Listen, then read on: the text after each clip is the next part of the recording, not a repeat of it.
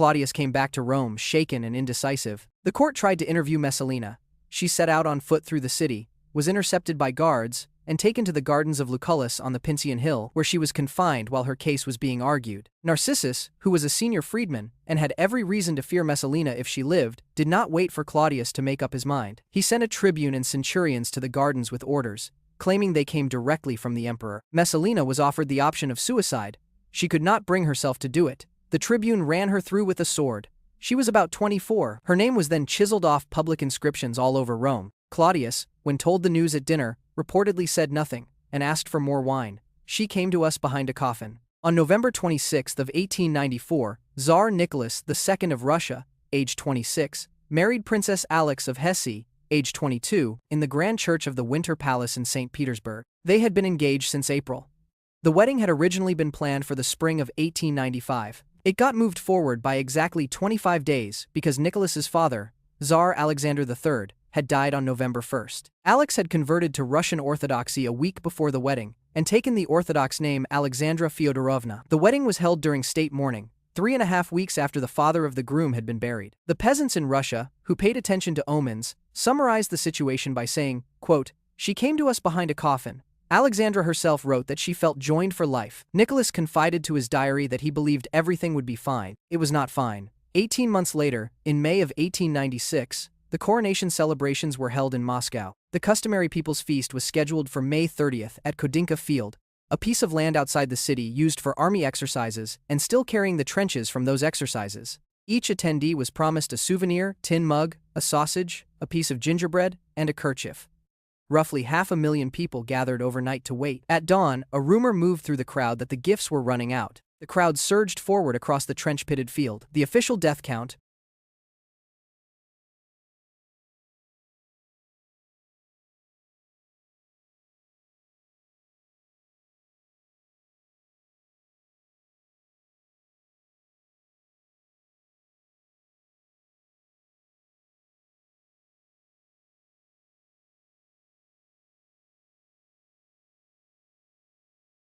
recorded by the Imperial Commission, was 1,389 people crushed or trampled to death, with another 1,300 injured. That night, Nicholas and Alexandra were scheduled to attend a ball at the French ambassador's residence.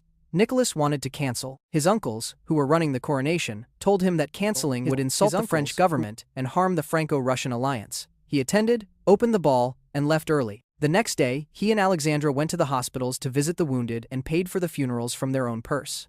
The Bolshevik version of the story, that they danced over the bodies, is not contemporaneous. What is contemporaneous is the body count and Nicholas's diary entry that night, which reads, in part, quote, "Today a great sin occurred. Nicholas, Alexandra, and all 5 of their children were murdered in a basement in the city of Yekaterinburg in the early hours of July 17 of 1918. The boy who hanged the rat. On August 21 of 1745, in the Cathedral of Our Lady of Kazan in St. Petersburg, a 16-year-old German princess named Sophie of Anhalt-Zerbst, who had taken the Orthodox name Catherine Alexeyevna, married a 17-year-old German prince named Peter Fyodorovich, who would eventually become Tsar Peter III of Russia. He was the heir to the Russian throne. She had been imported by his aunt, Empress Elizabeth, to be his wife. Within hours of the ceremony, it was clear that the marriage was going to be a problem. According to Catherine's own memoirs, which she wrote later for posterity and are the central source for everything in this section, Peter informed her on the wedding night that he was actually in love with one of her maids, and then went to sleep. Over the following months and years, he turned out to be the most spectacularly bad husband in the 18th century Russian imperial record. He played with toy soldiers in the marital bed. He court-martialed them. He reviewed them and promoted them and ordered them on imaginary maneuvers. He insisted on Prussian uniforms despite the fact that Russia was, at various points, at war with Prussia. He worshipped Frederick the Great. The famous rat story is in Catherine's memoirs. She entered their apartments one day to find Peter solemnly hanging a rat by the neck from a small gallows he had set up in the corner of the room. He explained that the rat had eaten 2 of his lead toy soldiers, and that under the laws of war, this was punishable by death. The rat was left on display for 3 days as a deterrent to other rats. Catherine wrote, very politely, that she found this difficult to admire. The marriage went unconsummated for years. Catherine eventually took lovers, including Sergei Saltykov, Stanisław Poniatowski, and finally Grigory Orlov. She gave birth to a son named Paul, the future Tsar Paul I, in 1754. The paternity is debated. Empress Elizabeth died in January of 1762, and Peter ascended the throne. Within 6 months, he had given back all of Russia's gains in the 7 Years' War to Prussia, alienated the army, and announced a war on Denmark over his personal Holstein interests. On July 9 of 1762, Catherine led a coup against him, backed by Grigory Orlov and his brother Alexei. Peter was arrested, forced to abdicate, and confined at a country estate called Ropsha. 8 days later, on July 17 of 1762, Alexei Orlov killed him in custody. The official cause given was, quote, hemorrhoidal colic. The Tsarina Catherine, now empress in her own right, ruled Russia for the next 34 years. Mayerling. On May 10 of 1881, Crown Prince Rudolf of Austria, aged 22, the only son of Emperor Franz Joseph and the famous Empress Elizabeth, married Princess Stephanie of Belgium, who had just turned 17. The wedding was held at the Augustinerkirche in Vienna. Stephanie had not yet menstruated at the time of the betrothal. Her mother had to be talked into the match by Empress Elizabeth. The marriage was a slow-motion disaster on essentially every axis. Rudolf was a liberal intellectual whose politics enraged his reactionary father. He was a prolific womanizer. He drank heavily and used morphine, and he eventually infected Stephanie with gonorrhea, which left her infertile after the birth of their only daughter in 1883. By 1888, Rudolf was 30 years old, openly miserable, and conducting an affair with a 17-year-old baroness named Mary Vetsera. On January 28 of 1889, the two of them traveled to Rudolf's hunting lodge at Mayerling in the Vienna woods. In the early hours of January 30th, Rudolf shot Mary Vetsera in the head. He then sat with her body for several hours. Then he shot himself. His valet found them both at around 8 in the morning. The Austro-Hungarian court did not handle the news well. The first official bulletin out of Vienna said heart attack. The second admitted the prince had killed himself but did not mention Mary Vetsera at all. Her body was smuggled out of Mayerling, dressed, propped between her two uncles in a carriage, as if she were still alive, and quietly buried at Heiligenkreuz Abbey at night. Her farewell letters were rediscovered in a Vienna bank vault in 2015 and confirmed that she had gone to Mayerling knowing she would die. One of them ends, quote, I am happier in death than life. The political consequences were enormous. With Rudolf dead and Stephanie childless, the Austro-Hungarian succession passed to Franz Joseph's brother, then to that brother's son, Archduke Franz Ferdinand. Franz Ferdinand was assassinated in Sarajevo on June 28 of 1914. The First World War followed within 5 weeks. The collapse of the Habsburg Empire followed within 4 years. 2 emperors and a continent went down because the wrong people had been married off to each other at the Augustinerkirche in 1881. Stephanie outlived everyone. She remarried in 1900 against her family's wishes, was disinherited by her own father, lived in Hungary, wrote a memoir, and died in August of 1945 at the age of 81. Days after Soviet troops looted her castle. The empress who never got to be empress lived through 2 world wars and the disappearance of every court that had ever invited her to a wedding.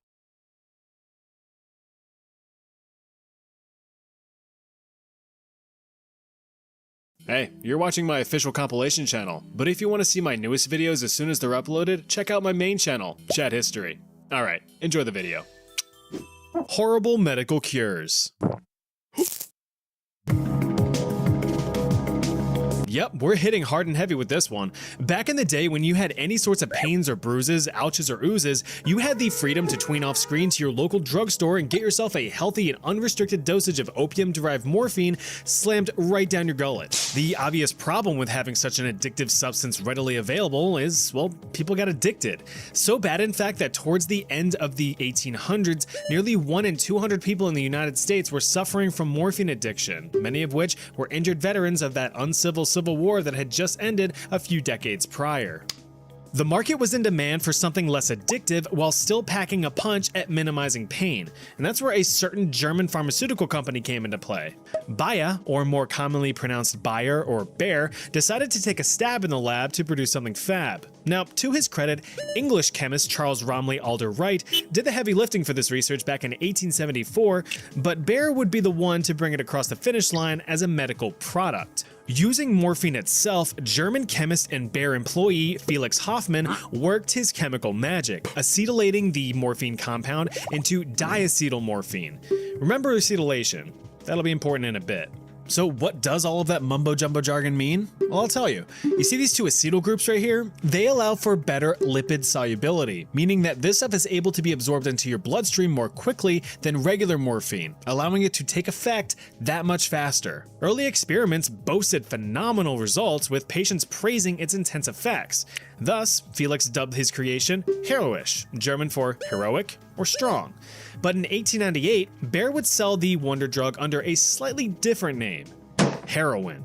The product was advertised as a safer, non-addictive alternative to morphine, with the Boston Medical and Surgical Journal explicitly stating the quote, absence of danger of acquiring the habit.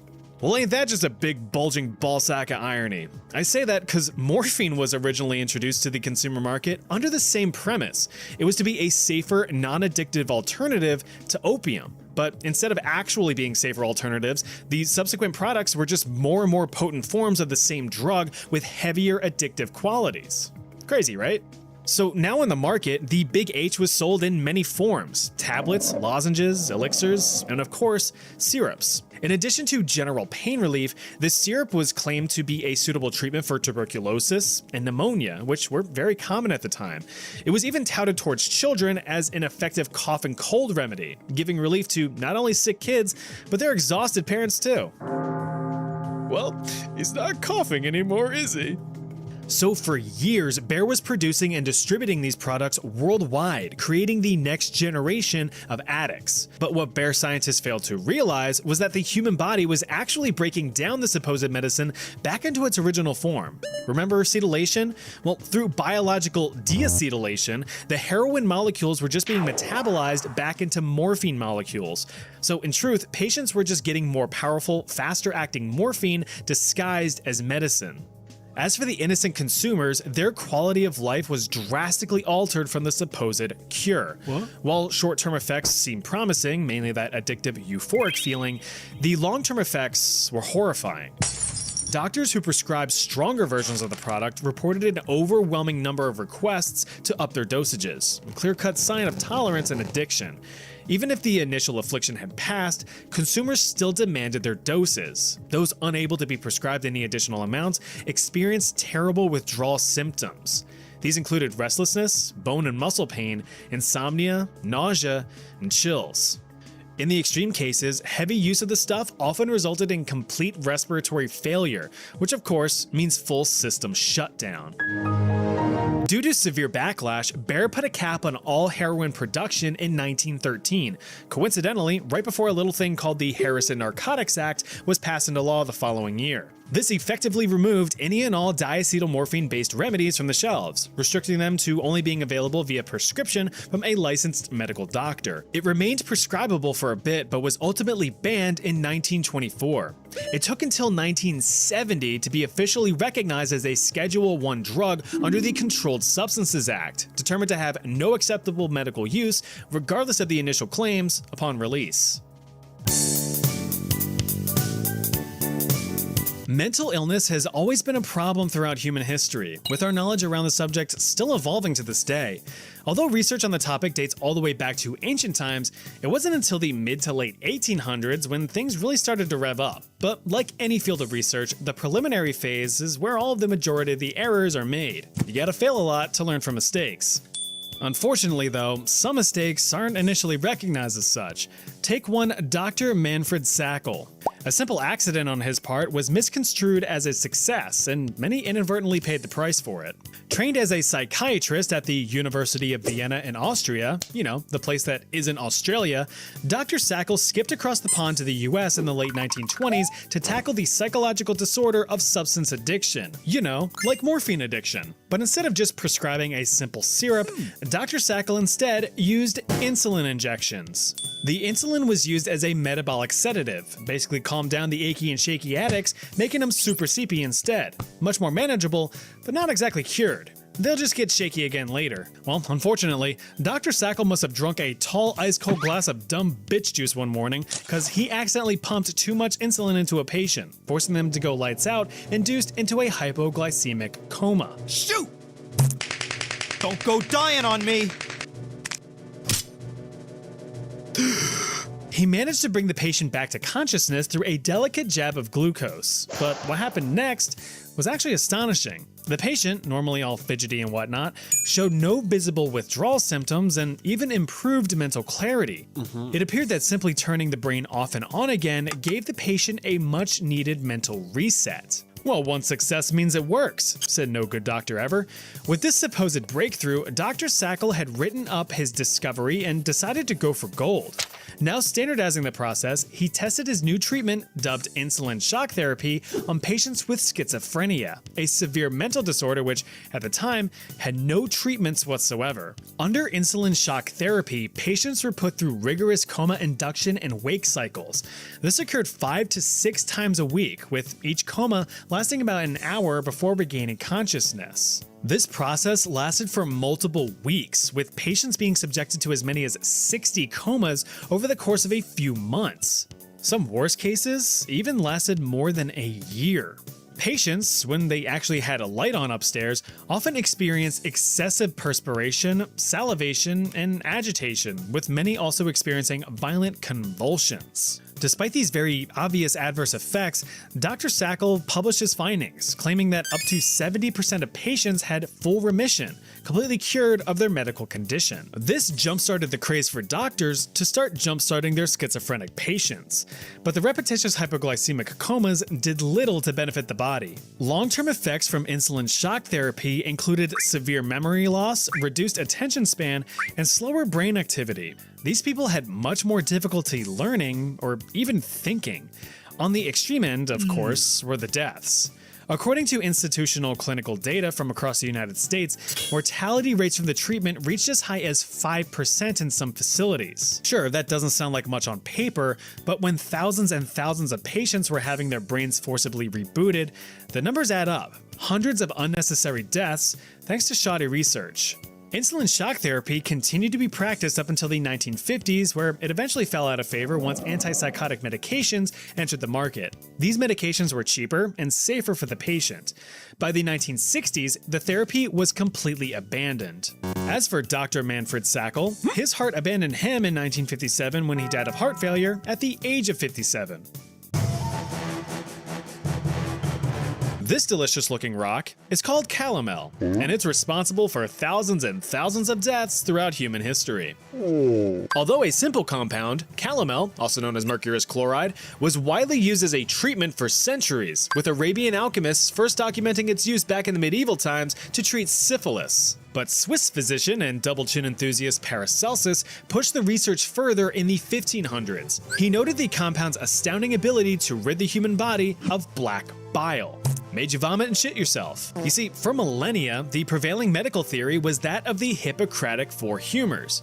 I know I've discussed this before, but as a refresher, the theory suggested that the human body contains 4 main fluids: blood, phlegm, yellow bile, and black bile.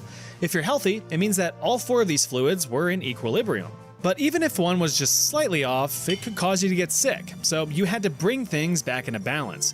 You had to let out some blood, cough up a green glob, or learn how to drain your dragon, each a valid method for getting things back in order.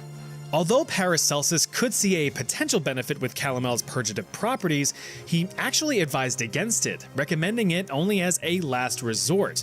This was because, from what he observed, the risks far outweighed the potential rewards. Even by the 16th century, the problematic nature of mercury as a treatment was already well known. Pure mercury had been used medicinally since the days of old, and the smarter science people had documented its less than desirable effects on the human body. Hair loss, tooth loss, fatigue, dementia, and death were all on the menu from heavy mercury usage, with death most likely being the worst one. But who needs warnings and research when you can make them dollar bills, y'all? Jump forward tens of decades into the 18th and 19th centuries, and American and English physicians were handing out calomel like caramels. Refined calomel is a tasteless, odorless white powder, which makes it a perfect oral medication. It remained marketed as a purgative and a potential cure for diseases or conditions such as syphilis, gout, bronchitis, cholera, constipation, or even ingrown toenails. But wouldn't you know it, calomel as a medical treatment wasn't the best idea. The violent bodily expulsions led patients to suffer severe dehydration. Not only that, but some patients were prescribed bloodletting sessions alongside their mercurial cure. So in an attempt to balance their humors, some patients way overcorrected to the point of dangerously low levels of bodily fluids. This resulted in the little shriveled up raisins to suffer what is called hypovolemic shock, meaning that their bodies couldn't provide enough healthy blood to their organs, leading to rapid heart rate, extreme weakness, and complete organ failure.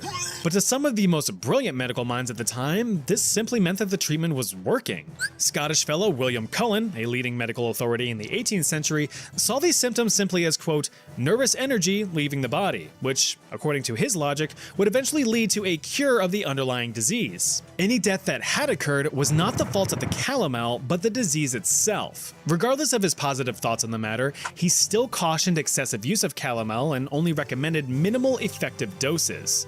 After all, like any substance, it is the dose that makes the poison. Well, one Scottish physician wasn't going to discourage the brave heart of this Scottish physician, Benjamin Rush. Not only a successful and world-renowned physician and philosopher at the time, Benny Rush also signed the American Declaration of Independence, so technically, he's a founding father. But that, of course, doesn't absolve him of his mistakes, and there were many. Take, for instance, the use of calomel to treat yellow fever in the 1790s. He took Cullen's recommendation for minimum doses and painted it with one of his own four humors, cranking everything into maximum overdrive. Benjamin Rush instead overprescribed calomel in, quote, heroic doses, combined with excessive bloodletting to put patients through what he called depletion therapy. Can't have any bad fluids in your body if you have none at all. His treatments, if you could even call them that, are estimated to have resulted in thousands and thousands of unnecessary deaths throughout the 18th century. But aside from egotistical doctors, calomel still remained in the medical spotlight. Luckily, its fate would be sealed in the 20th century, just at a terrible cost. Instead of being prescribed outright on its own, calomel began to be used as an ingredient for several consumer products throughout the 1900s. This included cosmetics and baby products, particularly teething powders for fussy babies growing their first set of chompers. The teething powder would be applied directly to the little future taxpayers' aching gums to soothe the pain and calm them down. But then mercury did its thing and produced a terrible side effect: acridemia. This is a deadly form of mercury poisoning that causes the skin to turn pink and painfully swell and peel. According to the Western Journal of Medicine, the death toll from calomel-sourced acridemia reached as high as 585 from 1939 up to calomel's formal ban in 1948. Those lucky enough to have survived still suffered lifelong neurological damage as well as devastating developmental deformities. Calomel is still used to this day, but only as a scientific tool in electroanalysis rather than putting Tiny Tim into a tiny tomb. God bless us, everyone. Ever copy someone else's notes from class only to realize too late that you've made an error and subsequently taught yourself the wrong thing and now you look like a complete and utter dumbass? Well, that's what a bunch of European fellas did in the 12th century. Ancient Greek and Arabic texts pointed to a substance used as an effective cure-all for many ailments. The Arabic text referred to the substance as mumia. Derived from the Persian word mum, meaning wax, mumia is a naturally occurring black tar that is found around the Dead Sea in the Middle East. Also known as pitch or bitumen, the sable slop was often applied directly to wounds to stop excessive bleeding and promote healing thanks to its natural antiseptic properties. Powdered bitumen could be diluted in wine or vinegar to supposedly cure other conditions such as headaches, fever, or a grumbly gut. That's all well and good, but when 12th century European scholars were translating Arabic texts into Latin, some incorrect pieces of the puzzle were being forced into place. This was the case for the translation of mumia. The way the text described the substance wasn't exactly direct, with some context clues pointing towards embalmed bodies from ancient Egypt. Just as an aside, towards the end of the New Kingdom and into the late period of ancient Egyptian history, embalming of corpses did in fact use pitch in the process. But instead of the pitch, translators instead mistook mumia to be referring to a known black tar-like substance within the corpses and even the embalmed bodies themselves. Fun fact, this is why we call mummies mummies. A simple mistranslation. Well, when translators saw human corpse and cure-all in the same medical text, that's where things kind of went off the rails. You see, the idea of consuming remains for health benefits was not new. As a matter of fact, medical cannibalism has been around since the days of old, with one example being the ancient Roman practice of consuming gladiator blood with the intention of curing epilepsy. Even Imperial China had Emperor Wuzong of the Tang Dynasty munching down on some human flesh to extend his life. So even though it sounds kind of ridiculous, it wasn't out of the realm of possibilities. But this error sparked quite the lucrative craze. Once the mistranslation was published, European apothecaries began bombarding Egyptian traders with orders for genuine ancient remains. Thus began the mummy trade of the 12th century. Tombs were exhumed and graves were robbed to dig up cold hard bodies for cold hard cash. But for every market, a submarket grows. With such high demand and limited mummies to be extracted, fake corpses were being created using the recently deceased, being sold as authentic remains. But we'll circle back on that in a minute. For use as a medicine, the mummies were busted up and broken down, ground into a fine powder. The powder itself could be popped onto your palate to treat anything from internal bleeding to full-blown depression. But if munching on the mummy wasn't your thing, the powder could be snorted into your schnoz. Ironically enough, this was used to treat nosebleeds. Of course, if powder wasn't the play, then it could be incorporated into various ointments and balms. Just slather that shit all over yourself to heal any open wounds. The problem, as you could imagine, was that it did jack shit. French Renaissance surgeon Ambroise Paré found the practice to be barbaric and appalling, noting that the treatment, quote, could do much more harm than help, as it was nothing but, quote, flesh of dead, stinking, cadaverous bodies. Having seen patients ingest the powder firsthand, he directly observed their violent vomiting and immense stomach pains. And it was all true. Medical experts had noticed severe reactions to the powder. Now, circling back to the counterfeit corpses, this only added insult to injury. These corpses were often freshly deceased from disease, embalmed and made up to resemble a real dusty-busty corpse. So instead of snapping into an ancient Egyptian Slim Jim, people might have been munching on a malarial amalgamation of Monty the Mischievous Mooner. Thankfully though, scholars during the Renaissance decided to revisit the original Arabic text and realize the mistranslation, decrying mummy powder as a medicine and putting the final nail in the coffin for the terrible treatment.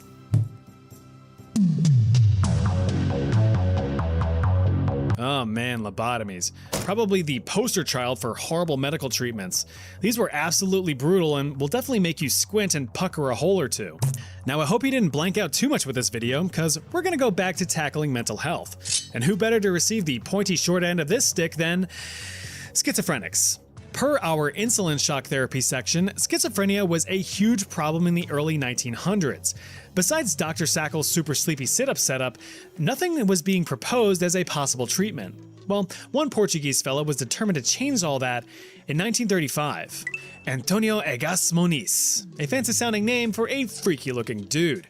Looking like a melted Lego figurine with his snap-on hair and lack of skin pores, Egas Moniz catapulted himself into the forefront of modern psychosurgery. He theorized that mental illness was simply the result of abnormal neural connections in the frontal lobe of the human brain, basically the human equivalent of poor cable management.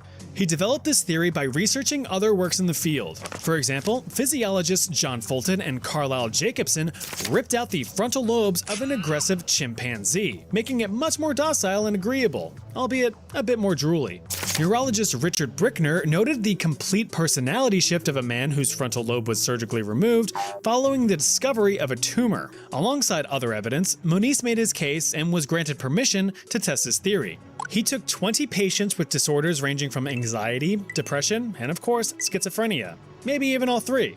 Because of physical complications, Moniz couldn't actually perform the surgeries himself, so he had neurosurgeon amigo Pedro Lima deal with the matter. White matter to be precise. White matter fibers, in case you didn't know, are a critical component of our brains. They're the main avenues for information sharing across the different parts of the brain. Their existence is what allows us to learn, think, express emotion, breathe, and move. So let's just fuck all them things up with a sharp, scrambly needle and blasts of pure alcohol. That should do the trick. And according to Moniz, it did. Of the first 20 poor unfortunate souls who went under the needle, 7 were considered cured, with another 7 classified as improved, and the remaining 6 deemed unaffected. One patient, a 63-year-old woman diagnosed with paranoia, hallucinations, depression, insomnia, and anxiety, had most of her symptoms washed away with a few alcoholic sprays to the brain. For this discovery, Moniz was eventually granted the Nobel Prize in Physiology or Medicine in 1949.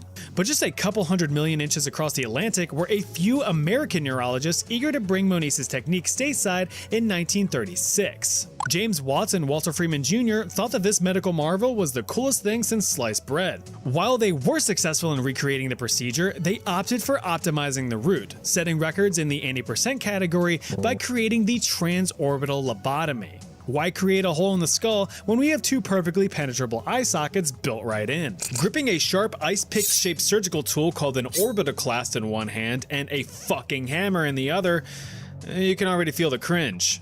The orbitoclast was tapped into place behind the eye socket, breaking through a thin layer of bone and creating a shortcut to the frontal lobe. The sharp tool would then be delicately wiggled from side to side, severing the majority of the frontal lobe connections before being removed. Freeman and Watts' method was cheaper, faster, and, if you believe it, safer for the patient.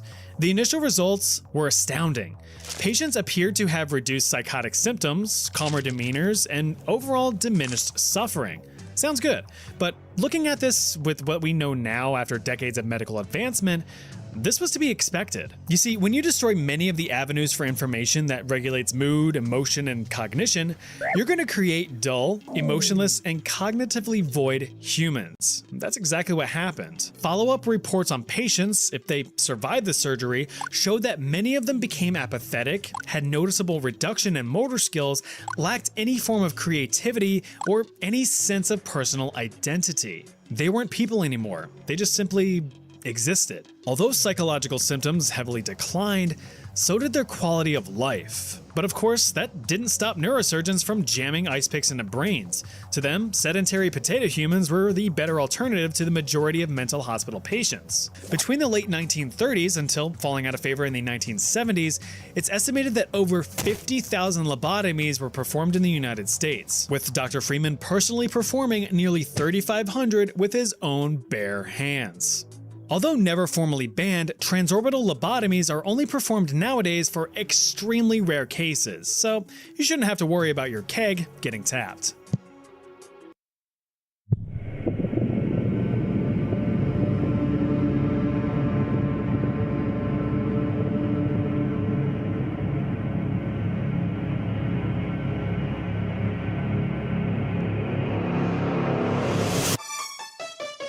It's near the end of 1938, and deep in the confines of Berlin, Germany, a couple of nerds are about to discover a discovery that will change the world forever. Chemists Otto Hahn and Fritz Strassmann were enjoying the traditional German pastime of bombarding uranium with neutrons in hope of something interesting to happen. After a few sauerkraut sandwiches, Hahn and Strassmann checked the results of their experiments and discovered that they had performed nuclear fission, which is the act of splitting a larger atom into smaller atoms, releasing a ton of energy in the process, kind of like a bomb. But there's a bit of a problem. You see, this isn't just Germany, this is 1939 Germany. You know, Nazi Germany. And nuclear fission sounds like it would make a pretty effective weapon. German-American physicist and local Nazi hater Leo Szilard was worried Strassmann and Hahn's discovery would fall into the wrong hands, so he knew he needed to warn the Allied nations. So he wrote a letter to United States President-man Franklin D. Roosevelt that basically said,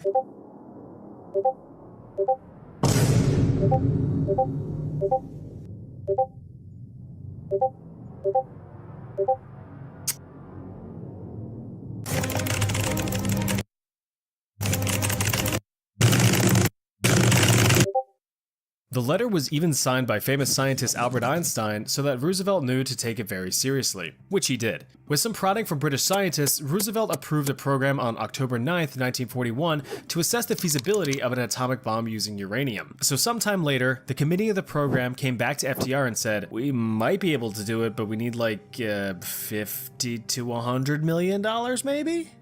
Roosevelt scratched his chin and contemplated moving forward, but was ultimately convinced when a bunch of very American boats were blown up by very Japanese planes. On August 13th, 1942, theory would be engineered into reality with the start of the Manhattan Project, which pushed forward the physical development of the world's first nuclear weapons. Such an ambitious project certainly needed an equally ambitious leader, and there was only one man for the job. That's right, the Manhattan Project was under the direction of none other than Leslie Groves Jr. a decorated and well-respected United States Army Corps of Engineers lieutenant general. But he also needed someone to lead the secret weapons laboratory. So here enters the star of our story, theoretical physicist J. Robert Oppenheimer, a strictly conservative, Nobel Prize-winning scientific leader. Except he wasn't. To the United States government, Oppenheimer was a filthy commie sympathizer. He had never won any notable awards, nor had he led any major scientific breakthrough projects. But like a shonen anime main character, he had drive and ambition like no other, and Lieutenant General Groves knew that that determination would guarantee the success of this project, so Oppenheimer got the job. Great, but now they had to actually build the lab, and what's more remote and secure for a secret base than in the middle of fuckbuck nowhere, New Mexico? Now set with a location, Oppenheimer then assembled his own Avenger squad of some of the most brilliant physicists at the time in the spring of 1943, placing himself as the Captain America of the group.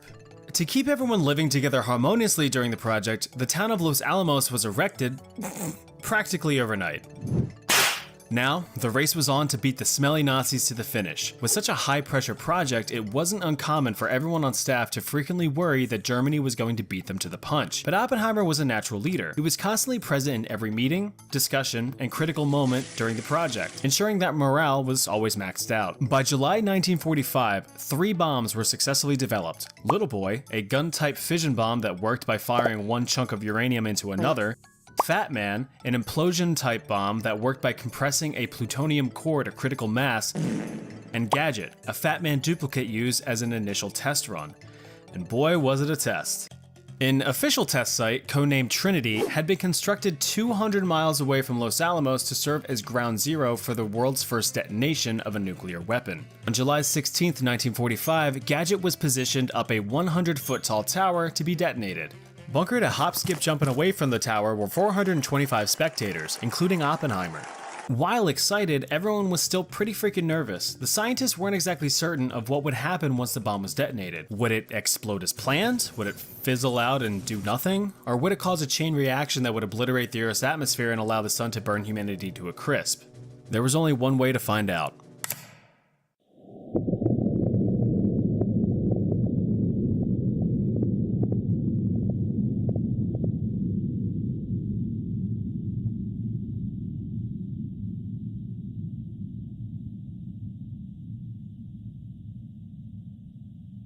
At 5:29 a.m., Gadget was detonated and immediately exploded with the force of 25,000 tons of TNT. Almost instantly, the explosion turned the desert sand into a 1,000-foot wide glass crater, generated a shockwave that was felt over 100 miles away, and created a mushroom cloud that stretched 7.5 miles into the sky. He had done it. Oppenheimer and his team successfully created a nuclear weapon, an achievement equally exciting and horrifying. If you're familiar with historical timelines, you might realize that by July of 1945, Nazi Germany had already surrendered, with Japan being the last man standing. Once news of the successful nuclear test reached President Bro Harry Truman, he quickly used it as an open threat to Japan.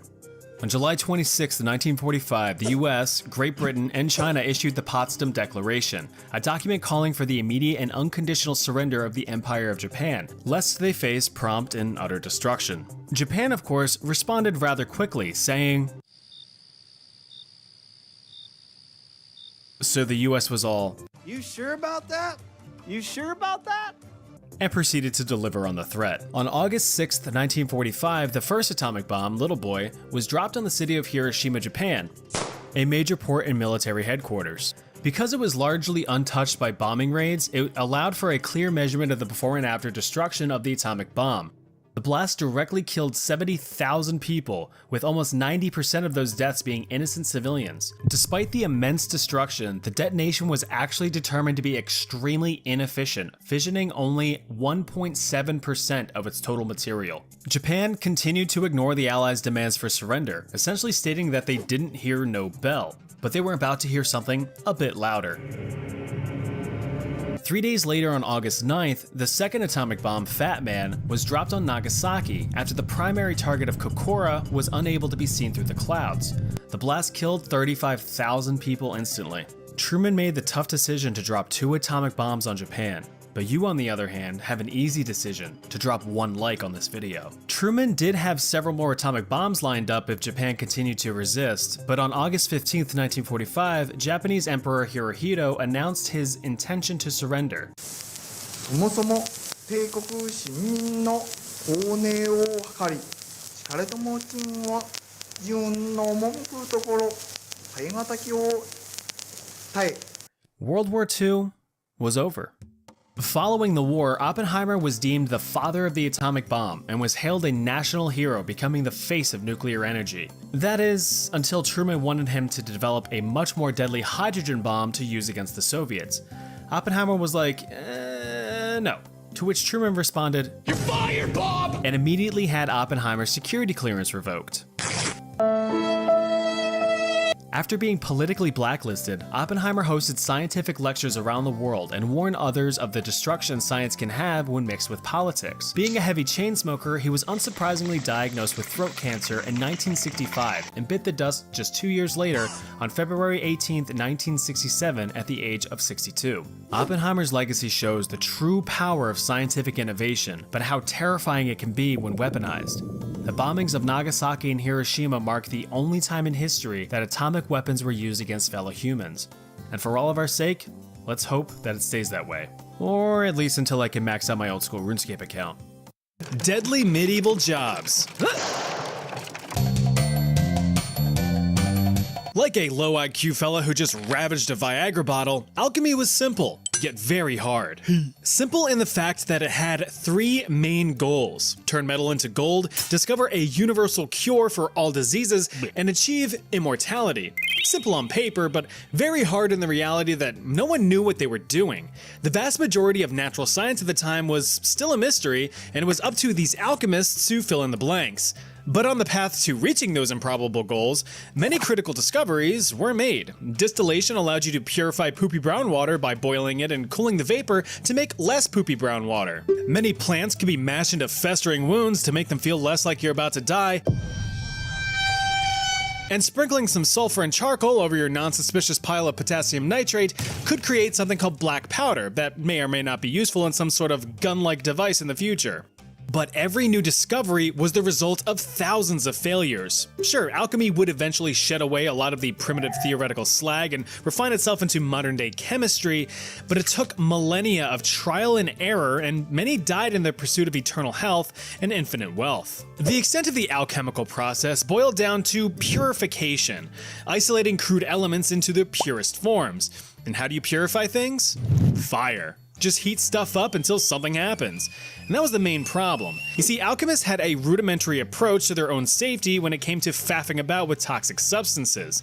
Their main form of protection was wearing long robes, or at the bare minimum, a durable leather apron. This would, at the very least, give +5 defense against any spontaneous splishes and splashes of any would-be lotions and potions. But if you've ever been chewed out by your chemistry professor, you know that's often the least of your worries. Now, getting a drop of salty water in your eye at school may seem trivial, but if that harmless sodium chloride enriched dihydrogen monoxide were instead something more spicy like, say, boiling hot mercury, and then things get a little bit more life-threatening-y. Alchemists didn't really use face or eye protection outside of just squinting a little bit and hoping for the best. But when that plugged beaker of boiling broth decides it wants to overcome a pressure differential, you're gonna wish that something was there between you and it. Now, if you were careful enough to uncork your cooking concoctions, you still had to deal with its byproducts. One of the most mysterious and thus often studied materials was liquid mercury. Since it looked like a metal yet flowed like a liquid, the element was often mistaken for the highly sought-after elixir of life itself, bringing many to an untimely end. But that didn't stop alchemists from trying to unlock its potential secrets. In any case, the last place that you would want to be burning toxic metals is somewhere cramped and poorly ventilated. Well, it's a good thing that many of the alchemical labs in medieval times were cramped and poorly ventilated, filled with lots of flammable books and papers to boot. So when putting toxic elements to the flame, like mercury or arsenic, you're gonna form some nasty fumes. Historical texts allude to these dangers, stating that the vapors, quote, injured the spirit and body. Trying to unlock the phenomenal cosmic powers in your itty-bitty living space is going to mean trading breathable air for some that is deadly. The high concentration will almost certainly make your temporary life even more temporary. Your last feelings as you migrate to regions beyond will be that of you coughing up your burning lungs while your pounding brain feels like it's going to burst out of your skull. Fun stuff. But even if you managed to dodge death in the short term, he was going to win the long game. Memory loss, hallucinations, or even paralysis are all possible side effects from long-term mercury and arsenic exposure. Sometimes, though, the most dangerous beast is ourselves. Unless directly employed by a higher power, alchemists often practice their craft in secret, not only to protect any possible discoveries, but to avoid accusations. Many of the more feeble-minded people at the time mistook the scientific aspects of alchemy for witchcraft and sorcery with all that conjuring of flames and whatnot. So if the explosions, fires, or fumes didn't get you, Ned the nosy neighbor might. You can already see how this one's gonna go. Listen, royalty has always been a world of extravagance and bragging rights. Get conquered, and you can bet that all of your treats and treasures were on full display to boast to other royals. Look how big my shiny rod is. Aye, take a gander at me family jewels. Very nice. But not all wealth was silver and gold, as King Henry III of England would soon come to realize in 1235. Arriving on the front doorstep one morning was a gift. 3 gifts, actually. As a present in good faith to maintain political relationships, Emperor Frederick II of the Holy Roman Empire dumped 3 adult lions on Henry's doorstep. Bah. King Henry absolutely adored the giant cats and set them up in a less than suitable habitat within the Tower of London, opening up the royal menagerie to royal guests as a royal flex. The menagerie eventually expanded, with elephants, a polar bear, non-polar bears, and several monkeys all taking residence within the walls. Now, each and every one of these exotic animals required special care, so in order to provide said care, specially trained animal experts were hired to do the job, right? No. It was, of course, cheap, uneducated, and expendable laborers that were the prime candidates. Poor, unfortunate souls sent to clean, feed, and care for the beasts.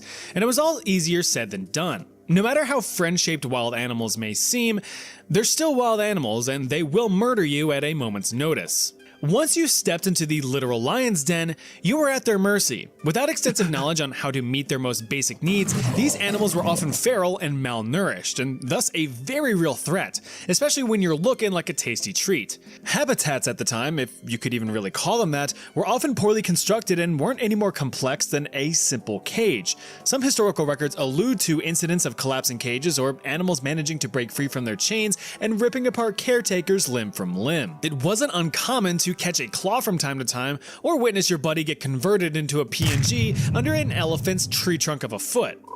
If you did manage to survive the animals unscathed, you might not survive your employer. Like I said before, the animals were royal property, so failing to keep them healthy may as well be a slap in the face of the king himself. Any keepers responsible for a premature death of an animal were in for severe punishment. The lucky ones were simply fired. The less than lucky ones were also fired. The profession of plague rat catcher is pretty self-explanatory. Bunch of plague-infested rats carrying plague-infested fleas running amok needed to be dealt with. Humanely, of course.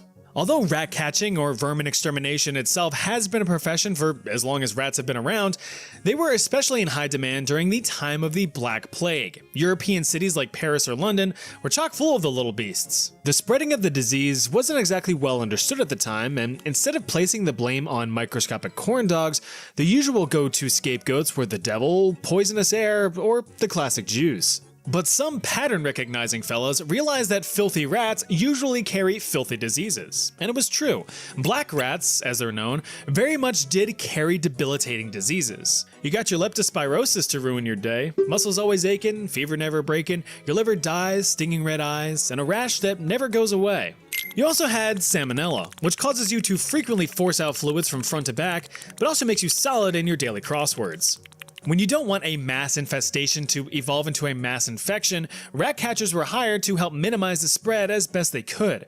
Rat catchers would hunt, trap, and kill the vermin, but in doing so, they put themselves at severe risk. The thing is, rats don't exactly like being caught, so they're gonna go into a full-fledged survival panic, gnashing and gnawing at anything nearby, which would most likely be fingers, hands, an arm, or a face. The obvious problem with that is the contraction of the aforementioned diseases as well as the Black Plague itself. Of course, there were many other hazards. Remember them fleas I mentioned? Well, they would do a little emigration to a new host. You. Once you were infected, all of your own personal fleas and lice, since you're a dirt poor medieval peasant, would then further spread diseases like wildfire. But bites and bugs weren't the only threat. Rat catchers often had to venture into enemy territory, squeezing through holes and swimming through cesspits to find rat nests to kill them at the source.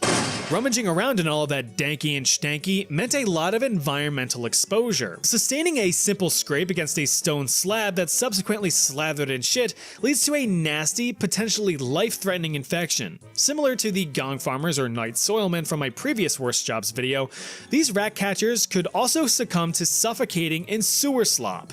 Not only that, but the frequent use of arsenic-based rat poison could do a number on the lungs. The good news, though, is that all of the success of the medieval rat catchers helped severely limit the spread of the Black Plague, bringing the total death count to only tens of millions of people. You did your best, rat catchers, and it makes for a nice tale.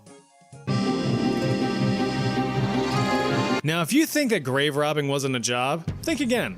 Although highly illegal, grave robbers still performed work with the goal of getting paid based on whatever they could yoink from defenseless corpses. Compensation for work sounds like a job to me. And it was way more common than you'd think. According to archaeological studies by the University of Cambridge, it's estimated that over 20% of graves in northern and western medieval Europe showed evidence of tampering between the 5th and 6th centuries. Graves were robbed for two main reasons. The first, and most obvious, was stealing valuables. This could be anything from grandma's bracelets, rings, or even her iconic red jewel. If you were brave, you could even rip out Gam Gam's golden teeth. The other reason was stealing the bodies themselves. Much more difficult, but potentially more lucrative. In the late medieval period, a medical revolution was underway, meaning that practicing physicians were in need of cadavers to poke and prod to figure out how humans worked. The fresh ones were preferred, but beggars couldn't be choosers. But they could be grave robbers. The dangers of the infamous side hustle were plentiful. For one, just digging 6 feet into the earth is not easy.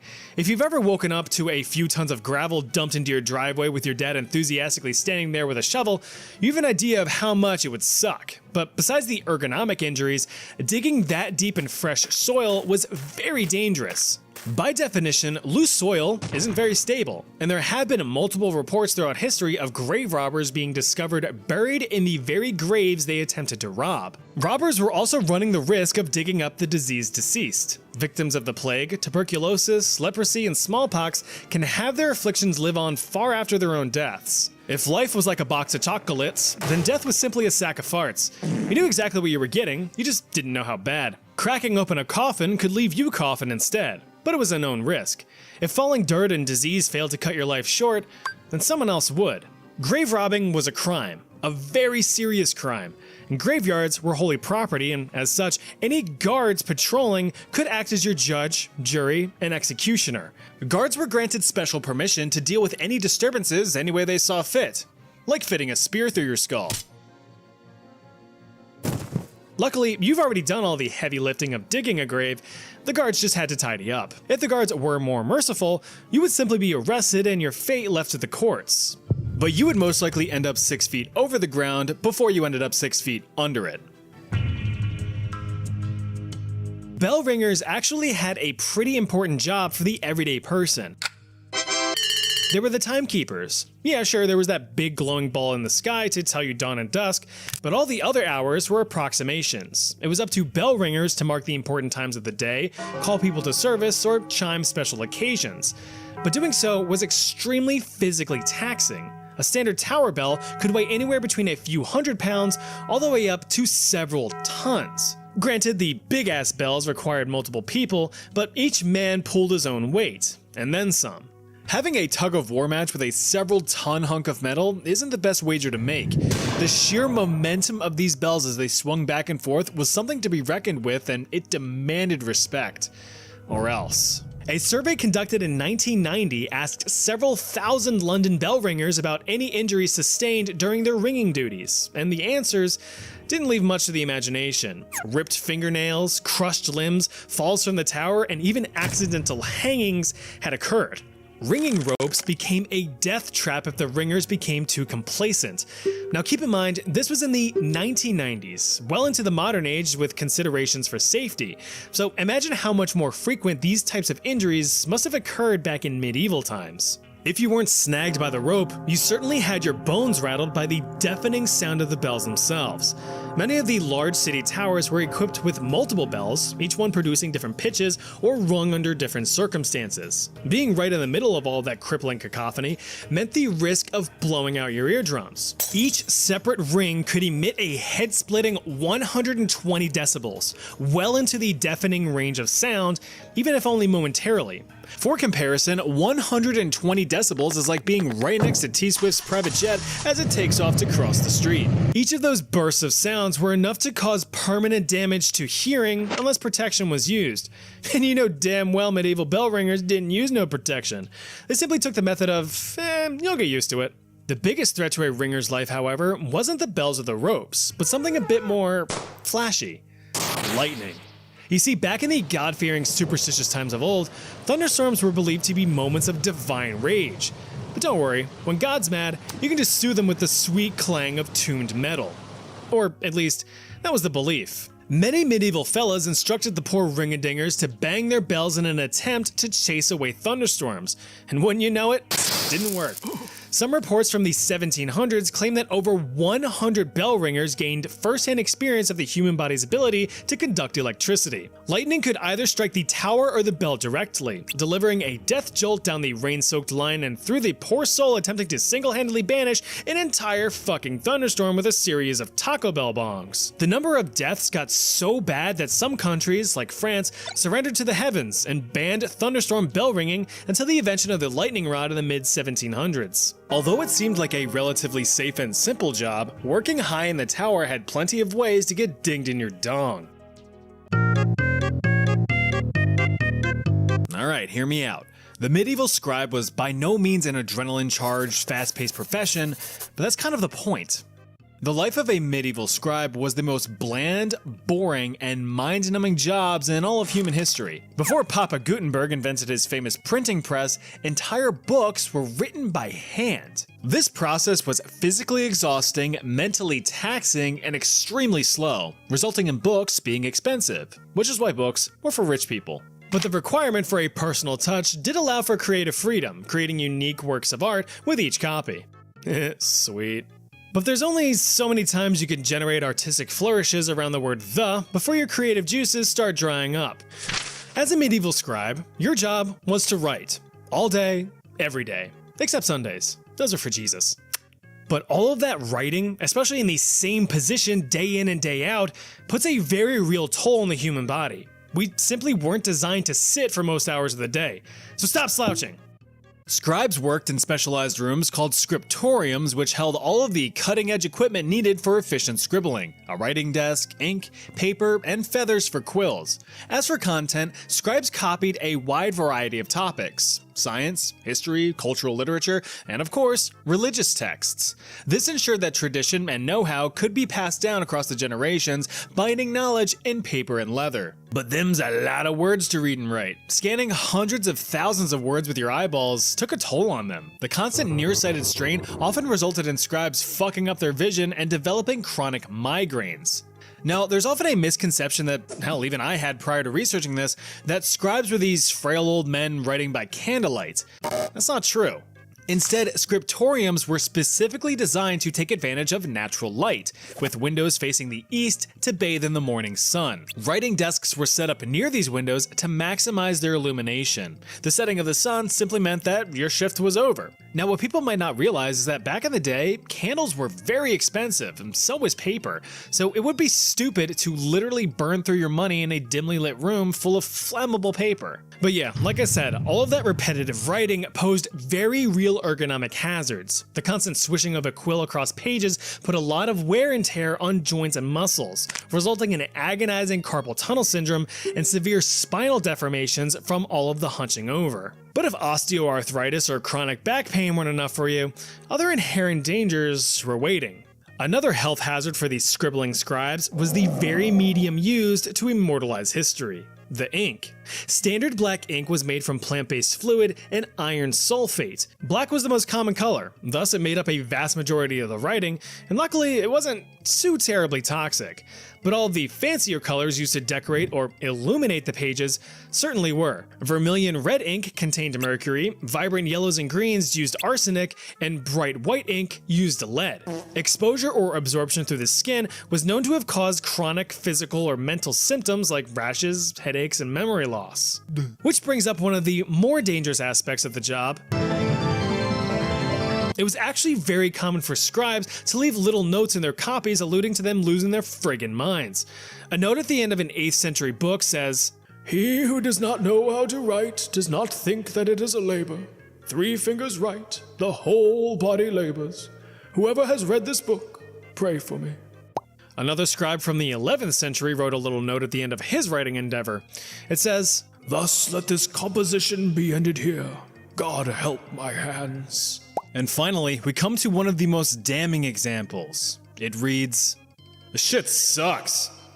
This was a real problem. The constant mental anguish of doing nothing but writing for years caused some scribes to teeter on the edge of insanity, where a comfortable rope necklace could free them from their suffering.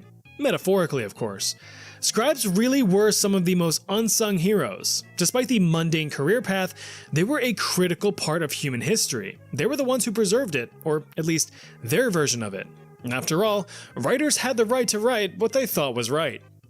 Human sacrifice is a noble tradition that has been going on since the dawn of civilization. Whether it's to make your king happy, appease the gods, or just a creative way of getting rid of an annoying neighbor, you can bet that a classic heart-stealing, skull-splitting sacrifice will get the job done. So let's take a look at how different societies used to willingly depopulate themselves for the greater good.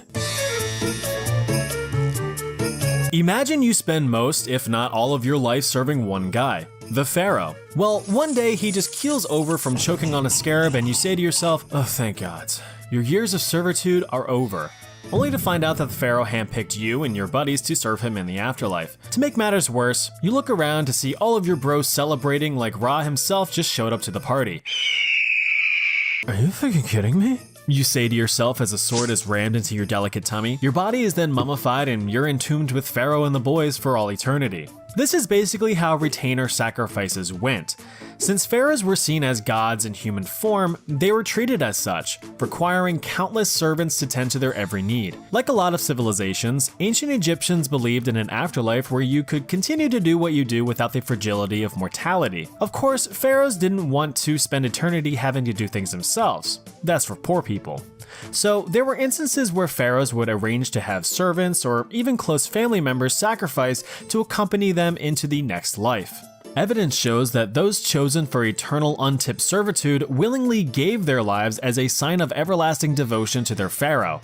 Dumbasses. Examination of the bodies showed no signs of struggle or trauma, suggesting that they most likely cast themselves into the shadow realm sipping on an arsenic brewski. Retainer sacrifices were rare, and some of the only evidence of its practice dates back to the first dynasty of Egypt around 3000 BC, but it has also been seen in other ancient cultures like Sumerians and Chinese, though the practice seemed to have faded in popularity as time went on. My guess is the pool for volunteers dried up once they realized they could just be like, "Yeah, sure, Pharaoh, we'll be right behind you." Wink.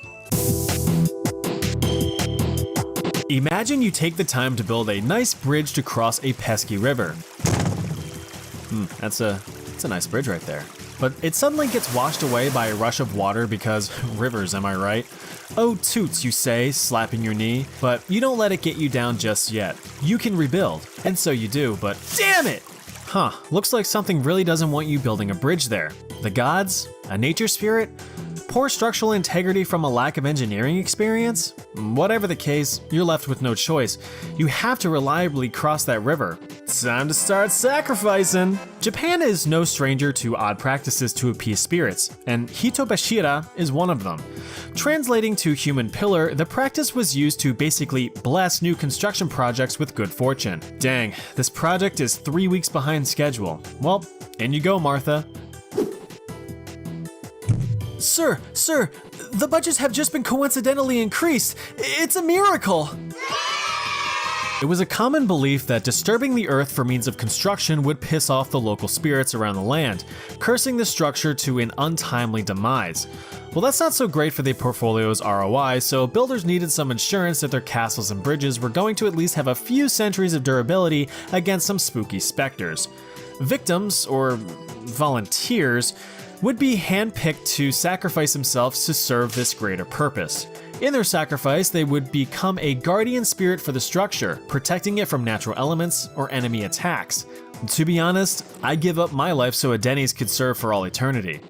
Famous sites that use some human reinforcement are the Maruoka Castle in Sakai and the Matsuejo Castle in Matsue. Those being sacrificed would be provided a small, comfy hole in which to be buried alive, forever entombed under or near the new construction. The practice was common up until the 16th century when people started to realize, yeah, that makes no sense, and declared it inhumane.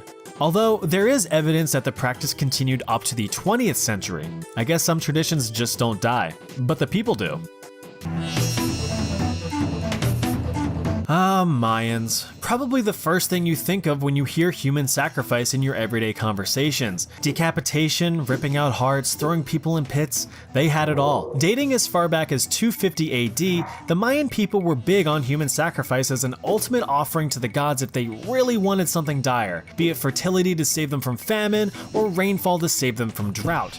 The unfortunate thing is that droughts and famine eventually subside naturally, so the Mayans never got a good feedback loop that their sacrifices were in vain. They really just kept doing it until their problems were solved. And to their credit, there was definitely no lack of imagination on how to lower their population density either. Those eligible for the privilege of getting slice and dice onto the village charcuterie board were typically high-value prisoners of war from rival societies, as they were seen as a better offering to the gods. The smelly, unpopular captives would typically be forced into labor, building all of the structures that their friends just died for.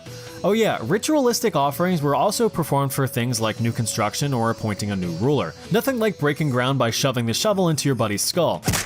Thanks, gods. The main goal of sacrifice was to extract blood from their victims as tribute. Of course, getting your sacrifice to bleed was the easy part, but Mayans like to put on a good show. Lobbing heads off, ripping their still beating hearts from their chests, and chucking their bodies down a bunch of steps, slamming numerous arrows into their chests, simple cutting and draining, all very effective at getting that sweet red good out from their bodies. The blood was often smeared across images of the gods that they wished to appease, with the remaining blood and corpsey bits burned to complete the tribute. In case you were wondering, Aztecs performed very similar sacrifices, though a bit more grand. For example, during the reconsecration of the Great Pyramid of Tenochtitlan, it is estimated that more than 80,000 prisoners were sacrificed, reducing crime rate 143% overnight.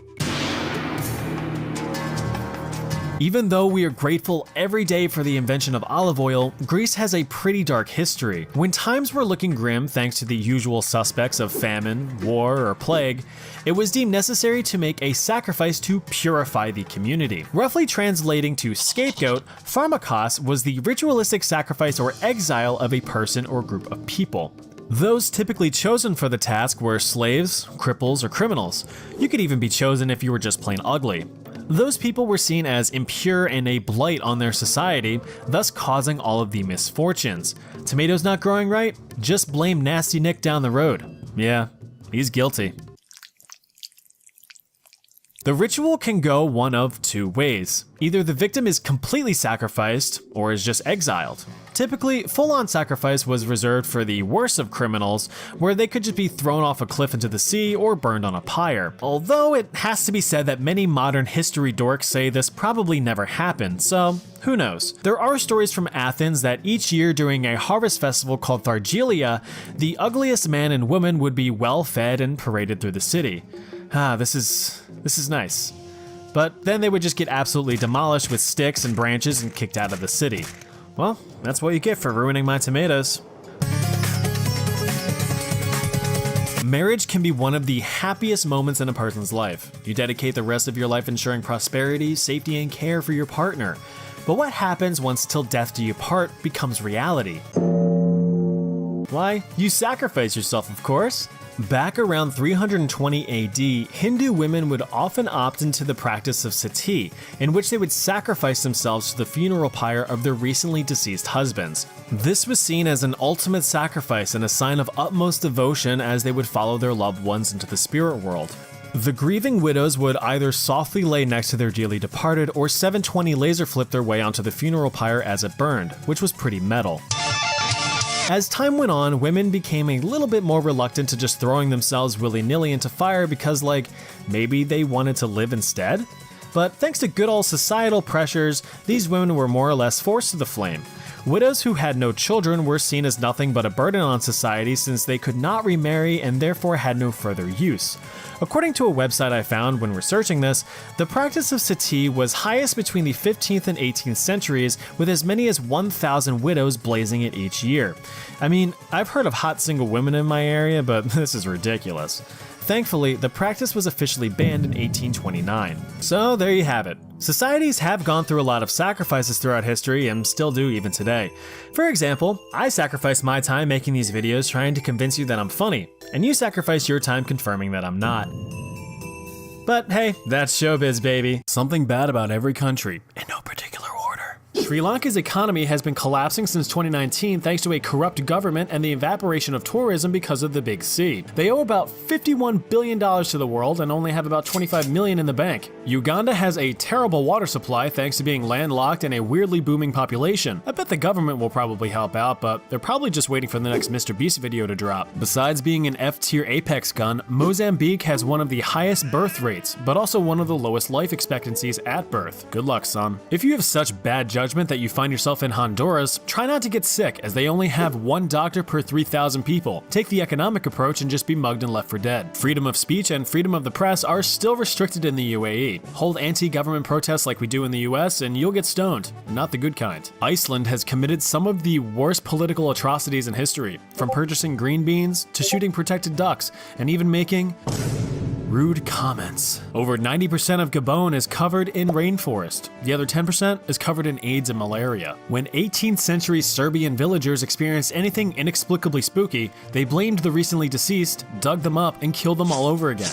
They would call these bodies vampires. The entire country of Lesotho is more than 3,200 feet above sea level, which is pretty high, but not as high as having the world's highest self-deathing rate. Paraguay once lost a war against Brazil, Argentina, and Uruguay in the late 1800s. They then doubled down and kept fighting, only to lose over 2/3 of its population in the end. For over 500 years, the tiny island nation of Mauritius traded hands between the Dutch, French, and British, and they all dealt in heavy slave trade. Eswatini is the last absolute monarchy in Africa. Too bad it's still a dirt poor third world country. For over a decade, Haiti accounted for over 30% of the Atlantic slave trade, importing 40,000 slaves a year at its height, but then they revolted and won independence. Israel is a huge fan of huge walls, and not a huge fan of neighbors, but not calling out any in particular. Djibouti is one of the funniest named countries in the world. It's also one of the largest destinations for human trafficking. A little less funny now, isn't it? You think the Netherlands looks like this, but it actually looks more like this. Montenegro translates to Black Mountain, and is in fact not a reference to your friend Monte. Translating to the savior, it's exactly what El Salvador needs since it has been ranked as having the highest murder rate in the world. 68% of Tanzania's population lived below the poverty line of $1.25 a day. Minimalist YouTubers should take notes. Liechtenstein was the last European country to allow women to vote, in 1984. Nicaragua has no formal address system, so if you're trying to go anywhere, an address will probably look like third house down from the second left turn after the Taco Bell. Good luck, Amazon drivers. Sweden was a mighty empire in the late 1500s, but then they tried invading Poland. That no one has ever successfully invaded Poland. Sweden was no longer a mighty empire after that little stunt. Belize has a Bigfoot equivalent called El Sisamito, which runs around killing hunters and ripping off their thumbs. The country of Chad has a mad sharp jawline. It also has one of the highest mother mortality rates in the world. Malawi's president once sold off a private jet and 35 Mercedes-Benz to raise money for the country's economy. Too bad it has the third poorest economy in the world. Burkina Faso is an African country with the capital of Ouagadougou, which just sounds like it was founded by Adam Sandler. In ancient Italy, the Roman Empire was at its peak in the year 117 AD, or CE. Or whatever. It then did a 360 and fell over in the year 476. The last traces of the Roman Empire can be found across many middle-income shopping areas in the US. Seychelles by the seashore. Even though it's regarded as the Garden of Eden, it's plagued with terrible plastics pollution. Their saving grace is that their iconic sea coconuts are making me act up something awful. In 2011, Malta held a record for most people gathered dressed as storybook characters at 453, but then was obliterated by Singapore with 1,560 in 2014. Clearly, neither country has ever heard of or smelled a Comic-Con. Mali was home to the world's richest king, Mansa Musa. Now, it's home to the world's largest mud building. Colombia boasts a thriving coffee export, but they also dunk cheese in said coffee and sell you donkey porn on the side of the road. Take your pick. It already sucks enough being a journalist in general, but especially in Eritrea, where it is ranked last in press freedom in the entire world. Tuvalu is a tiny group of islands northeast of Australia with an area of just 10 square miles. Almost no one goes there, so who cares? Give it up for Tuvalu, everybody. Liberia had a crazy civil war from 1989 to 2003. Over 250,000 lives were lost, with most of the killing performed by child soldiers. Imagine getting 360 no-scoped by a 4-year-old, but IRL. Funerals in the Dominican Republic last a total of 9 days. 3 days of grief, 3 days of silence and reflection, and 3 days of acceptance. Just huck 'em in the ground and move on already. It is considered very rude to refuse food or drink in Ukraine. Be sure to take seconds or thirds of all the food that the US is paying for. In 1847, a quarter of Ireland's population kicked the Guinness-soaked bucket due to the infamous Irish potato famine. Potatoes rotted and the British government was neglectful as usual. 1 million people died. You know how it is. Denmark is home to some great social welfare programs and a strong education system. Too bad you gotta pay over 50% in taxes for it. The early 1600s was the darkest time in Russia's history, where a famine killed off a third of its population and then a war killed off another half of that. Good thing Russia's peaceful nowadays, at least. Bhutan used to be in complete isolation until the 1970s, banning any foreigners from entering it. Not that you could really get in anyway, considering it's just friggin' steep-ass mountains everywhere. I won't go into detail about Greece. Pause the video here and look this up. Just don't use a work computer. Bangladesh's capital city of Dhaka is ranked one of the worst cities to live in because of insufferable traffic, pollution, and density. Just like any other city, I guess. Guatemala was home to the longest Latin American civil war in history, lasting 36 years and resulting in 200,000 people getting Guatemala to death. Tragically, there are no guinea pigs in Guinea. It actually really pisses me off. North Macedonia used to just be Macedonia, but Greece bullied them into changing the name because a part of Greece is also called Macedonia.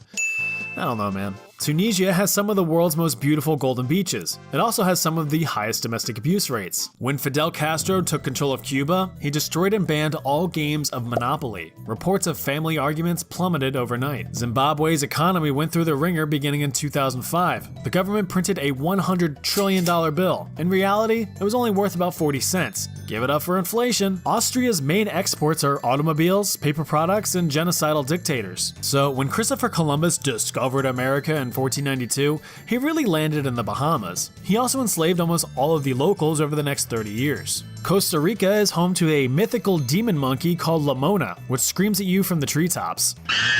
Before he was president, JFK was marooned on one of the 992 Solomon Islands. He was later rescued by locals only to be murdered by his own government. The island was later named Kennedy Island. China is...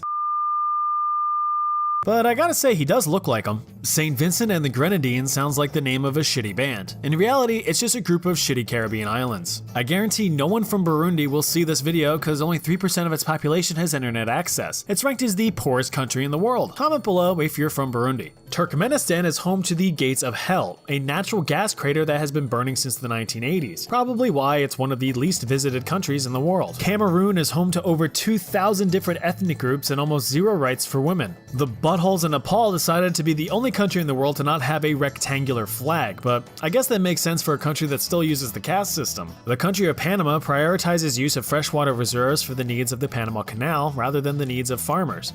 You can't eat boats, fellas. Or can you?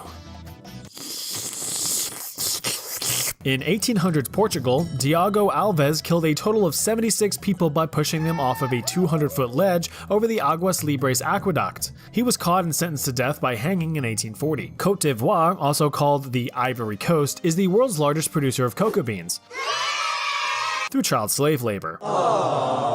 You can taste the sweat and tears in every bite. Yeah, Borat's homeland of Kazakhstan is a real country. Here, you can play the ancient game of Kokpar, where two men fight over a headless goat corpse on horseback. Real fun stuff. Being a nation of islands, the Maldives will be one of the first to get wiped out when sea levels eventually rise. But look at the turtles! Dominica's economy heavily relies on agriculture. This wouldn't be so bad if it weren't for all the hurricanes that just outright obliterate crops annually. One of the most popular and rapidly growing internet communication platforms was founded in Estonia. That's right, Skype.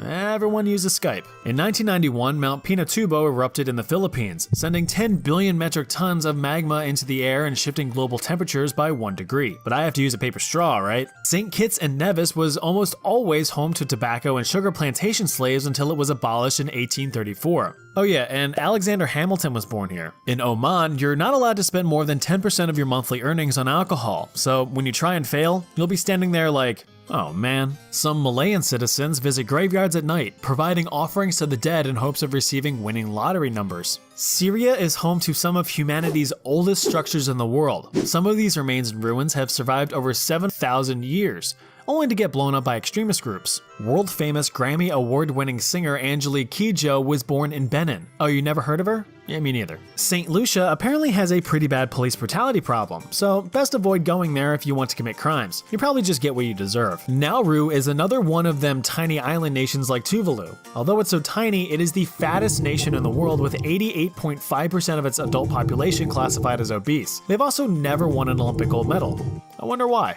Turkey has some strange customs with babies, from covering newborns in salt in order to give them resistance bonuses to placing a turtle under their pillows at night for protection. Muslims in Brunei are forbidden from marrying outside of their own religion. It's a crime punishable by death. I do, more like I die.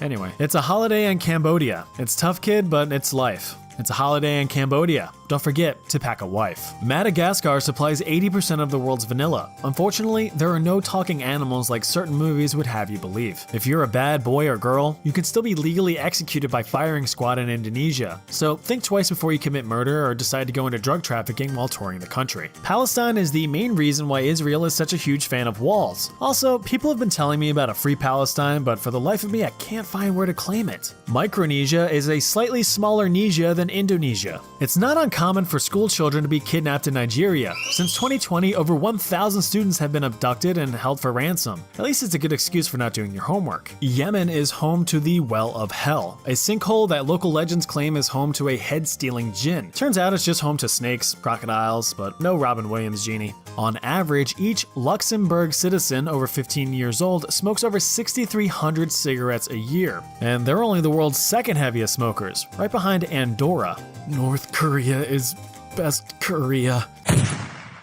South Africa is home to a bunch of bums because it currently has the highest unemployment rate in the world at 29.8%. For comparison, the US rate is 3.7% as of this video.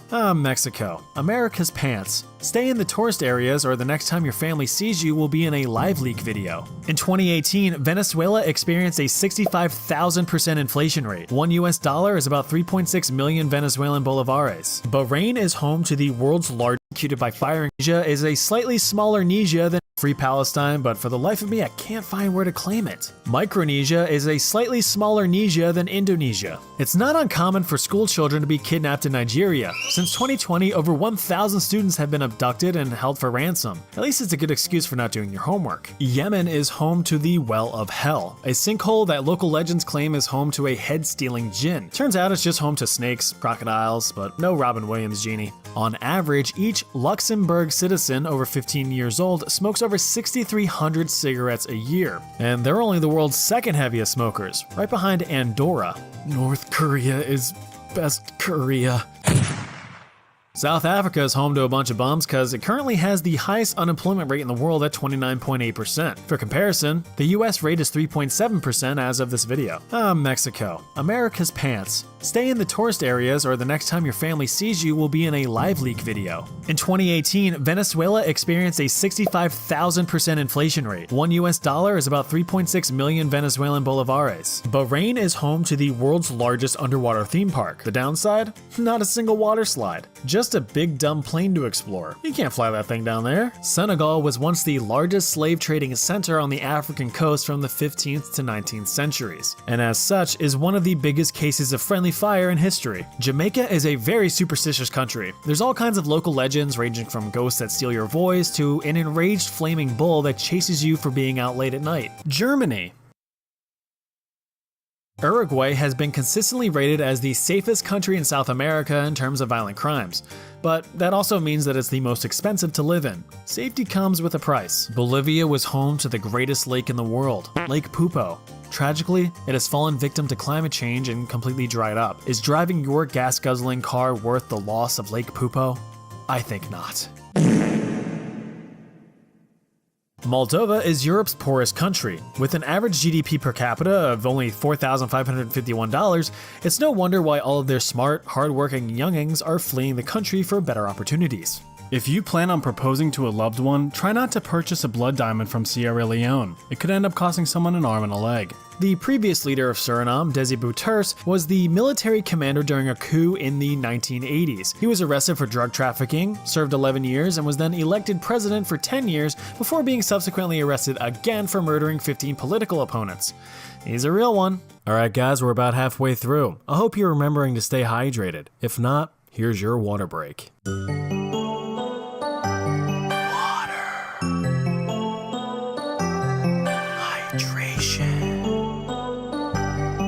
Alright, that's enough. Lebanon has a crazy garbage crisis that makes even Los Angeles look sterile by comparison. Environmentalists have tried different cleanups, but the crisis remains, well, a crisis. For example, in this image alone, you can see all of my online gaming teammates. Despite being a group of islands, Cape Verde is one of the driest countries in Africa. In the 20th century, severe droughts and famine caused the death of 200,000 people. Rwanda. If you're in your 20s, you probably remember learning about the Rwandan genocide at school. In 1994, nearly 1 million people were slaughtered during the Rwandan Civil War. The only reason you know the capital of Thailand is because your friend punched you in the balls shortly after telling you. Somalians are huge fans of pasta, thanks to years of colonization by Italy. Australia is home to over 2,400 species of spider. Arachnophobes? Stay away. In 1997, Ecuador had their first female president, Rosalia Arteaga. Before being forced to resign, she served her country for 2 whole days. Singapore has some crazy laws. Here's a few of them. Walk around your house naked, chew gum, smoke, steal Wi-Fi, sing in public, feed pigeons, not flush a toilet, urinate in public, drink alcohol after 10 p.m., or be gay. It's also illegal to unalive yourself, though I'm not sure how they'd arrest you for that. If you want to name your child in Hungary, you're restricted to a list of approved names. Instead of torturing your child with a dumb name, you can instead grant your child a meaningful name such as Zev or Nolifer or Nurbanu or even Tablachka. Over the past 20 years, Trinidad and Tobago have seen an exponential rise in violent crimes, mostly against women. Come on guys, beat your meat, not a woman. In 1983, Sudan enforced Sharia law, subsequently banning all alcohol. The entire country's alcohol stock was dumped into the Nile River, so at least the crocodiles got lit. The national dish of Peru is called koi. It's just a whole roasted guinea pig. Saudi Arabia is one of the world's top executioners, performing 196 public executions in 2022, right behind Iran's 576 and China's unknown thousands. Azerbaijan is known as the land of fire because of frequent spontaneously combusting mountainside natural gas leaks. The Marshall Islands got completely dunked on when serving as a nuclear bomb test site in the 40s and 50s. The islands are riddled with bomb blast buttholes. The Central African Republic has been a complete shit show ever since gaining independence in 1960. Constant coups, internal conflict, and the like make this country a no-go. Antigua and Barbuda are 2 more dumbass islands among other dumbass islands in the dumb shit Caribbean, meaning it probably had slaves and was visited by pirates at some point. The Democratic Republic of the Congo, like most African countries, doesn't have a pretty past. The entire population was violently enslaved under the Belgian crown to farm and harvest rubber from trees. Africa really got the short end of the stick in history. There's a lot of things you're not allowed to bring into Uzbekistan. This includes, but is definitely not limited to,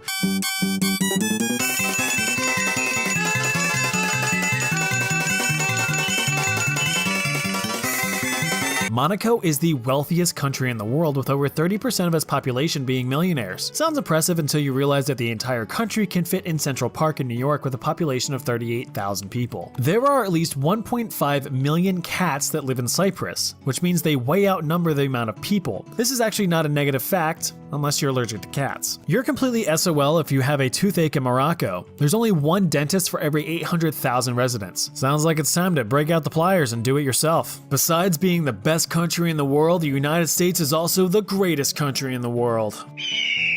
Togo is an African country. I'll give you a wild guess what thing might have happened there. If you're a masochist, you can voluntarily spend the night in the Karasta prison hotel in Latvia, where you can be interrogated, punished, and harassed as you sleep in a cold cell. Niger was the country you were terrified to pronounce at school, while some other kids were oddly excited to. Angola, African country, slaves. Guyana was home to Jonestown, a lovely little town which had a sudden population decrease from 918 to 0 in a matter of a few hours. They drank the Flavor Aid and committed self-die in the name of Christian socialism. Vanuatu is a group of South Pacific islands, huge fans of cannibalism, with the last known case occurring in 1969. According to Vanuatu cooking practices, humans take 3 to 5 hours to cook. Still no guinea pigs in Guinea-Bissau, just citizens living off of less than $2 a day. Slovakia is home to the world's tallest cave column, which spans 112 feet high. How boring of a country do you have to be where this is a notable fact? If you want to learn about Samoa, you first have to consider the coconut and consider its tree. Also take into consideration Samoa's high obesity and heart disease rate. In New Zealand, sheep outnumber people 7 to 1. Be cautious. You never know when you're being watched by a sheep. Bosnia and Herzegovina is a single country but sucks as much as two. It's got some of the worst air pollution in Europe, high unemployment, and over 200,000 active landmines in walkable areas. The only thing booming here are your legs. We all know South Korea is the better Korea. I could watch those Korean street food videos all the time. Oh wait, something bad. In general, they're pretty racist towards outsiders. Because of this, South Korea is one of the least diverse countries in the world. There's a town in Mongolia named after you. Sadly, it's pronounced maroon, but that ruins the joke. Libya used to have the world's most boring flag. Then after overthrowing its dictator, they added some pizzazz with the symbol from Link's mirror shield for some reason. Must be huge Ocarina of Time fans. Barbados. Caribbean island, let's see. Pirates and slaves. Ah yes, but white slaves too. Enemies of the British Crown were sometimes sent to Barbados to live as indentured servants. The Czech Republic and Slovakia used to be Czechoslovakia but got divorced in 1993 to find new identities for themselves, leaving behind 15 million disgruntled children. If you ever visit the tiny island nation of Palau, you are required to sign an eco-pledge promising to be a good little boy or girl and not to cram straws directly down a leatherback sea turtle's gullet. Qatar hosted the 2022 World Cup. It cost the country $220 billion and 6,500 migrant workers' lives. All that to host one of the most boring sports in the world. East Timor, or Timor-Leste, declared independence from Portugal in 1975. It was then invaded by Indonesia 9 days later and sustained a 24-year period of violence and resistance, resulting in the death of over 250,000 people, or a third of the country's population. The Caribbean island nation of Grenada was invaded by the US in 1983 to stop Cuban influence and rescue US students who were studying on the island. The Comoros Islands off the coast of Africa have experienced over 20 coups since its independence from France in 1975. Speaking of France, you can get legally married to a dead person there. The practice of necrogamy was started back in 1803 as a way for women to marry their fallen soldier boyfriends. This allowed the weeping widows to become a beneficiary of their dearly departed's military pension. This way, both husband and wife end up getting the bag. In 2004, the monarchy of Tonga sued their court jester, Jesse Bogdanoff, a Bank of America financial advisor, for mismanaging over $14 million of the king's money on bad investments. Something Wall Street Bets joke. Brazil had a record-breaking 59,000 murders in 2017, with only 8% of them resulting in any legal consequence. Ethiopia is home to the cruelest place on earth, the Danakil Depression, which is the country's lowest and hottest region. But don't try to cool off in these pools. They are highly acidic water pools rich in salt, sulfur, and iron, so you'll just end up turning into soup. Although Croatia is stunningly gorgeous, it has the worst waste management system in Europe. Countries in the European Union recycle roughly 40% of their waste on average. Croatia is in the dumps at just 8%. Finland recently changed its Air Force insignia. Now it looks like this, but back when it was founded in 1918, it looked like this. Keep in mind that the swastika is an ancient symbol of good luck used across many different cultures, until some German buttholes tarnished the image. In Arabic, Iraq means fertile. Yeah. In India, more people have mobile phones than access to a toilet, so be sure to watch where you step. Since 1389, Armenians have experienced 17 different massacres, with the Armenian genocide of 1915 being the worst, resulting in around 1.2 million Armenian deaths. Tour guides in Tajikistan used to scam tourists by charging them for Yeti sighting tours in remote valleys, though no Yetis were ever found. Papua New Guinea? No son, no Guinea here, just people practicing black magic. 50 to 150 witches are executed each year. Spooky. Ladies, do your best to avoid Afghanistan as it's ranked worst in the world for gender equality. While there's no female heroes, 90% of the world's heroin is produced here. Although Zambia is home to some of Africa's most beautiful landscapes, the city of Kabwe is one of the world's most polluted cities, stemming from decades of lead mining and smelting. Over 100,000 people have reportedly suffered from lead poisoning around the town. Ghana, another African country. More slavery, but the first to gain independence from colonists. Slaves broke their backs for centuries in Egypt so that we could have the absolute banger that is the Prince of Egypt.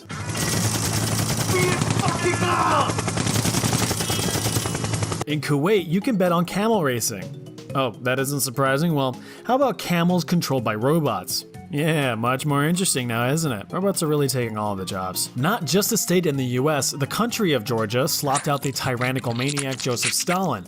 Something that not many Georgians are proud of. Meet Chatletics, my Mauritania-locked ultimate Iron Man. Oh, wrong Mauritania. If you speak out against Gambia's corrupt government, you might find yourself kidnapped and thrown in a pit. Talk shit, get the pit. Kiribati is a group of Pacific islands. With a mean elevation of just 6 feet above sea level, it'll probably become one of the first victims of climate change. Spain is home to a plethora of nudist beaches, which sounds great in theory until you see the people that actually go to these nudist beaches. Greenland is the perfect place if you hate neighbors, since it's the least densely populated country in the world with only 5 people per 100 square miles. Kyrgyzstan is just mountains, so I hope you like mountains. Sadly, there's still no guinea pigs, even in Equatorial Guinea. It's for the best though, cause they would probably just have to submit to the brutal authoritarian government. The Vatican City is the smallest country in the world, even though it's just a city. The Pope lives there, and that's bad enough. Although, it's gotta be said, it would make a pretty sweet GTA map. Iran experienced an unprecedented socio-economic surge thanks to the White Revolution in the 1960s and 1970s. Free education, increased healthcare, extreme distribution of wealth to the working class, infrastructure reform, expansion of women's rights, and so much more. It just sucks that all of the religious nuts took over and turned it into the less than ideal place it is today. Iran absolutely fumbled the bag on this one. Canada is America's hat, and boy do they love clubbing seals to death. Chile was home to Augusto Pinochet, one of the world's bloodiest dictators. He took power in 1973 and kidnapped, tortured, and killed thousands. But since it was in the name of fighting communism, world leaders were just like, Slovenia. It's boring as shit. The Republic of the Congo is not the Democratic Republic of the Congo. In fact, it is 100% less democratic, but has the same amount of Ebola. If you didn't have malaria upon entering Kenya, you probably do now. Laos is considered the most bombed country in the world after the US dropped over 270 million cluster bombs during the secret war in the 60s and 70s. Over 80 million remain on the ground, still active. South Sudan. It's like Sudan, but with a cowboy hat. Lithuania was once a world superpower, until it got top rope elbow dropped by Russia in 1655 and finished off by plague and famine. Now Lithuania just chills. Norway is home to many beautiful animals, like whales. Oh yeah, Norway leads the world in whaling. San Marino is a tiny country state in Italy. However, there's not a single Olive Garden to be seen. Guess what? There's guinea pigs in Argentina. While in Pakistan, try not to express any non-Muslim religious beliefs, or else you might catch yourself in prison on blasphemy charges. Religious freedom ain't too good there. The people of Belarus are pretty superstitious. For example, don't whistle in someone's house or you'll blow all of their money away. To mark the end of winter, the people of Poland burn and drown a doll of Marsana, the Slavic goddess of winter and death. The African country of Botswana is 70% desert, 5% elephants, and 25% AIDS. The small African islands of Sao Tome and Principe are major transit points for heroin trafficking. Consisting of mostly desert, only 0.9% of Namibia's land is able to be used for farming, so they have to rely on imports to feed the population. Romania is home to some of Europe's last remaining virgin forests in the Carpathian Mountains. Virgin nerds! Besides exporting crisp, clean water, Fiji used to be known as the Cannibal Islands, with the Fijian chief Ratu Udre Udre holding the record for most humans ever eaten. He is known to have eaten almost 1,000 humans in his lifetime. Algeria is Africa's largest country, but only 12% of its landmass is populated because the rest is just stupid desert. Yeah, so a lot of those slavery-ridden African countries I mentioned, the UK might have had something to do with that. They also think this is food. Bulgaria is the most unhappy country in the European Union according to a 2019 survey, scoring just 4.8 out of 10 on the happiness scale.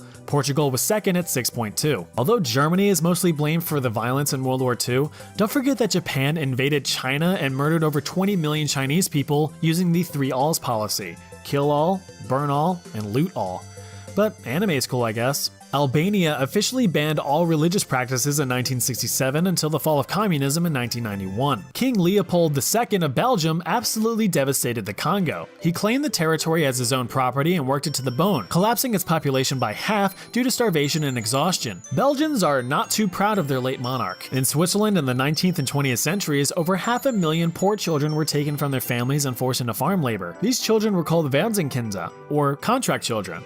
The Swiss government officially said, "Oh, my bad," in 2013, so that's nice at least. Myanmar is currently undergoing a civil war since 2021 with over 44,000 casualties so far. But since TikTok hasn't told white women to start protesting it yet, you probably have never heard of it. Besides being the hardest song on Guitar Hero 2, Jordan is a Middle Eastern country currently experiencing one of the worst droughts in history.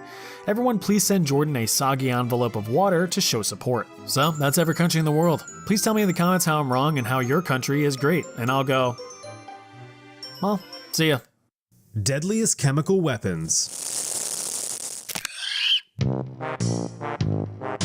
Humans have been wiping each other from existence since the beginning of time. Whether it's a simple squabble or an alls-out balls-out war, nothing is ever really resolved until at least one side lies in ruin. Spartans? Destroyed. The Romans? Vandalized.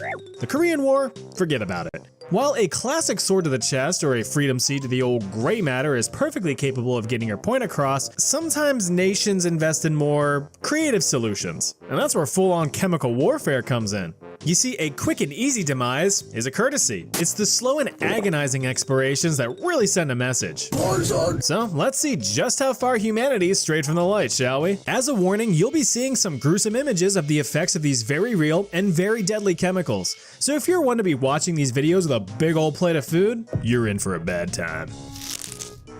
Anyway, first up is mustard gas. A bit more tangy than your average condiment, mustard gas was a game changer in World War I, which was already a game changer itself in the world of warfare. First used by the Germans during the Third Battle of Ypres in Belgium in the summer of 1917, mustard gas is one of the most well-known chemical weapons used during the Great War. But here's a fact for you: mustard gas isn't a gas. It's not even a mustard. It's actually a liquid at room temperature, which actually made it more effective in warfare.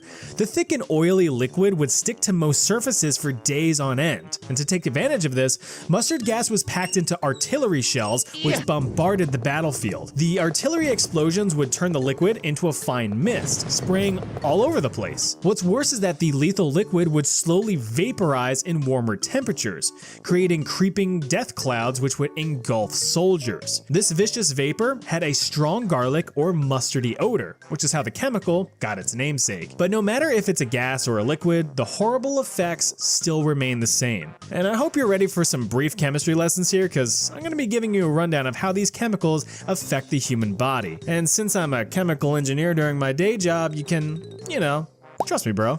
Alright, so mustard gas is what's called a blistering agent. This means that its main form of attack is damaging human tissue. And this is done through the chemical's ability to really fudge up the DNA and proteins in the nuclei of your cells, particularly in the moisture areas of your body like your eyes, your skin, and your respiratory tract. So rest easy knowing that nowhere's really safe, especially if you sweat a lot, like say a soldier in the heat of battle carrying a crap ton of equipment. Any skin exposed to mustard gas will develop severe chemical burns, and thanks to all that DNA and protein destruction, will form very juicy but agonizingly painful yellow blisters, or as I like to call them, the Forbidden Capri Suns. Now, with how bad this stuff is on your skin, it's even worse when it gets in your slippery wet eyeballs. If mustard gas gets in your eyes, you're gonna be hit with severe and immediate irritation, burning, and in some cases, partial or complete blindness. But that's just the effects on the outside of the body. Breathing this stuff in results in immediate burning and pain in your throat and nasal passages. Why is it spicy? Over the course of a few days, this will evolve into inflammation of said airways, causing restricted breathing, congestion, and likely complete respiratory failure. Those who did survive mustard gas exposure often suffered long-term respiratory complications for years after the war. Despite causing these horrific side effects and being the most commonly used chemical in old WW1, the mortality rate of mustard gas is pretty low, only making up about 2 to 3% of all chemical warfare deaths during the Great War. There was a chemical that was much more deadly than mustard gas, and that chemical is... Way back in 1812, Cornish chemist and long neck haver John Davy decided to try to make some new chemical compounds, as chemists tend to do. Today's attempt was exposing a mixture of carbon monoxide and chlorine gas to sunlight. UV radiation from the sunlight actually kicked off a reaction, forming a new gaseous compound. Davy named this creation phosgene, which, when roughly translated from Greek, means born from light. This compound was pretty easy to produce and was deemed valuable in various chemical synthesis reactions. It's even still used today as an intermediate chemical by industries for making stuff like plastics, insulation, and even pharmaceuticals. The problem though is that it's extremely deadly if misused. Easy to make and deadly when misused. Sounds like the perfect candidate for a chemical weapon, said the Germans in a silly and aggressive accent. And that's just what they did. In December of 1915, during the First Battle of Ypres, poor Belgium really can't catch a break, Germans set up about 3,000 cylinders of compressed phosgene gas on the front line. It was then released in a light breeze, causing a deadly white cloud which devoured the opposing forces. Now, phosgene is classified as a choking agent, which, although very kinky, is lethal. When exposed to phosgene gas, you immediately experience violent coughing, difficulty breathing because, yeah, you know, a choking agent, and nausea and vomiting. Not only will your skin develop painful chemical burns, but your respiratory tract as well. Just like with chlorine gas that I mentioned in a previous video, phosgene has a similar mechanism of action. It reacts with residual moisture inside and outside of your body through a process called hydrolysis, which forms hydrochloric acid and carbon dioxide. The newly formed acid eats away at any tissue it comes in contact with, which hurts, like a lot. The gas also directly damages your body's cells, causing your blood vessels to start leaking out fluids to neighboring organs, particularly your lungs, which is, as the French say, no bueno. The excess fluid in your lungs only makes your breathing worse and worse until eventually you're physically unable to breathe and you suffocate. Now, you might be familiar with the fact that a key tactic of World War I was trench warfare. Both sides of the war dug miles and miles of trenches as a way to protect themselves from machine gun fire. It's really hard to shoot at guys when they're in a little hidey hole. Well, this is where chemical weapons really shined. You see, chemicals like mustard gas and phosgene are much heavier than air, which means that the gases would creep over the land and pour into the trenches, flushing out any soldiers who happen to be in the wrong place, the wrong time. Warfare involving chemical weapons was horrifying. British officer Martin Greener recounted witnessing a cloud of poison gas approaching his position. Just at dawn, they opened a very heavy fire, especially machine gun fire. And that's the idea, was that apparently to make you get down. And then the next thing we heard this sizzling, you know. I mean, you could hear this damn stuff coming out. And then saw this awful cloud coming over. Great yellow, greenish yellow cloud. Wasn't very high, about, I would say, it wasn't more than 20 feet up. Nobody knew what to think. But immediately it got there, we knew what to think. I mean, you knew what it was. Well, then, of course, you immediately began to choke. Then the word came, whatever you do, don't go down. You see, if you got to the bottom of the trench, you got the full blast of it, because it was heavy stuff. It went down. Now, you have to remember that phosgene was first used in 1915. The first effective gas masks weren't developed or distributed for a few months, meaning that these first witnesses had little to no protection against this stuff. In the end, phosgene is estimated to be the cause of over 90,000, or about 85% of all known chemical weapon deaths during World War I. Although history likes to highlight the German Empire for their aggressive use of chemical weapons during the Great War, and rightfully so, it was actually France who first used tear gas in 1914. But compared to chemicals like phosgene, it's like hucking a paper ball at a cannon.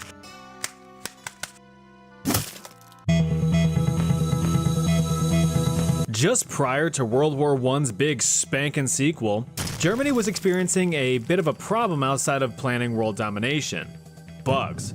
A bunch of weird little weevils were doing irreparable damage to German orchards, which were a key food source. You see, you have to be a little self-sustaining when you inevitably piss off the rest of the world. In response, German scientists were tasked with developing an effective insecticide to wither the weevils. In 1938, one Gerhard Schrader mixed phosphorus with cyanide, developing a toxic compound that was too deadly for agricultural use. If you can't kill bugs with it, maybe you can kill enemy troops with it. This compound was dubbed taboon, from the German word for taboo, because the compound was deemed too deadly for use. But that didn't dissuade Schrader, who rushed back to the lab to perform more experiments, and in doing so, he quickly developed a much more potent version of the already lethal compound. And this new poison was called sarin, a very volatile, odorless, colorless liquid. Why is it so deadly? Well, sarin is classified as a nerve agent, arguably the deadliest and most horrifying classification of any chemical weapon. And it works like this. Now really turn your brains on for this explanation. In your body is your nervous system. This is basically the entire body's communication network, controlling your movements, your thoughts, your emotions, your memory, muscle function, and passive functions like your heartbeat and your breathing. Well, sarin comes in and fucks all that up by messing with these guys. These are neurotransmitters, chemical compounds that are passed between neurons in your nervous system. Some neurotransmitters you may be familiar with are adrenaline, which gives you that fight or flight feeling, serotonin, the happiness molecule, and dopamine, which hits really hard when you're up about 450% on your spy calls, but you're too stupid to sell them even though they expire in 2 hours. Well, I would like you to meet acetylcholine. This neurotransmitter is what controls your muscle movement, your thought process, and your learning ability. When passed from your nervous system to your muscles are stimulated and move the way your brain tells them to. After your muscles are done doing what they're doing, the acetylcholine is then broken down by acetylcholinesterase, allowing the muscles to relax. So sarin over here comes in and breaks that communication line. Your muscles are bombarded with signals to move, but no signals to stop. As a result, victims who are exposed to sarin gas are no longer in control of their own bodies. They can't think, they can't breathe. The body continues to seize and painfully convulse. This complete loss of bodily function means death is quick, in as little as a single minute with direct inhalation. Compared to phosgene, sarin is calculated to be about 43 times more lethal when comparing lethal dosages. The sheer potential destruction of the chemical was enough to prevent Germany from ever using the gas during World War II. Some sources claim that the main mustache in charge was too scared to unleash it after his own personal experiences with mustard gas in World War I. But the guy authorized using gas chambers on innocent civilians, so I'm calling bullshit on that one. Regardless of the reason, sarin was never authorized for use in World War II. However, sarin, along with a beefed up version called cyclosarin, are known to have been used by Iraq in 1983 during the Iran-Iraq War, resulting in tens of thousands of deaths. An even deadlier version of the nerve agent called soman was also synthesized, but luckily it's never been used. Together, taboon, sarin, soman, and cyclosarin make up the G series of nerve agents. And you can pause here to read up on them. Alright, we need a mental health break here, so let's get some of that serotonin rebalanced. Oh, look at this little guy. He's living it up, he's doing his thing, he's got a piece of fluff, he's probably gonna nope, he ate it. Alright. Ugh, now look at this handsome little man. I think I know what he wants you to do. That's right. Don't disappoint him. Alright, back to the devastation and despair. Venomous Agent X, or VX for short, is a chemical compound discovered by the British in the 1950s, while, go figure, researching potential pesticides. Oh, how the turntables. Britain pulled the whole copy my homework but in your own words move by building off of the aforementioned Gerhard Schrader's work. Once fully developed and refined, the compound was then produced for the sake of chemical warfare, should the world wars decide to become a trilogy. In its pure form, VX is a thick, oily, amber-colored liquid that is relatively non-volatile, meaning that it doesn't vaporize easily on its own at room temperature. These physical properties prevent the oil-like chemical from dissipating wherever it's released. It can remain on the ground and plants for days on end, creating poison pools across the landscape. The odorless and tasteless liquid is lethal in very small doses. Just a few milligrams on your skin will be enough to send you vertically packing. The mechanism of action is identical to sarin, causing a complete loss of bodily function and death by asphyxiation. However, VX is considered to be much more potent. In 1993, the United Nations banned, along with several other chemical weapons, the production and stockpiling of VX in any amount that exceeds 100 grams, or about a quarter pound minus the cheese. VX had also been used alongside sarin during the Iran-Iraq War in 1983. As well as a few assassinations, the most high profile of which being the brother of North Korea leader guy Kim Jong-un in 2017, where 2 women rubbed a cloth soaked with the nerve agent in the poor guy's face at an airport. He received his one-way boarding pass to the Northeast Korea in the sky in just 15 minutes. But that's not the end of nerve agents just yet. No, now it's the Soviet Union's turn to dabble in chemical weapons in the 1970s. Many sneaky Soviet scientists were tasked with developing new nerve agents to bypass the UN's banned chemical weapons list. After over 2 decades of research, the Novichok series of nerve agents were developed. These 8 compounds are believed to be the most toxic things ever developed by mankind, besides political subreddits. Now, the Novichok agents are functionally equivalent to other nerve agents, but again, are much more potent than the last. Although weapons were created to release these agents, they were never deployed on the battlefield. Instead, these compounds are mainly used in silencing enemies of the state, with one of the most recent cases being in 2018.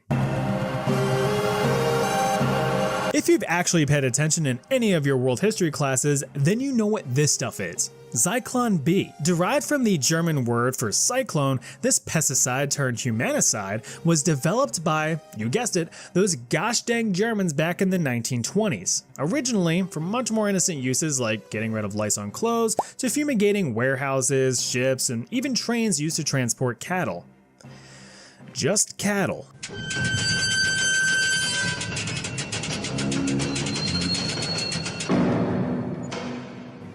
Zyklon B's main ingredient is hydrogen cyanide, a toxic systemic poison. The compound takes the form of small pellets which, when exposed to air, evaporate into a gas. Now before some nerds out there correct me, the phase change from a solid directly to a vapor is actually called sublimation.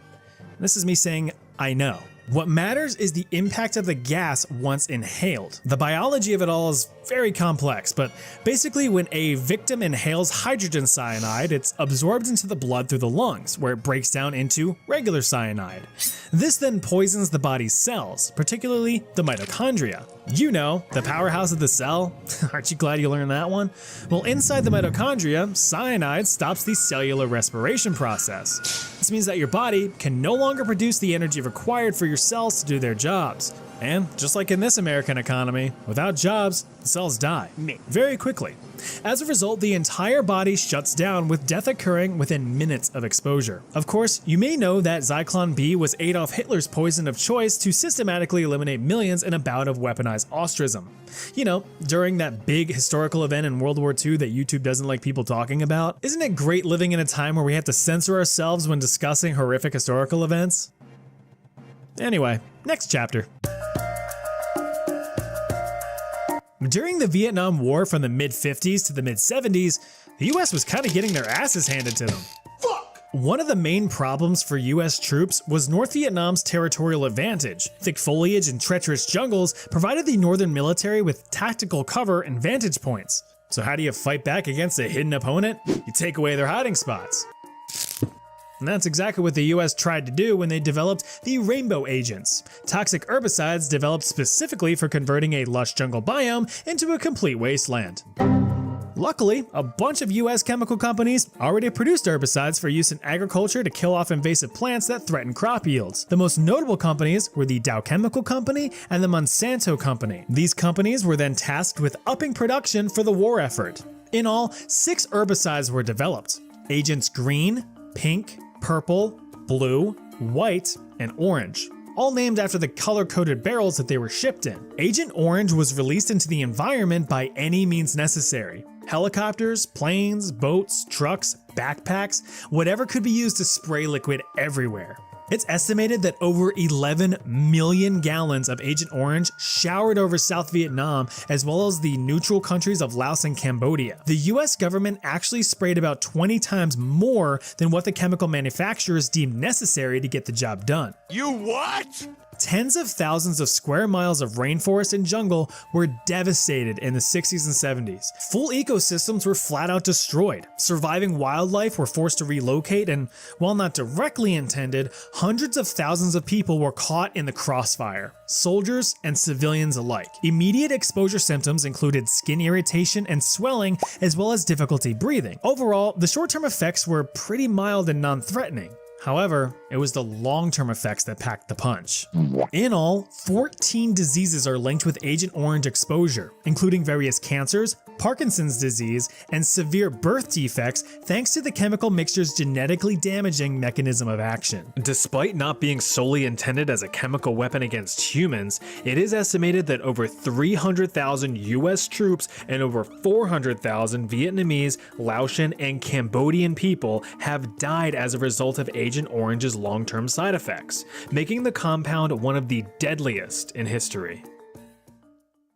Dumbest weapons in history. War between humans is bad enough, so it gets rather depressing when innocent animals are dragged into the mix. But honestly, animals have been used in warfare for ages. War elephants, attack dogs, carrier pigeons, bat bombs. Wait, bat bombs? Yep, bat bombs. Just one letter off from being a very nice relaxing evening, the bat bomb is anything but.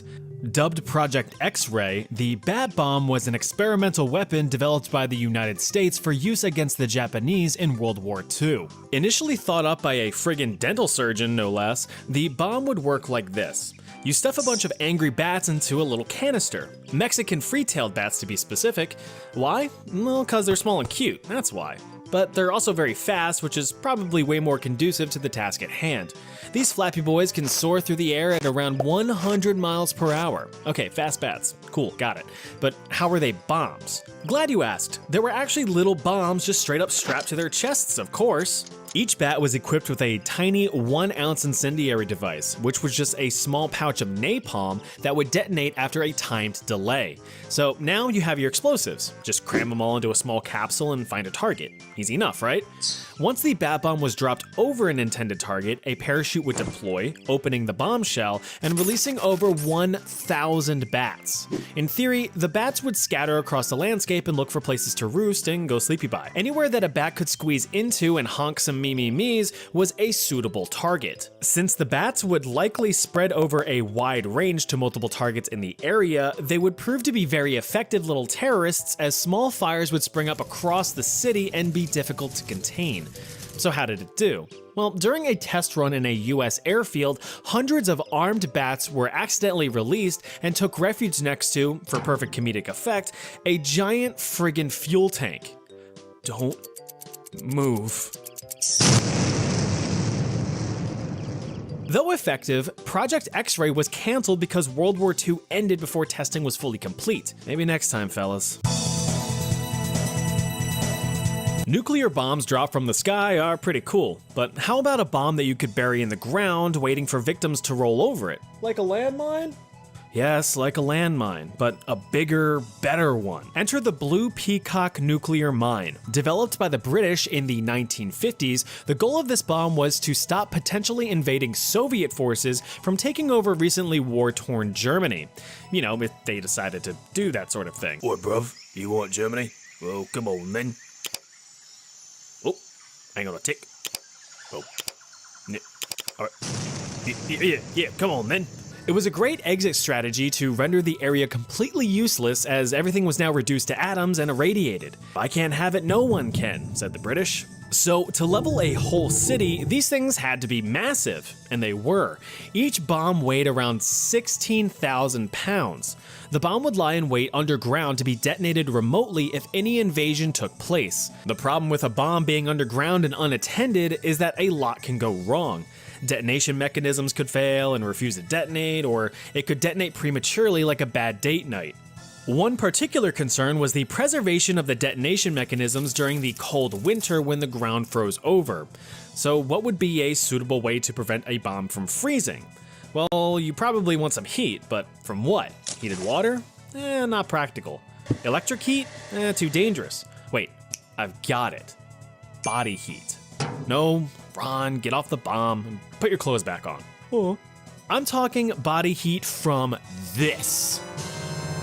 Yup, it was proposed that live chickens would be stuffed into the bombs to provide enough body heat to maintain operation during cold spells. They would be given a supply of food and water as they enjoyed their stay in the 5-star volatile vessel. In the end, only 2 of the 10 proposed bombs were ever built, but neither were ever detonated, and the project was scrapped after a few years of development. The Imperial Russian Navy was looking to revolutionize naval warfare in the 1870s. The basic premise is that the bigger the guns, the better the Navy. Well, to have bigger guns, you need bigger ships, but when you build bigger ships, they could probably hold bigger guns. But then why not just build even bigger ships to hold even bigger guns? Well, it's not that simple. By design, ships are rather narrow, leaving weight distribution pretty limited in a geometric sense. So why not widen the ship to be more, I don't know, round? Surely that would solve the problem. No, that would just be a dumb design. But Imperial Russia didn't think so, and thus in 1874, many Russian rubles were put towards developing and building the Novgorod. This absolute unit of a warship measured 101 feet in diameter and was protected with 12 inches of plated armor. Equipped with 2 11-inch cannons, it was basically a fully strapped lily pad. Any good warship is fast with reliable steering. Was the Novgorod? Nope. By contrast, it was painfully slow and hard to steer. At top speed, the circular ship cut through the waves at a staggering 7.5 miles per hour. Slightly slower than the average male running speed according to Google. And funny enough, with its circular design, recoil from cannon fire would often cause the ship to unintentionally rotate, slowing down any formidable suppressing fire in a warfare setting while the ship resets position. Not that it mattered too much because each cannon took 10 minutes to reload between shots. Despite her shortcomings, she participated in the Russo-Turkish War of 1877, but was ultimately used for shoreline defense instead of active naval warfare. Her career was surprisingly long, lasting 29 years before being decommissioned and eventually sold for scrap. Even today, the Novgorod is regarded as one of the worst naval ships ever designed. The ship had many flaws, sure, but experimentation is how we improve as people. Or at least that's what they tell us. Ever have an annoying bug buzz in and out in front of your face so you try to get rid of it by blowing some air at it? Yeah, not very effective, is it? And neither was the wind cannon. This 90-degree ass silly cylinder was almost one of the Nazis' Wunderwaffen or wonder weapons. Almost. It was a 3-foot diameter, 35-foot long cast iron cannon, and it worked like this. A bunch of hydrogen and oxygen would be compressed into the cylinder, and if you paid attention in any chemistry class, you'd know that hydrogen is very flammable, as the Hindenburg found out firsthand. Oxygen, while not flammable, typically makes fire bigger, so if you compress the two gases together and ignite them, you're gonna end up making a big kablooey. All that air pressure needs somewhere to go, so it all rushes to the path of least resistance, which happens to be the end of this cannon tip here. It's essentially a giant potato gun, but instead of a potato, it's a giant air bullet. But how much harm could that really do? Well, during tests, the cannon was impressively able to destroy a stationary 1-inch thick board over 650 feet, or 260 Alaskan king salmon, away. So it didn't really do much. It proved even more useless against moving aircraft which fly several thousand feet high. You'd honestly have better luck just hucking rocks at the dang things. The cannon was only ever used in warfare once when it was installed on a bridge, and it didn't yield any significant results, which is why it's in this video. Look at it. Look how dumb it is. Even the Soviets were in on the whole experimental weapons thing in World War II. Everyone was really out there trying new things and seeing what stuck. Take, for example, tanks. Tanks are good. They drive around on the ground and shoot shit, right? Well, what if they could also fly? No, not like an airplane.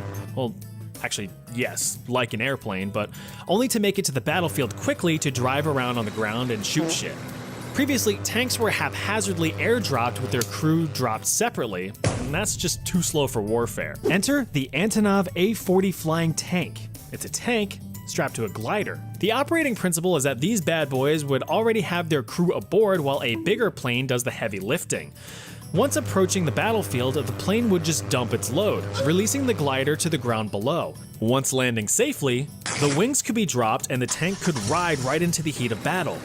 The tank used in the experiment was the Soviet T-60, a rather small light tank typically used for scouting. But despite being classified as a light tank, the thing still weighed almost 6 metric tons, or just over 13,000 pounds.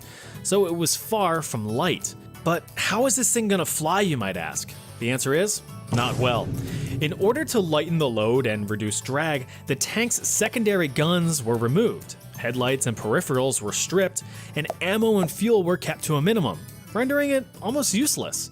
In the end, only one T-60 tank was ever equipped with the glider wings and dropped. When it was tested, the tank landed rather roughly and 180'd back to base almost immediately. Those overseeing the project were all, this tank cannot fly good. And the project was immediately abandoned. Alright, there you have it. A bunch of Don't forget the gun. Wait, what? Don't forget the gun. Oh yeah. Yeah, I've got one bonus for you. Roll it. As an honorable mention, we have the Krummlauf, which will certainly make you laugh your ass off. This is a German weapon attachment used to theoretically shoot around corners. But would you be surprised if I told you it was extremely ineffective? The barrels would only get through a few hundred rounds before just destroying itself. Not to mention that the bullets would be shattered into fragments upon exiting this curved monstrosity. Imagine the last thing you see being a weird curved pipe coming around a corner before your melon just gets converted into jelly jam by Hans's Looney Tune-ass gun. I'd be pretty irate, not that my face could express it.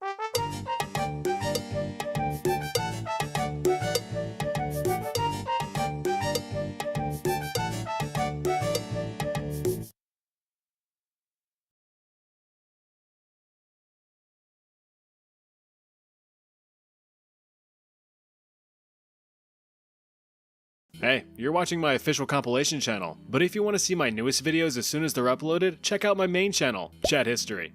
Alright, enjoy the video. Spooky history stories. If you're well versed in American history, then you know the story of formerly alive President Abraham Lincoln's big night out on the town in 1865. Even if you're familiar with the historical artwork around the matter, you might ask yourself, who the heck are these other people? You know Lincoln, sure, and of course the guy using Lincoln's skull as target practice is John Wilkes Booth. But also accompanying the president that night were his wife, Mary, close friend and Union Army Major Henry R. Rathbone, and his fiancée, Clara Harris. Lincoln and the gang were out celebrating the recent Union victory of the American Civil War and were seated in a private viewing box to the right of the stage in Ford's Theater in Washington, D.C. What do you think of the play, dear? Just then, Confederate sore loser John Wilkes Booth entered the booth and took aim, blasting the president point blank in the head with a .44 caliber lead ball from his single-shot Derringer pistol. At the sound of the gunshot, Rathbone spun around to see Lincoln collapse in his chair with Booth standing in a cloud of smoke. He immediately leapt from his seat and charged the assassin, but Booth came well prepared. In the struggle, Booth was able to equip a dagger and severely slash Rathbone's arm before leaping from the box onto the stage. Right before jumping, Rathbone was able to grab Booth's coat, causing Booth to lose his balance and eat shit, fudging up his leg in the process. Despite being in a packed theater of witnesses and bystanders, Booth evaded capture for 12 days. However, his plan was successful as President Lincoln died from his injuries just 9 hours after the fatal game of tag. Rathbone, who passed out due to blood loss but eventually recovered from his injuries, personally placed the weight of the president's death on his shoulders. He believed he should have been able to prevent the assassination, and because of this, he bore immeasurable guilt every day of his life, absolutely destroying his mental well-being to the point of insanity. After resigning from the military 5 years later, he struggled to find work until eventually given a consul position in Germany by President Arthur. Rathbone's now wife Clara had hoped that the change of scenery would do him some good. Rathbone's mental health continued to spiral, resulting in him lashing out at his young children and violently threatening Clara. After 13 years of mental deterioration, the breaking point had finally been reached. On December 23, 1883, Rathbone attacked his children in a fit of madness in their home. Clara had rushed to protect her children, but was fatally shot and stabbed by her husband. Instead of continuing his onslaught, he turned the knife on himself, stabbing himself in the chest 5 times. Despite the failed seppuku attempt, Rathbone survived his wounds, with police finding him covered in blood, claiming that there were people hidden in the walls of his home whispering to him.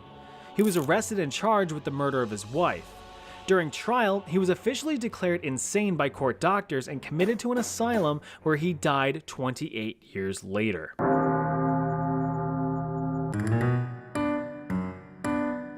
Henry Howard Holmes was an American con artist and the US's first documented serial killer. Born the lesser cool named Herman Mudgett, Holmes attended the University of Michigan's Department of Medicine and Surgery in 1882, where he allegedly would accompany his professor in various grave robbing activities as a way to supply the school with fresh bodies for examination and dissection. It was here that Holmes developed a slight obsession with death, and seldom does such an obsession lead to good things.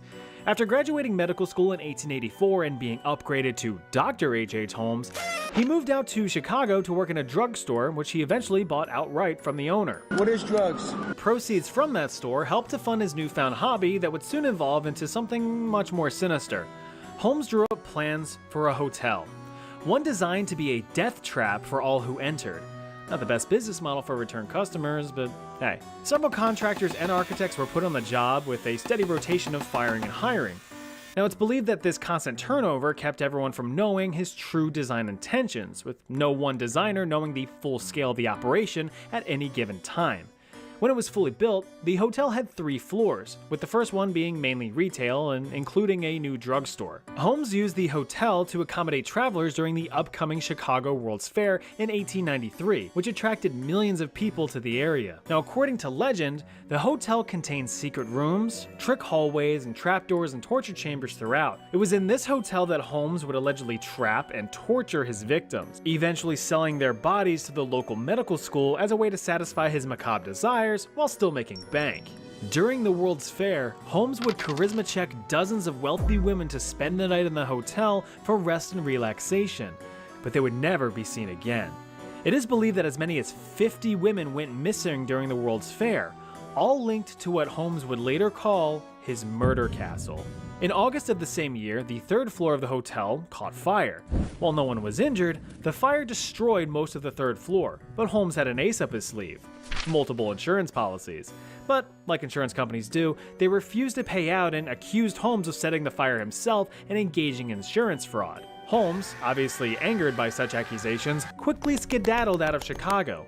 And over the following years, he continued to dabble in insurance fraud with his friend Benjamin Pitezel. For his next trick, Holmes had suffocated Pitezel with chloroform and burned his unconscious body for a life insurance payout.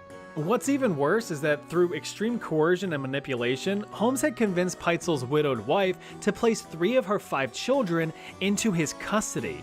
And over the years, he would murder all 3. Holmes had forced the 2 older children, 13-year-old Alice and 9-year-old Nellie, into a trunk, drilled a hole through it, and plugged it with a gas line, suffocating them. He then buried their bodies in a cellar in his house.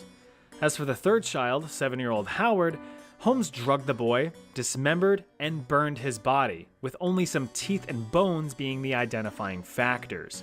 Eventually, the children's remains were discovered, leading to Holmes' arrest and subsequent conviction of the Pitezel murders. He was sentenced to death and hanged in 1896, but not before confessing to over 200 murders thanks to his murder castle. But Holmes was regarded as a habitual liar, and experts believe that there was only enough evidence to link him to 9 murders. Still a high count, but not nearly the 200 that Holmes had claimed. As for the murder castle, it is confirmed that the stories about the design and the use of the building were widely sensationalized and over-exaggerated by local media. Sucks from a horror standpoint, but still makes a good story nonetheless, right? Take a look at this face. Seem familiar at all? If not, then you're useless to me if I start choking. Anyway, this is a death mask, a plaster casting of the face of an unidentified woman who was pulled from the River Seine in Paris in the late 1880s. She became known as L'Inconnue de la Seine, or the unknown woman of the Seine. After being fished out of the French River, her body was placed in the Paris morgue, which, at the time, put nameless corpses on full display for the sake of identification by the general public who happened to be passing by. Oh hey kids, look, it's Grandma! Because of this strange but effective method, the morgue became a popular tourist and public gathering spot, often referred to as the only free theater in Paris. This particular woman, however, was a bit of an oddity. Medical examination showed no visible wounds or signs of a struggle, so it was concluded that her death was self-inflicted, with her age being estimated at just 16 years old. But it was her calm, serene expression that caught the attention of a pathologist at the morgue. Since he couldn't take a picture to make it last longer, he decided to instead cast a plaster death mask of her face as a way to immortalize her. Creepily enough, but also to no surprise, many Parisians thought that having a face of a dead woman in their house to be the coolest thing since sliced baguette. Sacre bleu! So countless copies of the death mask were made. From an artistic standpoint, many interpretations claim that the young woman's demeanor expresses a calm control over death, being accepting of its inevitability rather than fear. From a non-artistic viewpoint, you have some dead girl's face hanging on your wall. Over the years, her face had inspired several literary works, pieces of art, and even fashion. But where have you seen her face before? Well, believe it or not, chances are you've actually unknowingly given her mouth to mouth. Because hers is the face of the CPR training doll, which is used in almost all CPR training courses worldwide since 1960. Sure, that might be creepy, but at least it's thematically appropriate. World War I was absolutely brutal. It was the forefront of many new innovations in warfare like tanks, heavy machine guns, and manned aircraft. All effective technologies developed for the sake of boosting your own kill count. But another, more sinister tactic was soon deployed onto the battlefield: chemical weapons. Perhaps the most widely used was mustard gas, but others were used too. For instance, chlorine gas, a yellow-green gas which sure enough looks like a stereotypical funny fart cloud, but packs a lethal punch. This story begins in September of 1914, where German soldiers were tasked with taking the Russian-occupied Auschwitz fortress. It was constructed as a Russian Empire border defensive structure against German attack, and boy was it good at its job. German Empire units had repeatedly tried to penetrate the fortress, but were told no through heavy retaliatory gunfire and artillery. Despite facing multiple defeats, stubborn German soldiers refused to give up so easily. 3 assaults were conducted on the fortress over the course of a year. The first saw German infantry losses of about 6,000, while Russian forces only suffered 139. The second assault saw a continued bombardment on the fortress by German artillery, but the Russian soldiers didn't budge. This caused several month-long standoffs, which eventually resulted in German retreat. However, the third assault was to be the one to huff and puff and blow the fortress down. Returning to the fortress in August of 1915, the German forces now had fresh soldiers, even heavier artillery, and multiple canisters of chlorine gas. On the defensive side, the Russian line was only 900 strong, but they still took their chances against the impossible odds. After waiting several hours for favorable wind conditions, German soldiers bombarded the fortress with the deadly gas to flush out the enemy.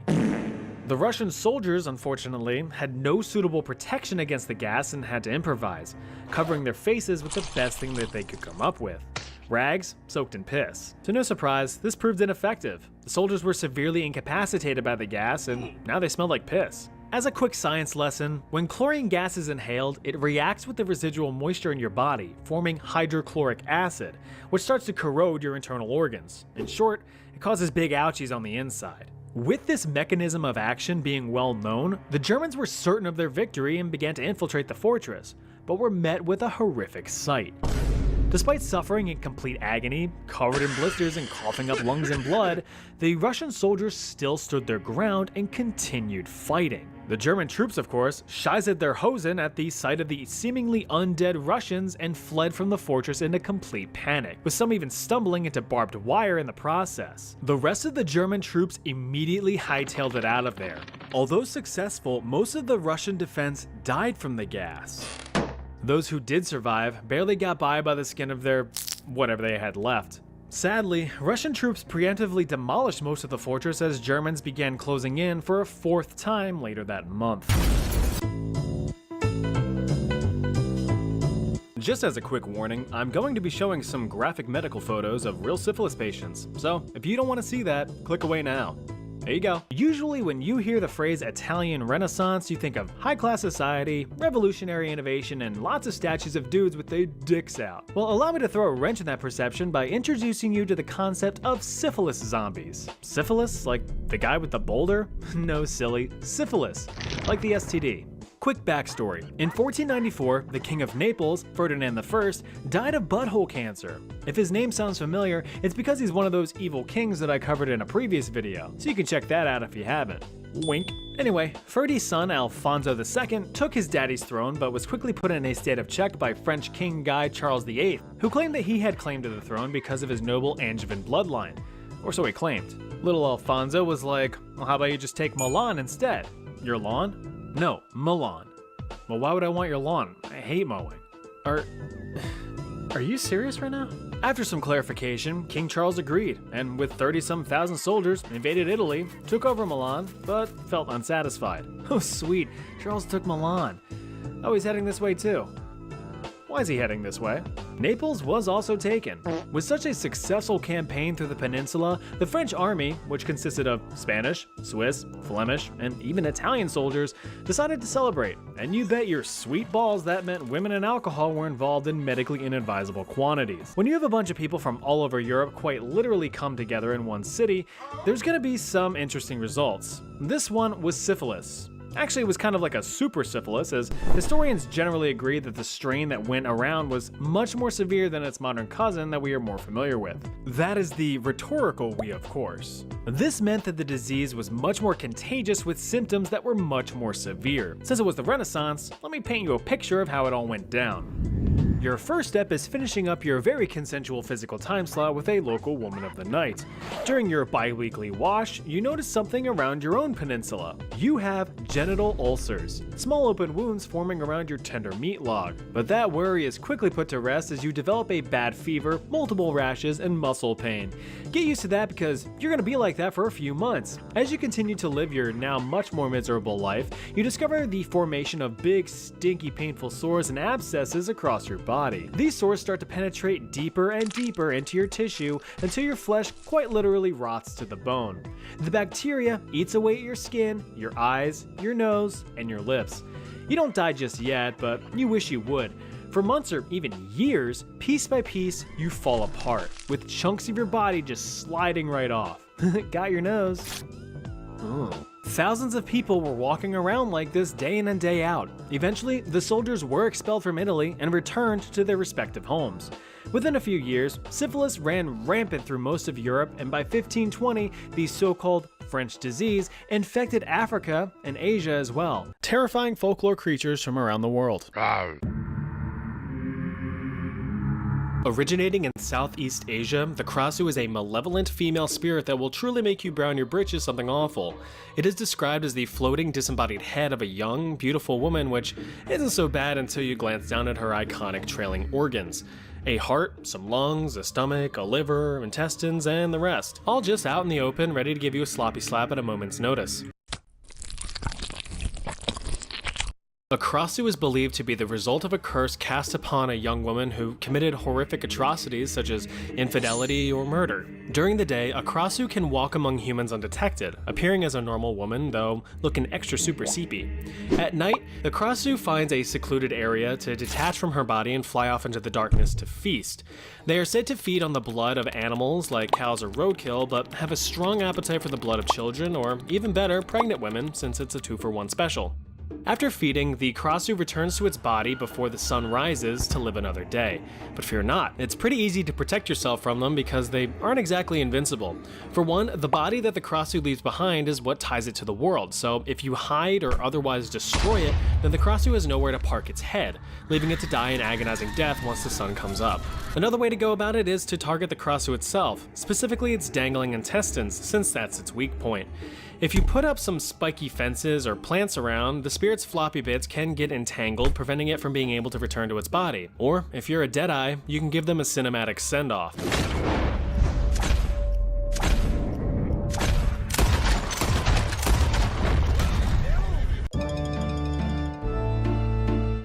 If If you ever cross paths with one of these bad boys, consider yourself boned. A Gashidokuro is an evil spirit from Japanese folklore that manifests itself as a skeleton. A 30-foot tall skeleton. It is said to be composed of hundreds of corpses of fallen, forgotten soldiers who have never received their last rites after dying on the battlefield. The residual anger and hatred towards the living fuels this giant rattling rascal to terrorize the countryside in the dead of night. Even though this fella is absolutely huge, the corpse can travel quite quietly and remain undetected. Any humans unlucky enough to cross its path will be crushed and eaten, though if you lack the situational awareness of a 30-foot skeleton approaching you, that's just natural selection. Unfortunately, it is said that the monster is too large and too powerful to defeat and will only come to rest once it has released all of its manifested anger through sheer destruction. But I imagine if you were well equipped with a comically large hammer and took a good thwack at an ankle, you can do some damage.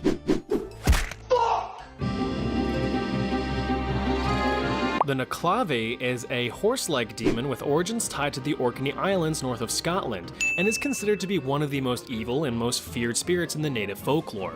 This demonic spirit takes the form of a man mounted on and fused to a horse. Oh yeah, and it has no skin.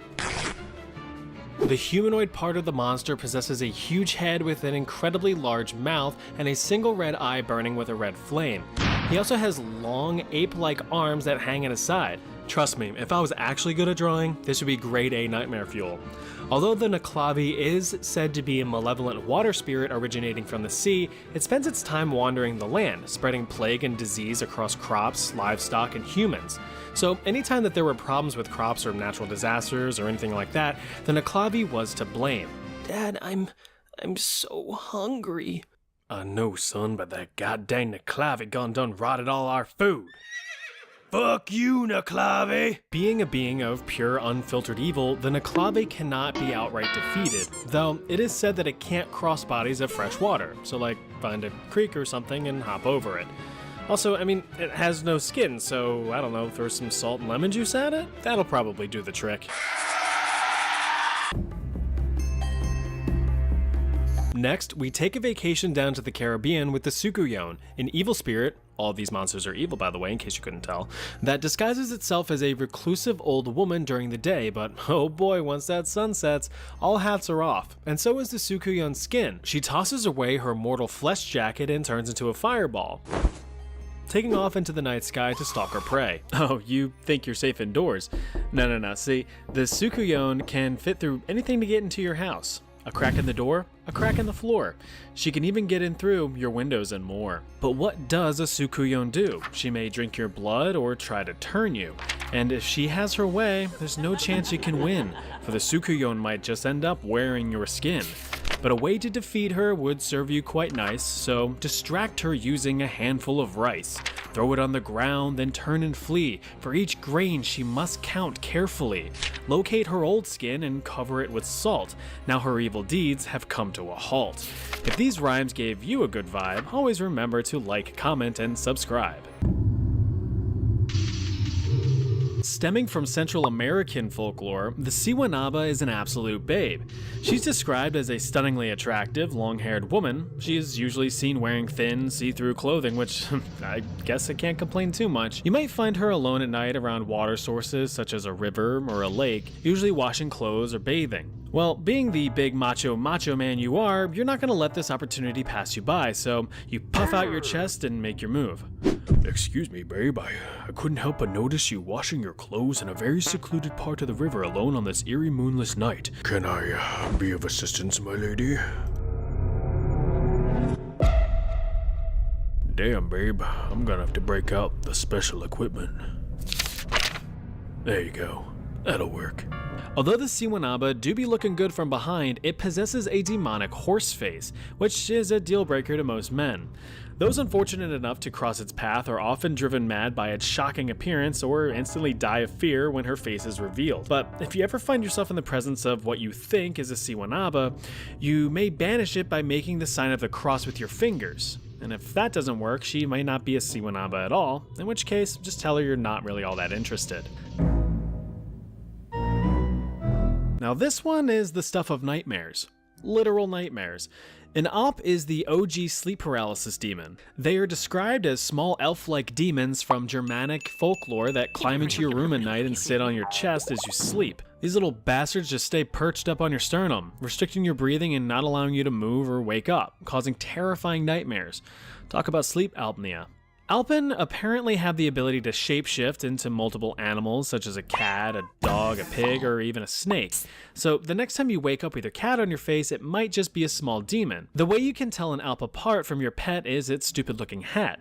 This is called a Tarn cap, which grants the demon powers, including the ability to become invisible when worn. But don't worry, you can get rid of these little annoying buggers with some simple tricks, which include sticking a broomstick under your pillow, hanging iron horseshoes on your bedpost, placing your shoes against your bed with the toes pointing toward your door, placing a mirror on your chest, hanging steel crosses around the room. You can also bargain with the Alp, asking it to come back in the morning for coffee. It will scurry away and return in the morning to claim its prize. Take this opportunity to cave its frontal lobe in with a solid oak plank. Problem solved. Back to bed. Evil people you've never heard of.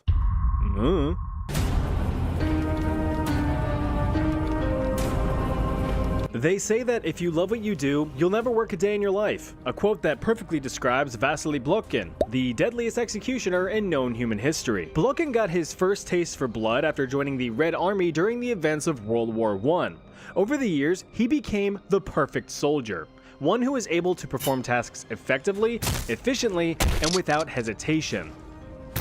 This of course really accelerated Blokhin's military career, as in 1921 he was recruited into the Soviet secret police organization known as the NKVD. One bonus on his extensive resume was his innate ability to remain emotionally numb when carrying out acts of violence. He simply saw it as part of the job, comparative to menial tasks like filing paperwork or having to put up with Deborah from HR's incessant complaints that your funny shirt just isn't work appropriate. Blokhin's unique skill, if you would call it that, quickly distinguished him amongst his peers. If you needed someone dead, Vasily was your guy.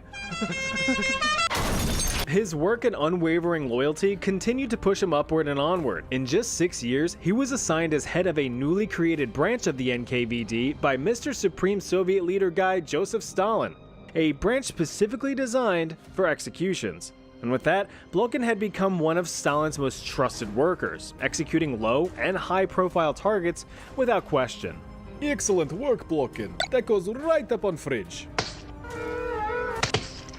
During his service, Blokhin had personally executed thousands of people, including high-ranking Soviet officials during the Great Purge, an internal mass execution of anyone remotely accused of opposing Stalin's rule. Blokhin himself had been spared from the purge due to his repeated proofs of loyalty to the Soviet cause, his magnum opus being his involvement in the Katyn massacre. Now, if you've never heard of the Katyn massacre, I wouldn't be surprised. When teaching about World War II, history classes tend to focus on German war atrocities and kind of skim over all of the other ones, especially the Soviet Union's. Despite the German invasion of Poland in 1939 and World War II officially starting, the Allied powers of Great Britain and France didn't really do much in retaliation. Oh, Germany, you better leave Poland alone. Oh, fair point, carry on. The big bad Soviet Union had also invaded Poland just a few weeks later, capturing hundreds of thousands of Polish prisoners of war, many of which were sent to labor camps. But in the spring of 1940, around 22,000 prisoners consisting of Polish officers, engineers, teachers, and other civilians were systematically executed under Blokhin's supervision, with Blokhin himself having personally executed over 7,000 people in just 28 days. Now think about that for a second. 7,000 people in 28 days. That's 250 people a day. Now, Blokhin and his men reportedly would work 10-hour days non-stop, so that's 25 people an hour, or one person every 2 to 3 minutes. Now, these weren't indirectly through ordering his men, but this was by his own hand. Blokhin had pretty much developed an assembly line of death so efficient it would make Henry Ford envious. Prisoners would be escorted into a soundproofed room against a sandbag-lined wall. Without a word, these prisoners' last sensation would be feeling the muzzle of a German pistol in the back of their neck before being brutally murdered. Wait, a German pistol? I hear you ask. Why would Soviets be using German pistols? 2 words: plausible deniability. Think of it this way, if thousands of victims in mass graves happen to be found with German bullets lodged in their noggins, who do you think's gonna be blamed? Don't look at us, it was them. Blokhin's massacre is regarded as the largest mass murder conducted by a single person in known human history, even acknowledged by the coveted Guinness Book of World Records in 2010. Really stretching for content there. It is believed that throughout his career, Blokhin's personal kill count had reached tens of thousands, but his spree would soon come to an end. After Stalin privately passed away in a puddle of piss in 1953, Blokhin was forced into retirement in disgrace. He was ostracized by the public and stripped of his military honors during the de-Stalinization of the Soviet Union. So, of course, he did what any Russian does when they're sad or happy or breathing. He consumed a lot of alcohol, a habit that eventually led to his death in 1955 at the age of 60. Right after the thrilling events of World War I in 1918, the Austro-Hungarian Empire had collapsed. With a little bit of elbow grease and the mashing together of various kingdoms and regions, a new political entity was formed. The state of Slovenes, Croats, and Serbs, home to many Slovenes, Croats, and Serbs. One of those kingdoms thrown in the mix was Croatia, the birthplace of this stern jug of juice, Ante Pavelić. His main personality trait was loving Croatia. God, he loved Croatia. So much so that he made a name for himself and rose through the ranks as a politician and representative in state parliament in order to demand Croatian independence. But this guy, Alexander I, had other ideas. Who's he? Well, he's the Prince Regent in these parts and the one who just got done unifying all of these kingdoms and states. Years and years of political turmoil ensued, which is honestly to be expected when you force a bunch of different political regions together into singularity. In 1929, now King Alexander had hit a boiling point. In order to regain order, he dismantled and banned all political parties, declaring a royal dictatorship. He even came up with a new name for his kingdom, Yugoslavia. Yugoslavia. But since Yugoslavia is not Croatia, Pavelić had it. He fled the kingdom and conspired with revolutionary groups to undermine the rule of Yugoslavia, who responded, "Do you want a death sentence? 'Cause that's how you get a death sentence." And so Pavelić got a death sentence. He was exiled to Germany, but since he didn't feel like dying quite yet, he instead skedaddled off to seek asylum in Italy. There, he used his political influence and persuasive stern look to form the Ustasha, a Croatian nationalist movement aimed at achieving Croatian independence by any means necessary. And you can bet your fat tits that means bombings, assassinations, and uprisings. During said uprisings, King Alexander regrettably stated, if you want a regime change, you need to kill me. They did. On October 9th, 1934, King Alexander I was assassinated by Ustasha member Vlado Chernozemski, using a handgun hidden in a bouquet of flowers. Still living in Italy, Pavelić, along with several accomplices, were determined to be culpable for the assassination and were sentenced to death by Yugoslavia's friend France, who pressured Italy to carry out the deed. And Italy was all, "Linguini fettuccini, we ask a Mussolini." Thanks to his political privileges, Pavelić was only put under house arrest for 18 months. That'll teach him. Right, France? Oh, here we go. Looks like Germany's back at it again, and the world collectively Versailles in disappointment. After the invasion of France in 1940, Nazi Germany invaded Yugoslavia in 1941. This ultimately resulted in Pavelić being installed as dictator to a newly independent Croatia. The mean mustache himself even met with Pavelić and gave some pointers in the art of ethnic cleansing. The only art he ever saw any success in. But Pavelić would soon put this advice into action. During World War II, Pavelić had created his own network of concentration camps run by his beloved Ustasha, one of which being the Sisak concentration camp, the only known camp specifically designed for children. These camps carried out the collection and mass murder of nearly 400,000 Serbs, Jews, and Romani, with an additional 300,000 either exiled or forcibly converted to Eastern Orthodox Christianity, all for the sake of Croatian ethnic homogeneity. Towns were completely ransacked, villages were outright destroyed, and hundreds of thousands of innocent lives were lost.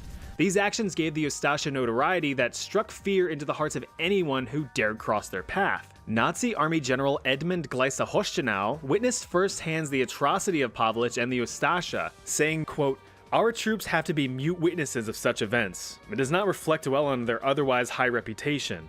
The Ustasha have gone raging mad." That's pretty telling when even a Nazi general thinks you're being a bad dude. After the Axis powers fell, Pavlich got the hell out of Dodge, eventually fleeing to Argentina in 1948, but then some other surviving Ustasha members arrived. After a quick reunion of high fives and smooches, the gang wasted no time in forming the Croatian Liberation Movement. Persistent little buggers, weren't they? They were basically trying to control this from over here. It didn't work. After an assassination attempt in 1957, Pavlich hightailed it out of Argentina, eventually ending up in Spain, where he died of his injuries 2 years later. This is Idi Amin, regarded as one of the cruelest dictators in Ugandan history. He had humble beginnings back in 1946, where he served in the colonial army as a cook's assistant. In addition to cooking up a good steak, Amin was raring to have a job well done in his military career, so he speed ran through promotions within the Ugandan army, making it all the way up to captain in 1962. I'm the captain now. All of this impressive progress received recognition from Ugandan Prime Minister Milton Obote, and a friendship formed. Hey. Hi. One that would be fruitful in many shady activities including ivory and gold smuggling. After being threatened with investigation by the Ugandan parliament, Obote overthrew King President Person Mutesa II and seized the position for himself in 1966. The ex-king was exiled to the UK, where he lamented over the loss of his country, ultimately drinking himself to death just 3 years later. Poor little guy. After the coup, Obote promoted a now more rotund Amin to commander of the Ugandan army. But all good times must come to an end. Obote himself was a terrible ruler. His regime was plagued with corruption and terror, resulting in nationwide starvation and cruelties toward the Ugandan people. Not surprisingly, Obote had experienced a failed assassination attempt where he was shot through the teeth and out his cheek. The assassin missed, and Obote is pissed, so in response he had any and all political parties banned, with their members jailed for life.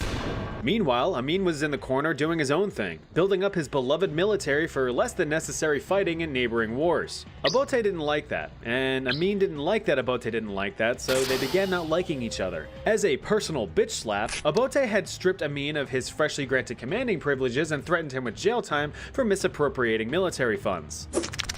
But this only activated Amin's trap card, prompting a takeover of the Ugandan government while Obote was out and about doing president things. The Ugandan people, having just gone through years of suffering under Obote's regime, were pretty thrilled and cheered Amin's efforts. Now in control in 1971, Amin declared that the military would temporarily run the government until new elections could be run. He even promised to free all political prisoners. But he never did. In reality, he flew too close to the sun, taking comfort in its warmth. Just a week later, Amin declared himself President of Uganda, Commander-in-Chief of the Armed Forces, Ugandan Army Chief of Staff, and Chief of Air Staff. The ego's starting to take over a bit. With this uncontested power, Amin began systematic executions of anyone who, he believed, would oppose his rule. Roughly 15,000 civilians had disappeared, now believed to have been kidnapped and given front row tickets to Amin's newly constructed state-of-the-art torture facility. However, this failed to slake Amin's thirst for blood. He soon expanded his list of victims to various groups throughout the country. We're talking artists, journalists, lawyers, students, senior members of government, foreign nationals, anyone who had even the most infinitesimally small tie to Obote. There were even rumors of Amin being a cannibal, or at least having tasted human meat, though it seems like he rated it 1 star as it was, quote, too salty for him. Human rights organizations estimate that between 300,000 to 500,000 people were slain under Amin's tyrannical rule. Known as the Butcher of Africa, Idi Amin not only murdered his own people, but devastated the Ugandan economy as well. He had expelled around 80,000 business owners and seized their property. So Amin walked up to an African stand and he said to the man running the stand, "Hey, bump, bump, bump, Get out of here or I'll kill you." Then he waddled away, waddle waddle. These businesses, which were basically the country's economic backbone, were handed off to his inner circle, and they all quickly went bankrupt from mismanagement. Edie? More like Edie it. Anyway, the businesses accounted for about 90% of the government's tax revenue, so government funds went poof.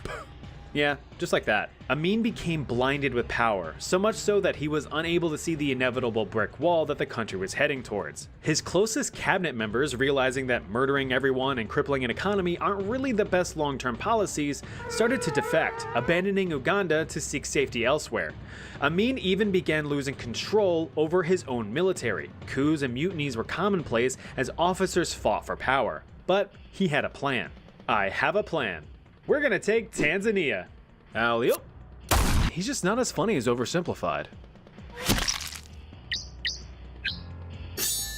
Uh-oh. Tanzania fought back hard. In order to save face, the former 10-time Ugandan light heavyweight champion Amin had a plan. I have a plan. Yeah, Amin actually suggested a boots to asses 1v1 super slam, but the Tanzanian president had a plan of his own. In the end, Amin was deposed and fled in exile, where he apparently ate up to 40 oranges a day until his death in 2003. Our last stop is definitely no picnic. Now, if this video wasn't satisfying enough, I do have more of these little evil bastards for another video, so if you want me to make it, let me know in the comments. While you're at it, let me know who you would want me to cover. For our last entry, we'll be taking a trip down to Colombia. Now, any of you Colombians out there might be familiar with this guy, but for those of us who don't put cheese in our hot chocolate, let me introduce you to Luis Garavito, perhaps one of the most prolific serial killers in modern history. This guy was a straight-up monster. Appropriately nicknamed La Bestia, or The Beast, Garavito was arrested in 1999 and convicted of murdering 193 children. Garavito's crimes began when he was just 15 in 1972. He had reportedly suffered severe depression, psychosis, and paranoia, allegedly stemming from an extremely abusive and traumatic childhood at the hand of his father. Pairing all that mental anguish with crippling alcoholism and an aggressive personality, Garavito began compulsively forcing himself on young children. Disgusted by his own actions, he had attempted to seek help, attending church sermons, AA meetings, and even seeing psychiatrists, wanting nothing more than to live a normal, happy life. But he was never able to claw himself out of the dark hole that he was in. Look, there's no denying that childhood trauma is tragic, but when you commit unspeakable acts of violence against innocent children, or really anyone for that matter, sympathy kinda goes out the window. Being a victim's one thing, creating victims is another. Moving into the 80s, Garavito's habits had only escalated. He emphasized that his urges to act out were constant and, according to him, uncontrollable. He would impulsively assault homeless children, and to make matters worse, began carrying razor blades and lighters to satiate his growing lust for violence. After each outburst and eventually regaining his composure, Garavito claimed that he would be overwhelmed with guilt. He would write down the names of his victims in a notebook and pray for their safety. At this point, his victim count had crossed above 100. Devastated by his supposedly uncontrollable impulses, he desperately tried to find any answers as to why he was the way he was. He looked to religion, astrology, the occult, really anything that could potentially bring him some revelation. But during this little literary leap, he had stumbled upon a certain notorious autobiography. With each turn of the page, Garavito really started relating to this Adolf guy. I mean, they both suffered abusive childhoods, lived in poverty, are both complete dickholes, you know, that kind of stuff. Luis even went a bit further and began idolizing one Campo Delgado, a Colombian serial killer who had publicly murdered 28 people, including his own mother, in the 1980s. More specifically, he admired the national attention that Delgado received and wanted to experience that firsthand. Now, the 1990s is where Garavito really went off the rails. He was now apathetic in his crimes. He felt nothing. No remorse, no sorrow, nothing. With all emotional ties cut, Garavito's actions hit an apex. Across this decade, Luis committed the mass murder and assault of hundreds of children. In disguise, he lured victims into secluded areas in broad daylight where they were assaulted, stabbed, cut, burned, beaten, eviscerated, and dismembered. After their passing, the victims were often placed in dozens of mass graves scattered across the countryside, with some containing as many as 40 bodies. Now, you can't really hide violence of that caliber for long, so eventually the graves were discovered in 1998, and an official investigation was launched. Because of his continued alcoholism, Garavito's work was sloppy. He would often leave articles of clothing, empty liquor bottles, and various belongings at his crime scenes. Honestly, it's kind of weird that it took so long to get caught, but the mountains of evidence did eventually lead to his arrest in 1999. While being interrogated, Garavito confessed to the murder of hundreds of children. Now, of course, in order to prevent the large, sandpapery, unlubed fist of YouTube from giving my butthole an identical neighbor, I of course cannot go into the nitty-gritty of the crimes. You morbidly curious little deviants would have to look that up for yourselves. But I'll say I didn't warn you. In the end, Garavito's crimes rightfully warranted a sentence of up to 1,853 years and 9 days in prison. That's pretty great. Except for the fact that Colombian law at the time prevented any sentence from being longer than 40 years. And get this, since he had given a full confession and even helped investigators find the bodies, his sentence was further reduced down to just 22 years, and the Colombian population was pissed. But luckily, in 2021, Garavito's parole was personally denied by the Colombian president, who vowed that he would never be a free man again. And he never was. Luis Garavito was diagnosed with eye cancer and died in prison in 2023. Welcome, foolish mortals. It's that time of year again. Spooky, scary times. Assuming you're watching this in October, that is. And what better way to get into the Halloween spirit than to learn about some creepy things in history, so here's some creepy things in history. As a warning, there's going to be some disturbing content, so don't blame me if you or your 2-month-old withering fetus of a daughter get spooked by this. Enjoy! The invention of photography has revolutionized the way that we remember key moments in our lives. The innocence of childhood, a first love, a favorite pet. But how about our dearly departed? Post-mortem photography started gaining popularity in the late 1800s as a way to memorialize those who recently kicked the bucket. The practice was sought after as a cheap alternative to commissioning a mourning portrait, which served the same purpose. Typically, the stiff subject would be positioned in the last sleep pose, which just looks like you caught them dozing off during a football game. More ambitious people tended to take the let's pretend they're still alive route and would pose with their late family members. Take a guess which one here is no longer amongst the living. Time's up. How'd you do? The correct answer is none of them. Did you really think that I'd show an image of a dead person in this economy? You disgust me. Nowadays, the market for post-mortem photography has flatlined, but I imagine that some influencers today would want to monetize themselves even as they escape this mortal coil. We all know that death is inevitable, and some of us, not me, try to find ways to benefit their fellow man. What if you donated your body to the well-being of others after your time on Earth ran out? In modern times, your organs could live on in a needy patient. In ancient times, your organs could become a yummy treat. Records from ancient Chinese and Middle Eastern times discuss the concept of a mellified man. This was the process in which a willing person would have their remains preserved in honey for medicinal consumption. It was discovered that natural, unprocessed honey served as a rather effective and tasty embalming agent. Thanks to honey's natural antibacterial properties, it was able to preserve bodies far longer than other resources at the time. To begin the mellification process, an altruistic elder would volunteer to completely restrict themselves to a classic Winnie the Pooh diet. Nothing but honey. Breakfast? Honey. Lunch? Honey. Dinner? Honey. Dessert? A lovely, decadent creme brulee. Nope, more honey.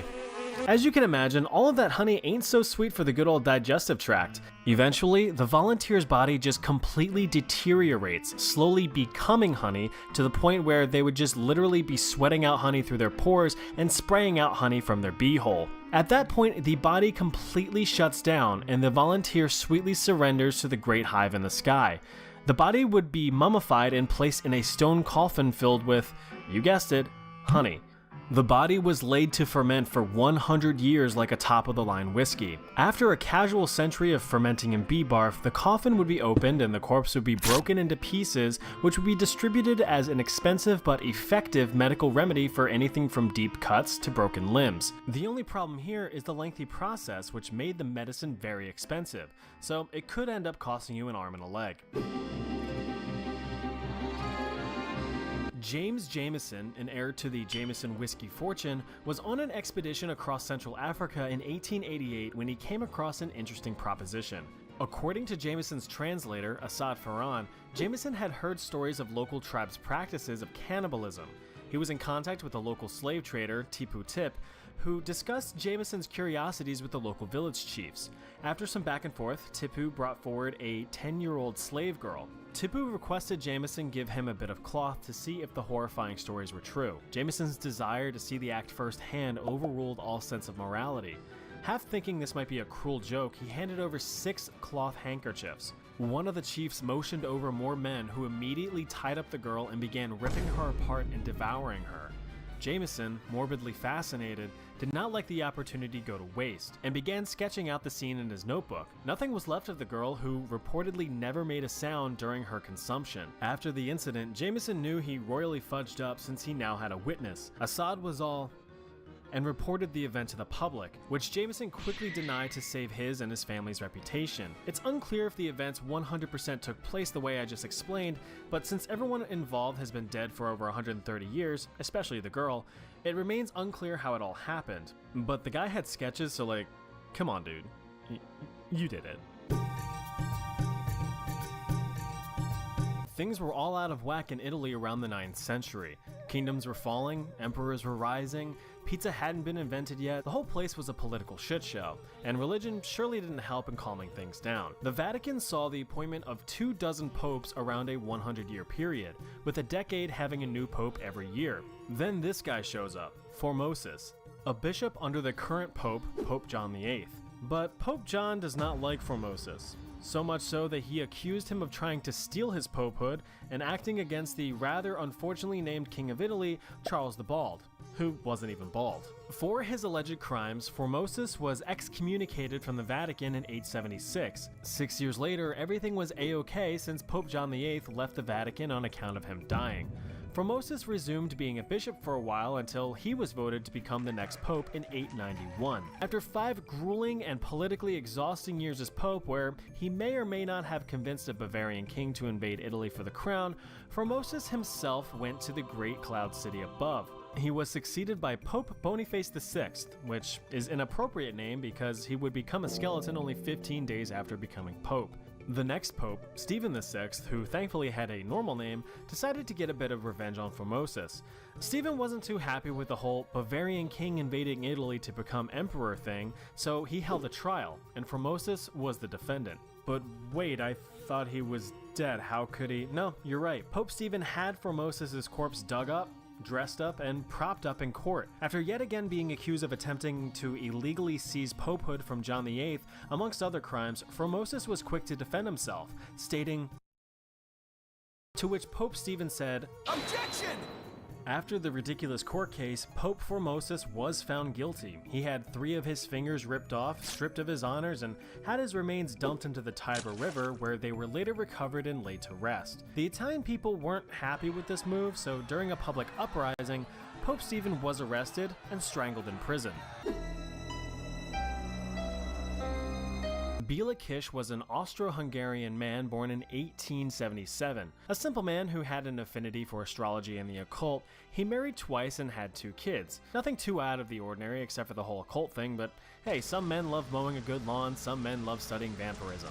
Kish hired on a housekeeper to tend to the house after his wife left him for some 6'14" stud muffin Giga Chad. The housekeeper noticed that women would often visit the home as customers for Kish's side hustle as a spooky fortune teller. He also began collecting quite a few metal drums on the property. When asked about it, he said he was just stocking up fuel as rations for the upcoming war, to which his neighbors responded, "Oh yeah, that makes sense," and went about their business. In 1914, Kish was conscripted into the Austro-Hungarian army to fight in World War I.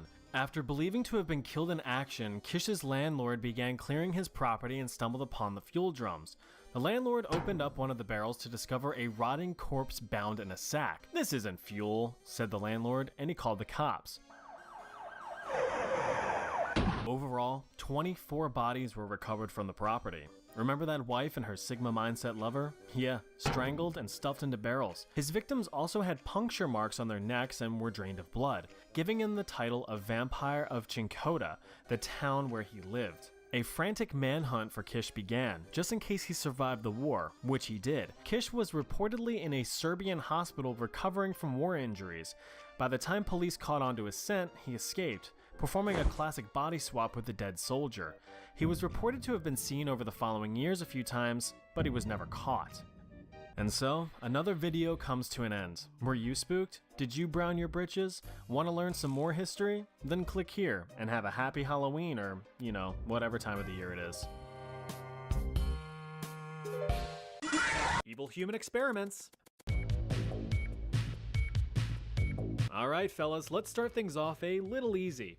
Back in the 4th century BC, Greek civilization was reaching new heights. People were getting more and more curious about the world around us and began asking really important questions. What does that do? How does that work? Should I do a Did I leave the oven on? How do magnets Will she work? Call me back? Is this real life? Or is this just fantasy? Does the shrimp really fry the rice? Or not? All pretty valid questions for people just wishing to learn the workings of the natural world. While many focus on the mechanics of the universe, others chose to focus on the inner workings of humans themselves, and not only from a philosophical standpoint.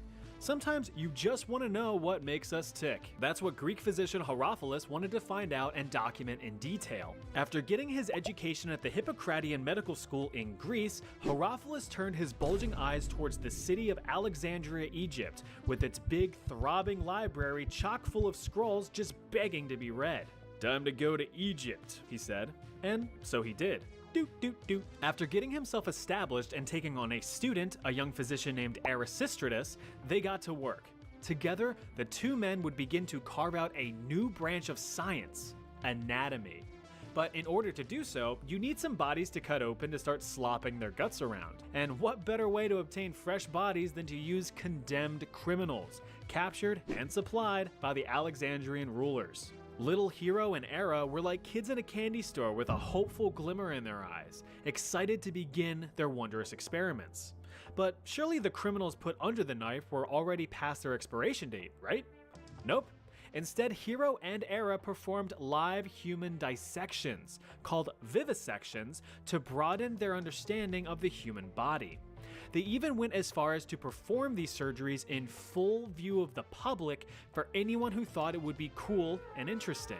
Wow, that's both cool and interesting. That's what I'm saying.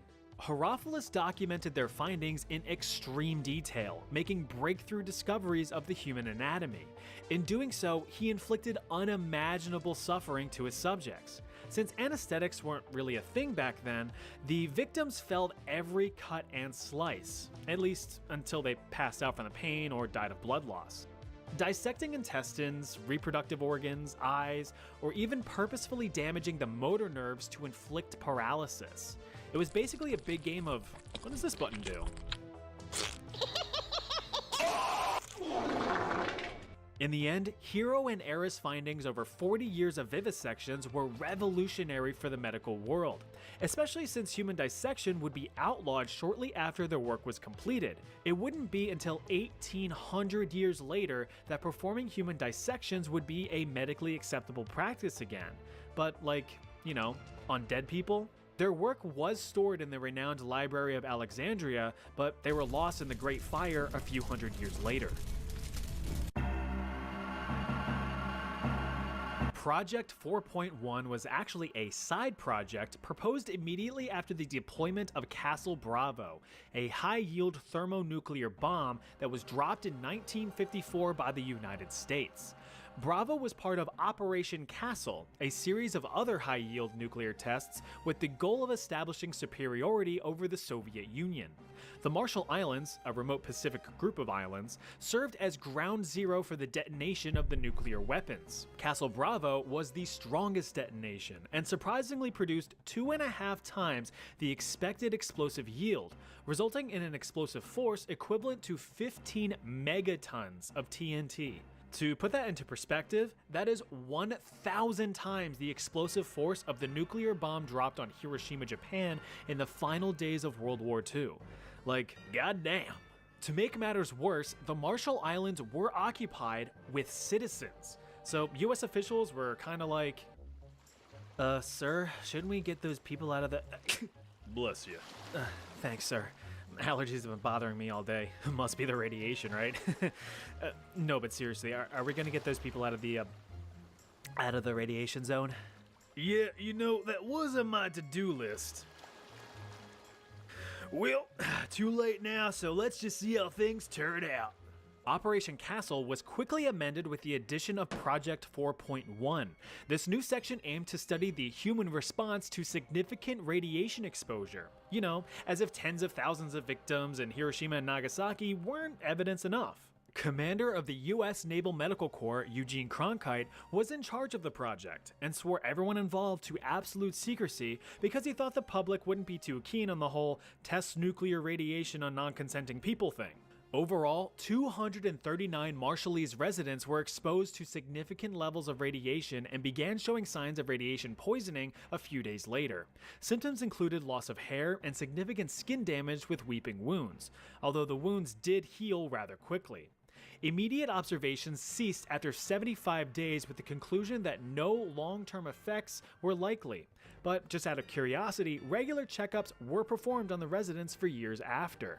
Women saw increases in miscarriages and stillbirths, and newborns that survived experienced developmental difficulties, impaired growth, and a disproportionate development of thyroid cancer. In addition, about 1/3 of those exposed had developed significant tumors by 1974, 20 years after Operation Castle commenced. In the following years, Marshallese representatives spoke out against the United States, with accusations that the scope of the experiment was premeditated and intentional, to which the U.S. officials responded, "Nuh-uh." During the early years of the Soviet Union, it wouldn't be uncommon for political opponents to quickly fall ill with a strong case of the death at the hands of poison. In fact, it was quite an effective and discreet way to silence any and all opposition without causing too much of a stir. Well, besides the public reacting to mysterious deaths. And that is why we must rise up against... Oh, look at that. They got another one. So how were the Soviets so good at developing successful poisons? Well, you've got to run preliminary trials on living subjects, of course. So in 1921, a year before the Soviet Union officially formed, the Kamera was established. This was the Soviet Secret Service's poison laboratory. Here, new deadly poisons were developed and tested on human subjects. Those tested were prisoners from the gulags, various labor camps built around the country for anyone who even had a fleeting thought that wasn't approved by the Soviet Union. Carry on. The ultimate goal of the Kamera was to devise a poison that was not only lethal, but undetectable. It would be colorless, tasteless, odorless, and untraceable in an autopsy. Prisoners would be unknowingly administered various test poisons, which were disguised as medication. For me, if it isn't an orange Flintstone vitamin, I don't trust it. The various poisons tested included ricin, which causes severe internal distress and suffering, cyanide, which can cause violent seizures and heart attacks, and curare, a potent muscle relaxant that makes you painfully choke to death. In the end, the tests were pretty successful. For the Soviet Union, not for the prisoners. Research led to innovative ways to discreetly dispatch a target, from deploying a cyanide mist to making an assassination look like a heart attack. But the blue ribbon winner was the concoction known as C2, carbolamine choline chloride, which was basically liquid depression. Exposure to this sucker sparked a very curious reaction. Instead of a violent telltale "I've been poisoned" type death, the victim would simply become weak with a rapid decline in health, all while maintaining a calm and silent demeanor. Death occurred within 15 minutes. Since the dissolution of the Soviet Union in 1991, Russian officials have claimed that the Kamera has been disestablished and abandoned. Yeah, sure. Now, you may have heard about the Tuskegee syphilis study, which was an unethical medical study funded by the United States Public Health Service in 1932, which involved the study of nearly 400 African American men who had naturally contracted syphilis. The goal was to observe the effects of the disease when left untreated in African American males. Even though penicillin, an antibiotic cure for syphilis, eventually became widely available to the public, the afflicted men were intentionally never cured. Fucked up, right? Well, the US decided to outdo themselves with the Guatemalan syphilis experiment. In 1946 to 1948, more than 5,500 Guatemalan natives, including children, were involved in the experiment against their will, with the Guatemalan government granting access to the unwilling patients in hospitals, mental institutions, and even orphanages. Around 1,300 relatively healthy individuals ages 10 to 72 were intentionally infected with syphilis and even gonorrhea. Transmission was either done by direct bacterial contact into wounds or by sexual transmission with infected native sex workers, which were funded by the US government, by the way, the latter of which proved to be a very effective method of infection. The guy in charge of these experiments was Dr. John C. Cutler, but you can call him Dr. Dickass. He often failed to keep accurate medical records of his experiments and instead would only provide anecdotal evidence in his findings, probably because he knew what he was doing was unethical, which very much sounds like something only a dickass would do. But all joking aside, the experiments conducted on these people were gruesome. Perhaps one of the most notable documented examples of what these people experienced was about a female patient named Berta. The following is an excerpt from that document. Berta was a female patient in the psychiatric hospital. In February 1948, Berta was injected in her left arm with syphilis. A month later, she developed scabies. Several weeks later, Dr. Cutler noted that she had also developed red bumps where he had injected her arm, lesions on her arms and legs, and her skin was beginning to waste away from her body. Berta was not treated for syphilis until 3 months after her injection. Soon after, on August 23rd, Dr. Cutler wrote that Berta appeared as if she was going to die, but he did not specify why. That same day, he put gonorrheal pus from another male subject into both of Berta's eyes, as well as her private areas.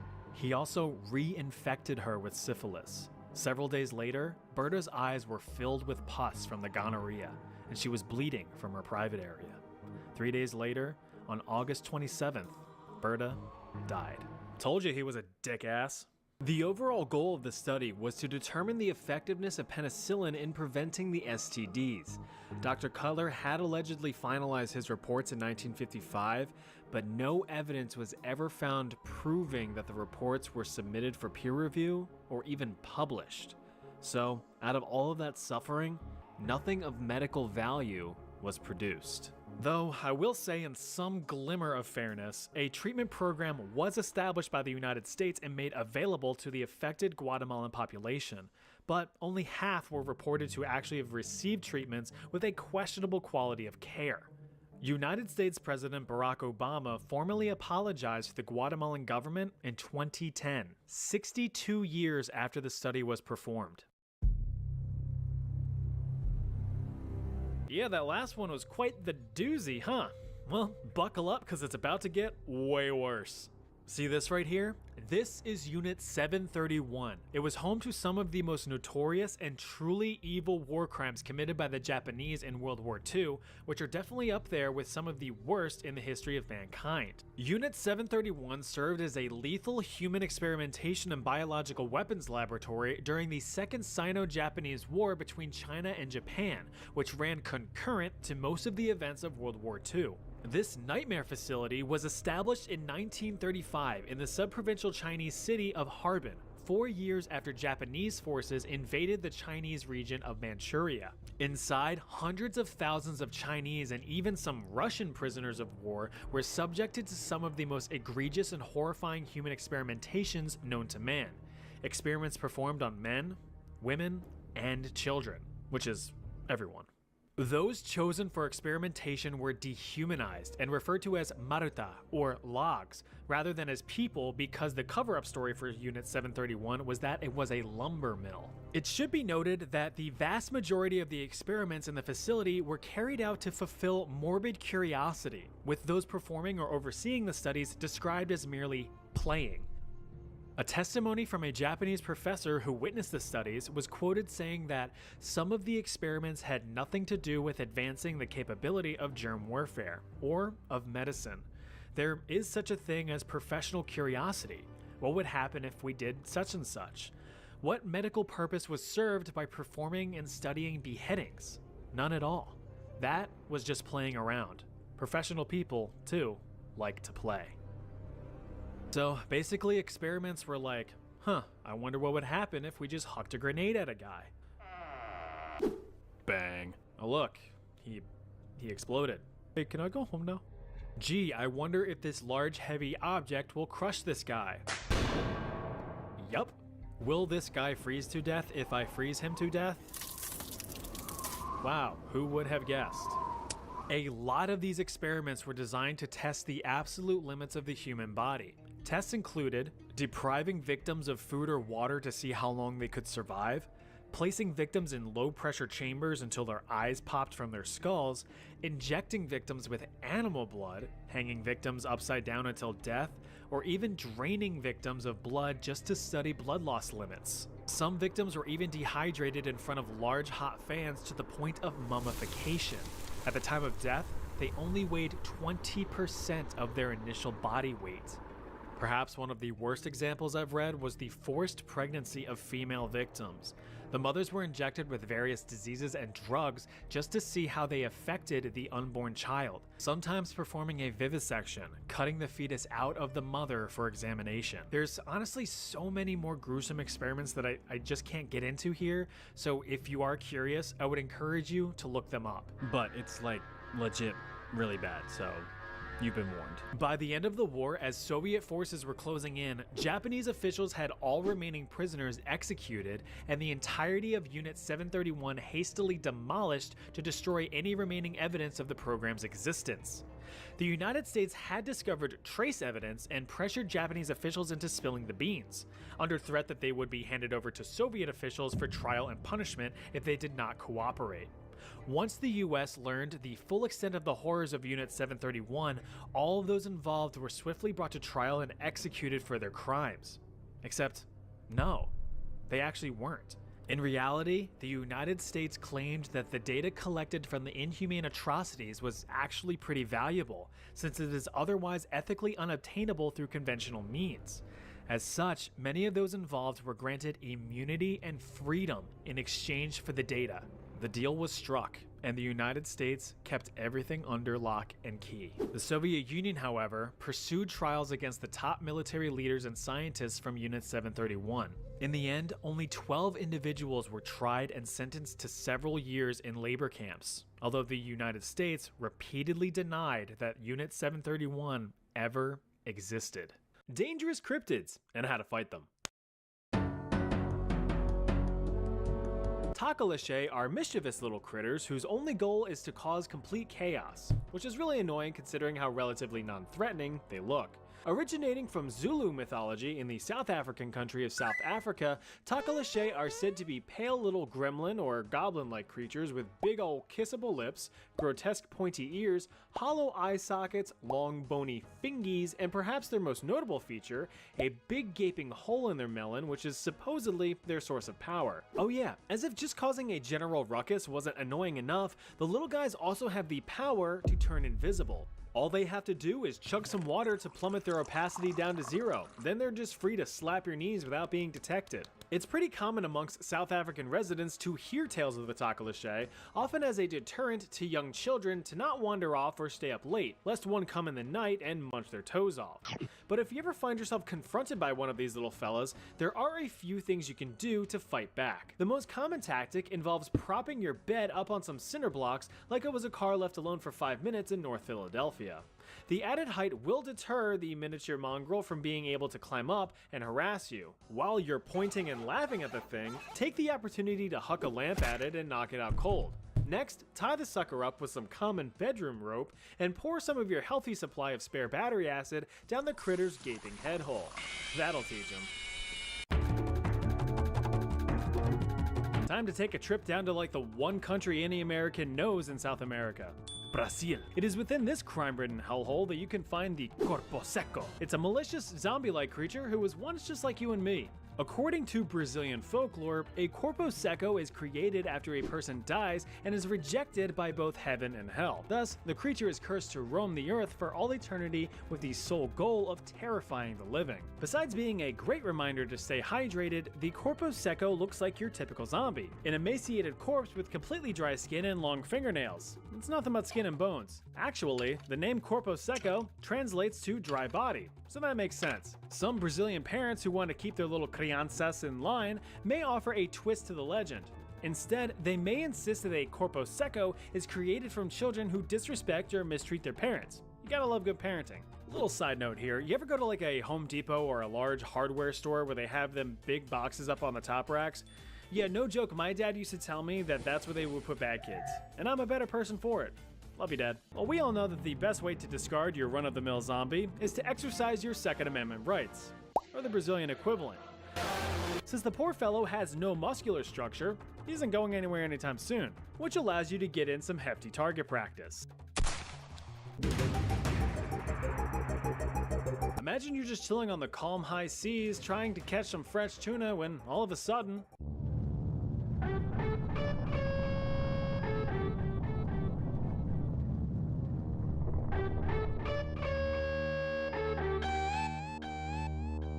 oh, come on.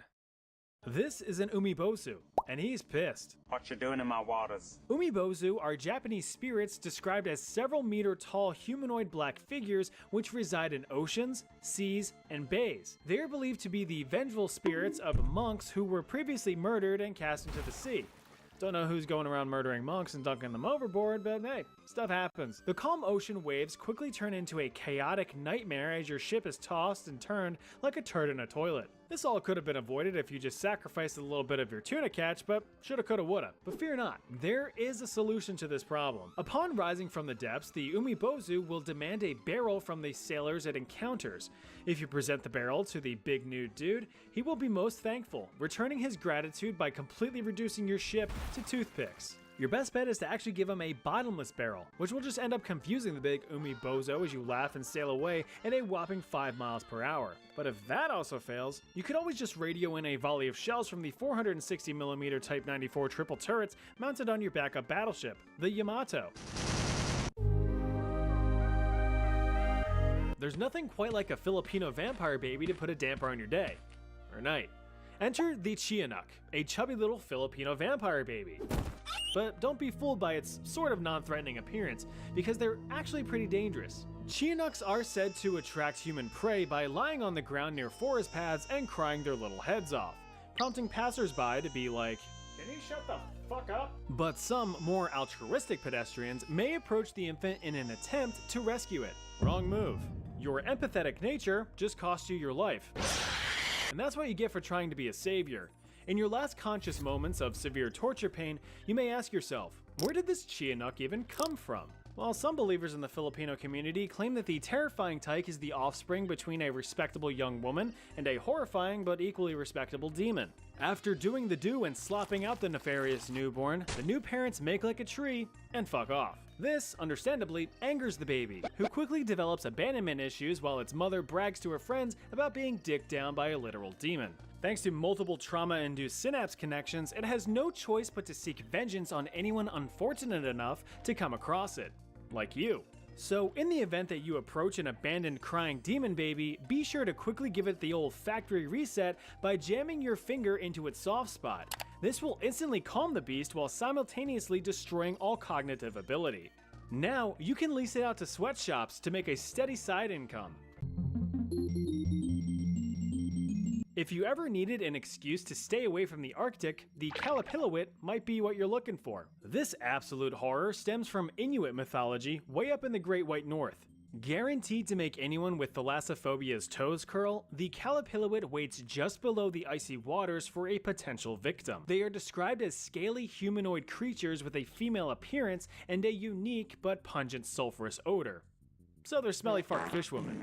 According to legend, they are said to be child snatchers, preying on any unattended children wandering the Arctic beaches or playing on sea ice. So one moment you may be looking out at little Johnny Yes Papa having the time of his life as he ever so safely jumps up and down on drifting sea ice, while the next he is snatched up and dragged down into the watery depths. Once your kid is snatched, there's really not much you can do. They're doomed to reside in one of these stinky fishwoman's many robe pockets. Or at least for as long as they can hold their breath. So how can you avoid or defeat the creature? Well, for one, don't leave your young children unattended in an Arctic setting or really any setting. Kalapilawits aren't the only monsters out there willing to snatch kids up. But if you do want to have your child create memories of playing on the ice and you're sticking nearby, there's no shame in keeping your trusty mallet on hand. Oh boy, shadow people. Probably one of the most commonly spotted cryptids on this list. Heck, you may have even seen one recently, or will soon. They look like pretty much how you would think. They're just black figures with little to no discernible features, just menacing shadows of where people might be. While some may be more of a transparent, misty figure, others can appear to be blacker than black, with you being able to see them in complete darkness. These things are terrifying and are one of the most common sleep paralysis demons. Speaking of which, perhaps one of the most famous shadow people is the Hat Man, a dark, foreboding figure that stares at you while you sleep in the darkest corner of your room. He is commonly depicted with eerily soft, glowing red eyes and sporting a wide-brimmed hat. Just the sight of him alone is enough to make your blood run cold and your heart stop. Other shadow people are said to be detected out of the corner of one's eye, but vanish when trying to catch a glimpse. So actually back in the day, I had this one incident where I was absolutely shredding on Guitar Hero 3. I was trying to get through FCP Remix on Expert, and I remember that my hearing just started going out. It was like I could only hear TV static. And not only that, I actually started getting tunnel vision, so my peripherals were blacking out and the TV static was getting louder and louder. But the moment that I actually started to take notice to it and I whipped my big dumb head around, that's when everything just kind of returned back to normal. So, I don't know if that was a shadow person or if I was just extremely sleep deprived and experiencing the side effects of staring at a screen and standing for several hours, but probably the latter. Anyway, if you want to avoid any and all shadow people from popping up in your life, there's really only one solution. You're gonna always need to be in a room that's brightly lit from multiple angles to eliminate any shadows. Sure, your sanity and your electric bill's gonna take a beating, but hey, at least you won't be seeing any shadow people. The bloop. Now this one's a bit of a mystery, as the only evidence for its existence is a small clip of audio picked up from a deep-sea hydrophone far off the coast of South America in 1997. The audio is of an extremely loud, low-frequency sound from the Pacific Ocean's darkest depths. The sound was actually so loud that it could be heard from over 5,000 kilometers, or about 54,000 Statue of Liberties, away. Take a listen.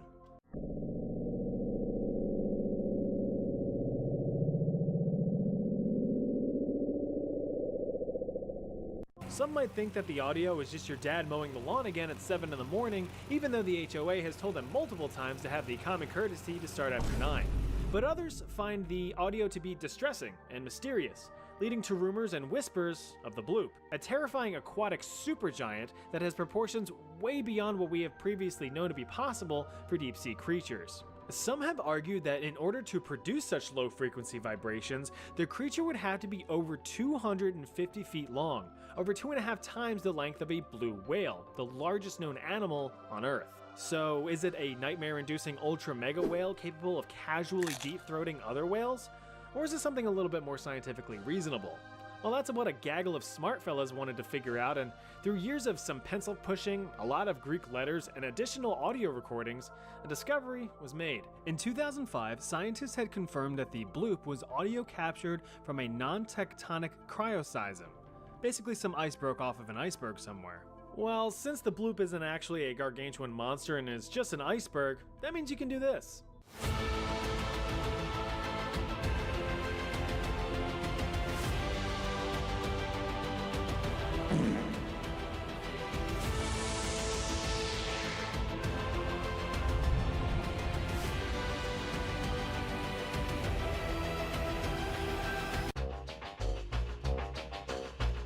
Spring-heeled Jack, rarely referred to as Jumboots Jamstrang by a select few, is a humanoid cryptid that was active in Victorian England. This bouncy butthole is basically what kids thought life would be like when they begged their parents for moon shoes. The name is derived from the man-like creature's ability to perform acrobatic leaps well beyond the capabilities of any normal human, hopping up to rooftops in a single bound. Parkour! Looking like a rejected British Batman, Spring-heeled Jack was first spotted in the early 1800s in London, England, and he was quite the bastard, performing all kinds of despicable deeds, such as leaping onto carriages and crashing them, or assaulting young women and ripping their shirts with his metallic claws. The most famous sighting came from a young woman in 1838 who claimed that one night a man impersonating a police officer had lured her into the street. When she shed some candlelight upon him, it revealed a grotesque face and burning red eyes.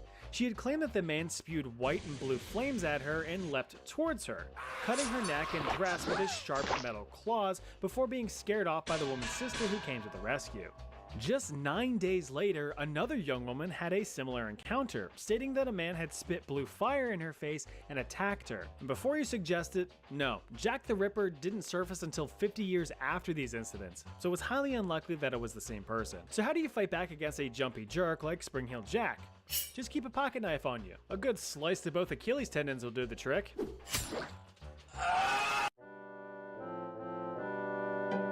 This one's a real hoot. Originating from the Andros Island of the Bahamas, the Chick Charney is a big ol' barn owl.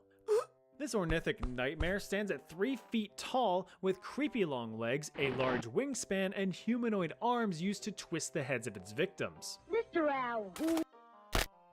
Since it is but a simple owl, it possesses the ability of flight and exceptional night vision, but it can also somehow manipulate probability, allowing it to bestow good luck or bad luck. Give it to me straight, doctor. Is my wife gonna live? Probably. Wait, never mind. But it has to be said, even though it is a big dangerous bird, it's still a bird nonetheless. And what better way to get rid of a big old bird than with a big old musket? Evil human experiments. Again. What's up, you desensitized degenerates? Here's something to really wiggle your teeth at. Back in the 1930s in Sweden, candy was becoming all the rage amongst kids and adults alike. Children couldn't wait to tongue punch their circular sweets day in and day out. Coincidentally, there was also a surge in dental complications such as cavities and tooth rot. Studies showed that roughly 83% of children's teeth had cavities, which, believe it or not, wasn't exactly unusual, as dental care was complete garbage. So the Swedish government decided it was time to get more enamored with enamel. Of course, right off the bat, the first to be blamed were the candy companies, but they were all, nah, that couldn't be us. Right, guys? No, I don't think so. There's really no data to back that up. I don't think so. Sure about that. I mean, it might be. In reality, there just wasn't enough scientific evidence to put the blame on anyone in particular. So in order to bridge that little gap of knowledge, the medical board decided to commission the Vipeholm study, which sought to determine a relationship between tooth decay and sugar-heavy diets.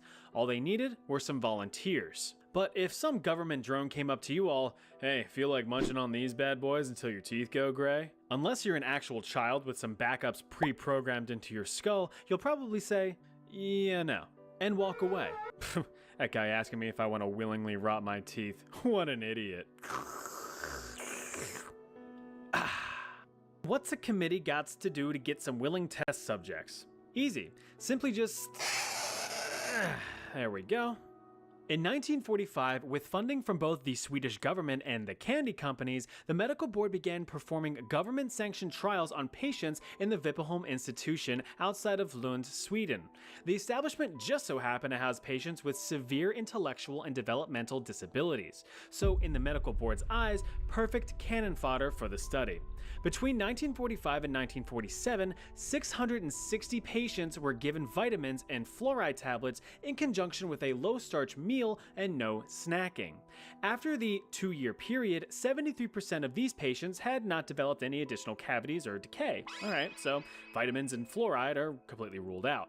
Well, in 1947, the medical board swapped the vitamins and fluoride with sugar-heavy diets, which included sugary snacks, drinks, and a specially formulated tacky toffee designed to aggressively stick to teeth.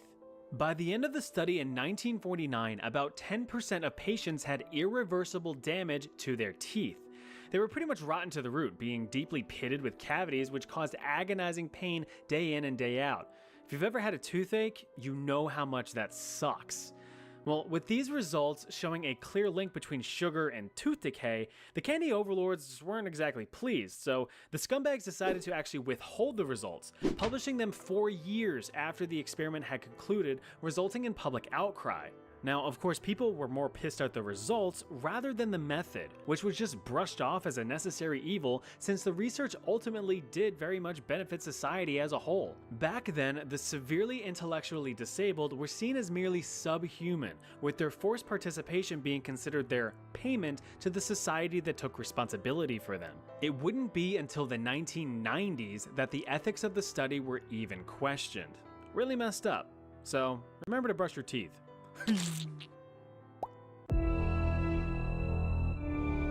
Oh, the monster study. Not a study about a monster, but arguably a study designed by a monster. This guy, Wendell Johnson. He was an American psychologist at the University of Iowa in Iowa. The overall goal of the study was to determine if a child's severe stutter could be cured through positive reinforcement and encouragement. Well, that doesn't seem too bad. Oh wait, no, the study also wanted to see if a stutter could be created from being verbally abused. Today, Junior? Well, that changes things completely. Those chosen for the study were, of course, innocent, wide-eyed, adorable orphans, which apparently are always in great supply for such a situation. 22 orphans, ages 5 to 15, were ultimately chosen, being divided into groups based on speech ability. 10 of the children were considered stutterers, and 12 children had no stutter at all. The study aimed to see how both positive and negative influences affected the presence of a stutter. So, to cover all of the grounds, the study looked like this. The children were divided into 4 groups. Group 1A, 6 non-stuttering children being told, "Good job for being such good speakers." Group 2A, 6 non-stuttering children being told that they were beginning to develop a stutter, which they weren't, and told to get their shit together. Group 1B consisted of 5 stuttering children that were told that their stutters were nothing but a phase and that they'll eventually get over it. And finally, Group 2B, 5 stuttering children who were constantly reprimanded for their inability to speak well. It's noted that only groups 2A and 1B were seen as interesting and critical to the research, as it would directly challenge the overall theory. Can you cure a stutter? Can you force a stutter? The experiments, though designed by Wendell Johnson, were conducted by University of Iowa graduate student Mary Tudor. Not this Mary Tudor, the psychopathic Queen of England, this Mary Tudor. She executed the study following only an approved script written by Johnson. Each week, she would talk with the children and document their progress. Group 1B's stutterers were told that they would, quote, outgrow the stuttering and they would be able to speak much better than they are speaking now. Pretty wholesome. 10 out of 10. On the other side of the spectrum, Group 2A's non-stutterers were basically smacked upside their skulls, being told that their teachers complained about their speech problems and that they must immediately be corrected by, quote, doing anything to keep from stuttering. Don't ever speak unless they can do it right. The orphanage teachers were also in on the gig, being given specific instructions to reinforce these ideas to the students as part of the fully encompassing scientific study, which lasted 5 months. The demeanor of Group 2A's children changed almost immediately. Once considered normal speaking with little to no issues, these children were now terrified to speak. They became withdrawn and hesitant, and some only really spoke with 1 or 2 word responses. Kind of like a bad date. So, how was your day? Good. Okay, how's your chicken parm? Good. Is your phone good too? Good. Okay, this isn't gonna work. Good. The children would even go as far as to punish themselves for any mistakes they made and would even isolate themselves from the other children. One 12-year-old girl even ended up running away from the orphanage completely.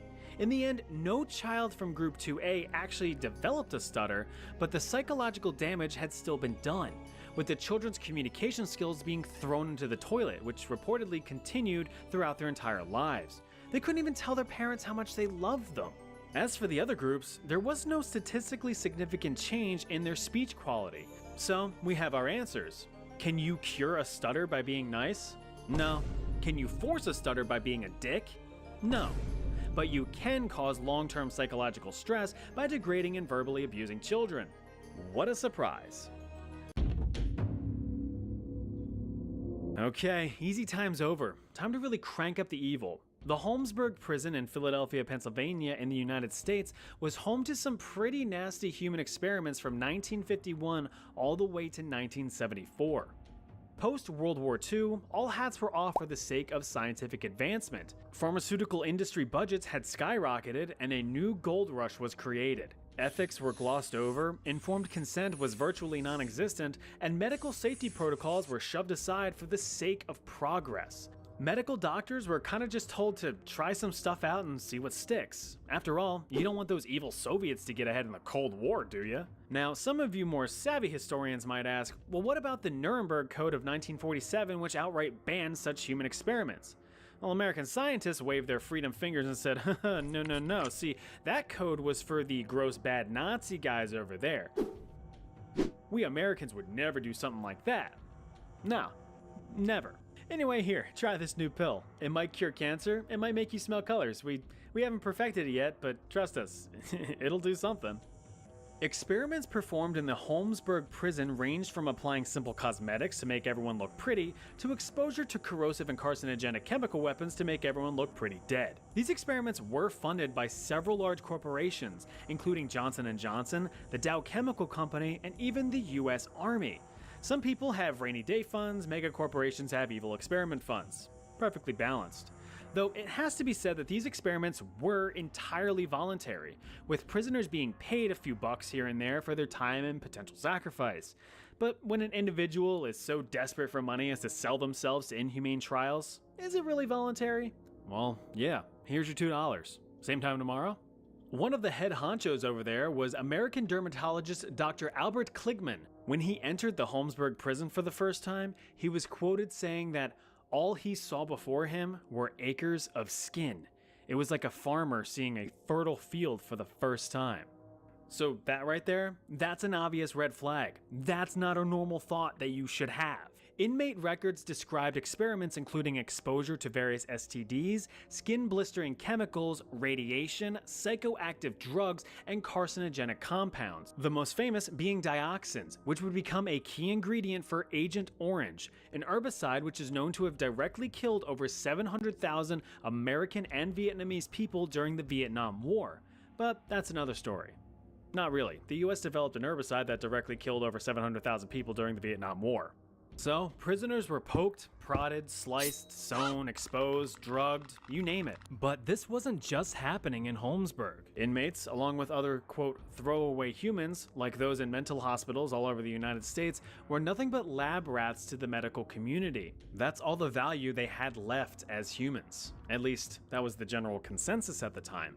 Prisoners would line up day in and day out to see what the new test of the day was and how much free cash they could get out of it. Yeah, I heard they'll slap your balls for $5. Oh, neat. I'm usually the one paying for that one. One prisoner by the name of Withers Ponton noted how he was laid on a table where two doctors cut open his lower back. They proceeded to stuff him with medical gauze and sewed him back up, only to remove the gauze 10 days later with no idea what they were really doing it for. But he got $10 out of it for each cut. So worth it.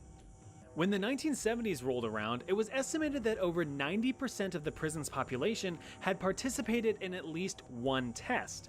It was also at this time that the attitude towards human experimentation shifted to kind of like maybe that's a bad thing to do. Although many great scientific advancements were achieved through these experiments, it left the subjects scarred for life, both physically and mentally. But let me ask you this, would you trust that a medicine would work in theory on paper, or would you rather have it be proven to work by shoving weird pills into real human subjects?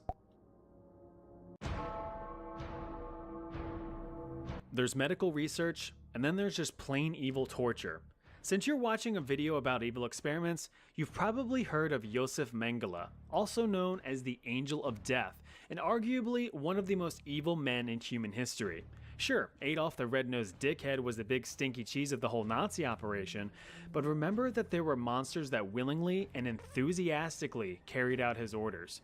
Mengele was one of such monsters. He was a World War II German SS officer and physician at Birkenau, a part of the Auschwitz death camp in Poland. Since SS doctors didn't administer any treatment to sick and dying prisoners themselves, Mengele's job was to make sure that the inmate doctors were treating the prisoners to get them back to a working condition. Any prisoners who did not recover within 2 weeks were nonchalantly sent to the gas chambers without hesitation. And that's just a taste of this complete bastard's inconceivable evils. Mengele would use his position of power as an opportunity to satisfy his demented curiosities. After all, he was a medical doctor. Among his greatest interests were people with heterochromia iridium, meaning that they had two different colored eyes, very popular amongst the anime fangirls, people with dwarfism and other physical abnormalities, and perhaps his strongest interest being identical twins. Mengele had handpicked over 1,500 subjects, mostly children, who would be spared the gas chamber and even fed and housed better than the normal death camp population, but at a terrible cost. An inmate doctor under Mengele was quoted saying that He was capable of being so kind to the children, to have them become fond of him, to bring them sugar, to think of small details in their daily lives, and to do things we would genuinely admire. And then, next to that, the crematoria smoke. And these children, tomorrow or in a half hour, he's gonna send them there. Well, that is where the anomaly lay. Such a human so void of empathy is truly horrifying, because you just never know what they are really capable of and how far they will go to accomplish their own selfish goals. His experimental designs had zero consideration for the health, safety, or the physical, mental, or emotional impact on the victims. He was given full control to do as he pleased. For his twin patients, he often performed his experiments on one twin and treated the other as a control for a direct comparison of results. Experiments included the amputation of healthy limbs, forceful injection of disease, blood transfusions, removal of teeth and organs without anesthesia, and even creating his own Siamese twins by sewing two children together. Perhaps one of his more infamous pieces of work was injecting adrenaline directly into eyeballs to change their color. The eyeballs would be removed from living victims and studied, with some being pinned to his wall as trophies. Once experiments were completed, he would kill off and dissect the control twin to report any findings. Out of his 1,500 victims, only 200 reportedly survived. Keep in mind that Mengele wasn't even the highest ranking medical officer or even in a relatively high position of power. There were many other evil doctors who performed their own experiments on victims. Karl Claudeberg had researched mass sterilization by radiation and chemical injection, contributing to the sterilization of over 400,000 people. Sigmund Rascher had researched the human limits and treatments of hypothermia and exposure to low and high pressure environments. Hans Eppinger had forced starving and dehydrated prisoners to drink filtered seawater to determine drinkability. Karl Valnetz had claimed to have developed a cure for homosexuality with testosterone-based implants and forced castration. There were dozens of other medical officers who conducted these human experiments, many of whom escaped prosecution after Germany had fallen in World War II. Mengele, like many other SS officers, fled to Argentina after the war was over. He evaded capture and survived until 1979 when, while doing a backstroke in the ocean, suffered a front stroke and drowned, left to float in the ocean like the piece of shit he was. In all, there were about 16,000 documented victims of human experimentation by the Germans, with about a quarter succumbing to their suffering. But it is unknown what the true number of experiment victims may be. Terrifying mythical creatures from around the world. Again. If you're from my neck of the woods or are fans of a certain hockey team, you might be familiar with the Jersey Devil. Let me set the mood. It's a dark, stormy, cliche spooky night where we find this withering old broad. This is Mother Leeds, a presumed witch on the verge of slopping out her 13th crotch goblin. Problem is, she didn't actually want this child because, well, 12 children is doable, 13 is just absurd. So during this pregnancy, she had wished that the devil himself would take this child from her, and that's apparently enough to make a binding contract. The baby was born and looked as cute as a button, but as it aged, it began to evolve into a twisted monstrosity, transforming into the Jersey Devil. It is described as having a horse-like body, a goat head, a forked tail, and large menacing wings that allow it to soar through the pine trees of southern New Jersey in the United States.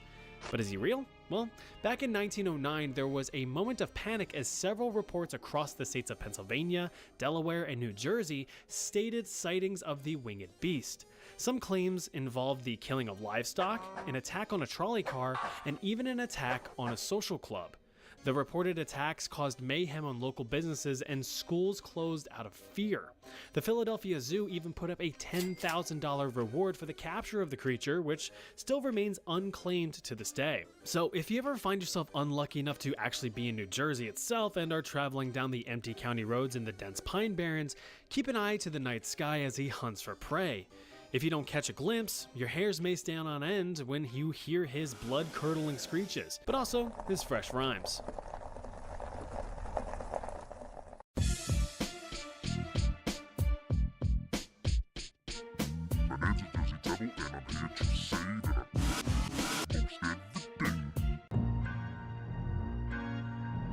Ever have the insatiable craving for the flesh of a fellow human? Well, you might just be a Wendigo, or you need to seek some professional help.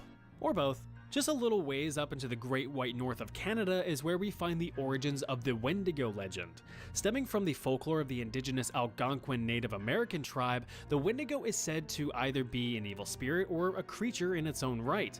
It is described as a thin, emaciated corpse with long, sharp claws on its little fingies. Its skin is sallow and gray, giving it a sallow and gray appearance. It also sports a stylish deer skull and antlers, which is a great distraction from the fact that you have 0.67 seconds left to live now that you've seen one. The Wendigo mercilessly hunts down any prey that gets lost in the woods on dark, cold, wintry nights. It is never satisfied when it feasts and must relentlessly seek out more prey. Every time it does feed, it grows larger in proportion, but always looks like it skipped every gym day possible. A Wendigo can grow as large as 15 feet, which, I mean, at that point you might as well just give up, as they have exceptional hearing and eyesight, so there's no point in hiding. Oh yeah, I said they, because there can be multiple. But if you are feeling like these Wendies need to go, you can test your luck in ripping one's heart out and setting it on fire to banish it to the Shadow Realm forever. Just remember that there are others waiting nearby. Let's take a skip across the pond to Ireland, the home of rain, redheads, beer, and the Dullahan. Never heard of the Dullahan? Well, I'm gonna tell you about the Dullahan.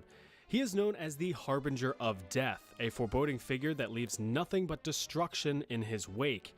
The Dullahan is described as a headless horseman with clothes and a horse blacker than black, giving him the appearance of a character you have yet to unlock. He carries his head in one hand and a human spine whip in another, which he uses to whip out the eyes of anyone who dares to look upon him. Oh look, the Dullahan. Hey. The Dullahan is also a bit of a party pooper, showing up on holidays and festivals to fill his quota of bodies and to step on your cake. Oh, my cake. So if you want to avoid this guy, there's two possibilities. One is that you're his target and there's absolutely nothing you can do, so... But if you're not his intended victim, be sure you're carrying at least a single gold coin in your pocket or wearing gold jewelry, as the Dullahan hates gold for some reason. You ever see a Dullahan chasing down a blinged out rapper? I didn't think so. Right across the Irish Sea is Scotland. It's like Ireland, but more Scottish, and they've got some pretty interesting creatures in their repertoire.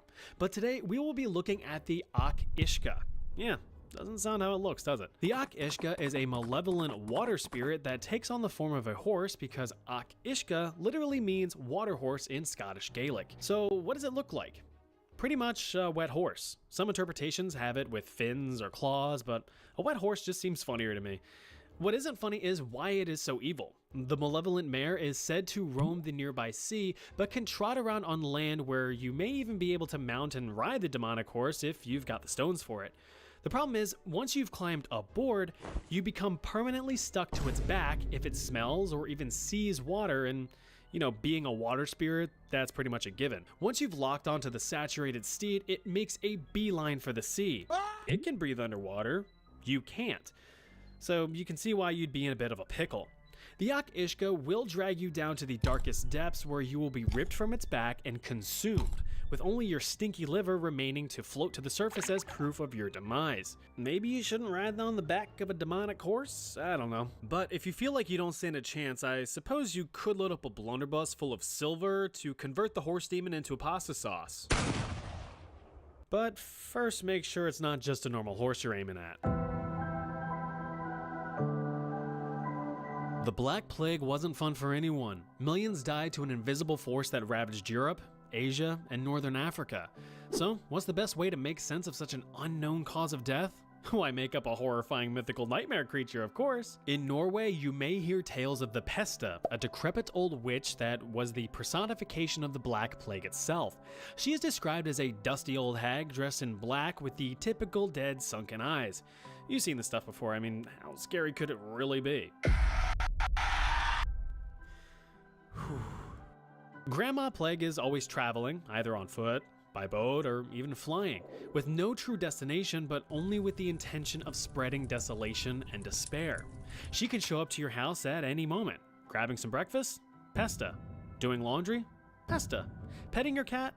check again because you're petting the Pesta, and she loves it. This crusty old bitch comes equipped with either a broom or a rake, which according to legend determines the magnitude of death that she will leave behind. So remember this, if you see a rake, a few are left in her wake. If you see a broom, you're all fucked. Unfortunately, since she is the representation of the plague, there is no way to truly defeat her. Your best bet is to maintain your distance from others and practice good hygiene. Either that or you can give her a quick spray of bleach.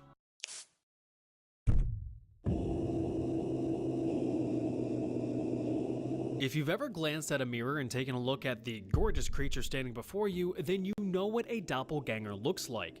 Or at least you know what your doppelganger looks like, because that's what a doppelganger is.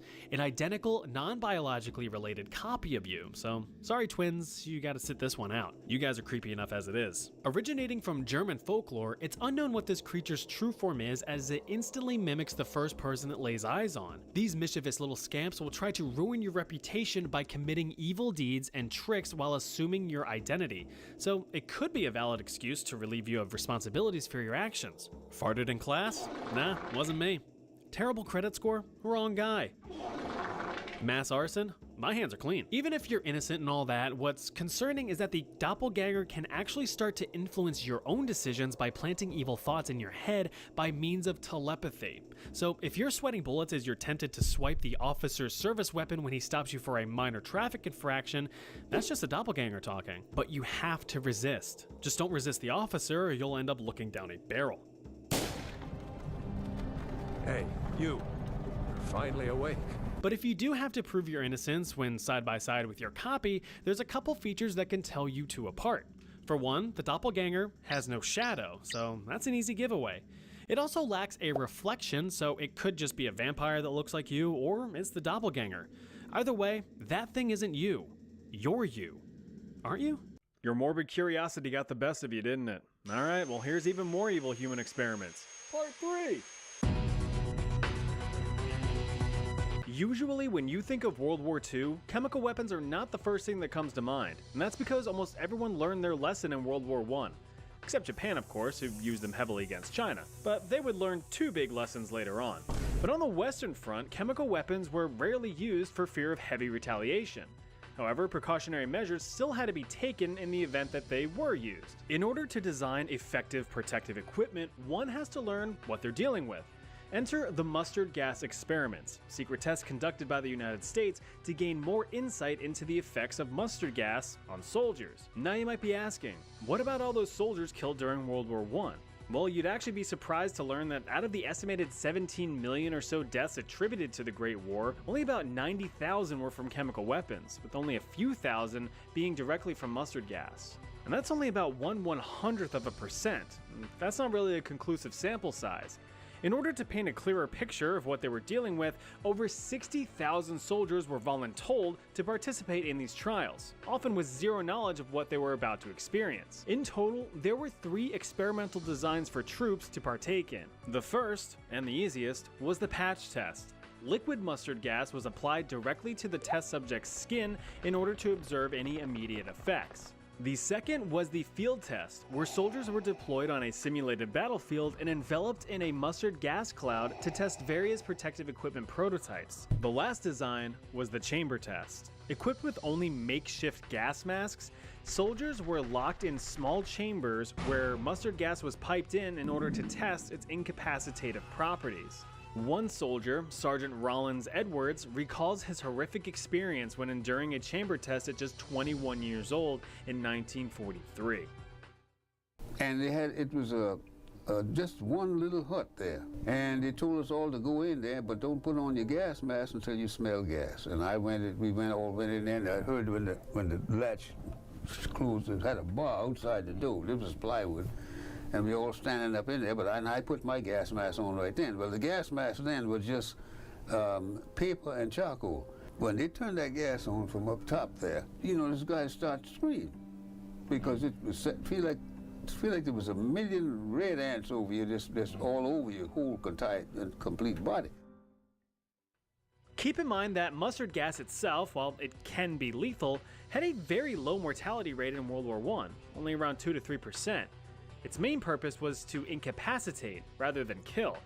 and it was great at its job. But it was the British who decided to kick things up a notch with lewisite, a deadlier alternative to mustard gas. This was an arsenic-based compound capable of damaging your DNA on contact. Skin would blister, and your respiratory system would likely fail. But not only were these experiments aimed at observing the health effects on soldiers as a whole, but also how the chemicals may have affected different races. Black, Puerto Rican, Japanese, and white soldiers were tested separately, with the white soldiers being the control group, meaning that they were the baseline to compare to. If there was enough evidence to suggest that one group was more resistant than another, well, guess who's going to be sent on the front line?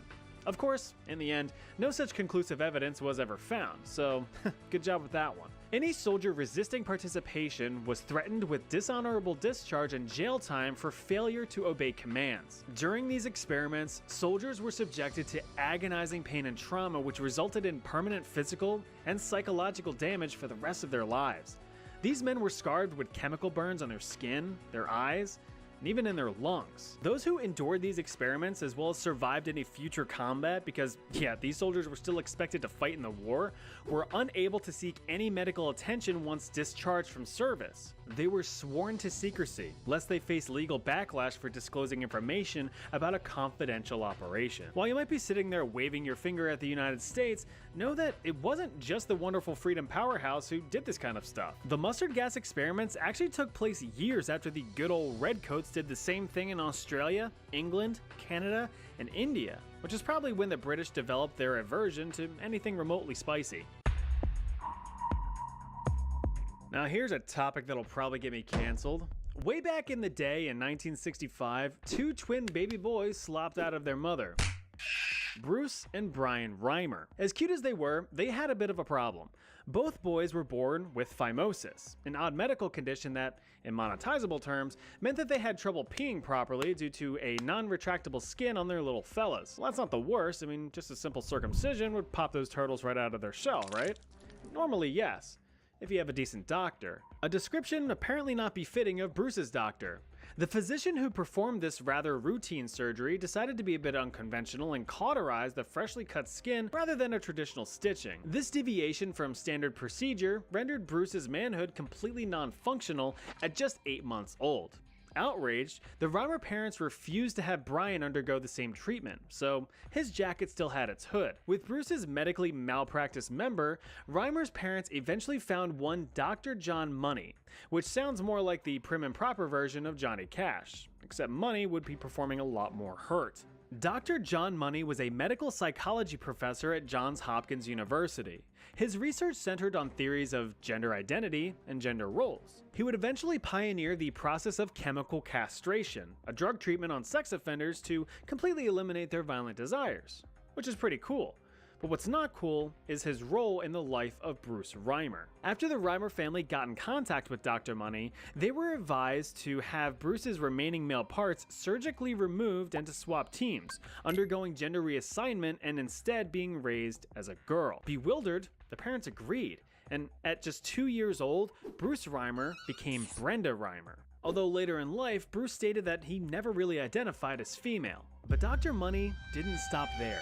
He pushed further and tried to upsell just beyond the base model. Looks like little Brenda's gonna need some hormone treatment, and while you're at it, I can throw in a vagina as well. It'll look like a chewed up wad of gum, but it'll do the trick. We're just gonna take the hormone treatment?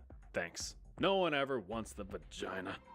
But this is where things started to really take a turn. You see, Money had a theory, one that explored the influences of nature versus nurture as it pertains to gender identity. He believed that such identities are instilled upon us through our upbringing rather than our biological traits. And this would culminate into one of the most strange and disturbing experiments I've ever read about. So thanks, YouTube comments section. Appreciate that.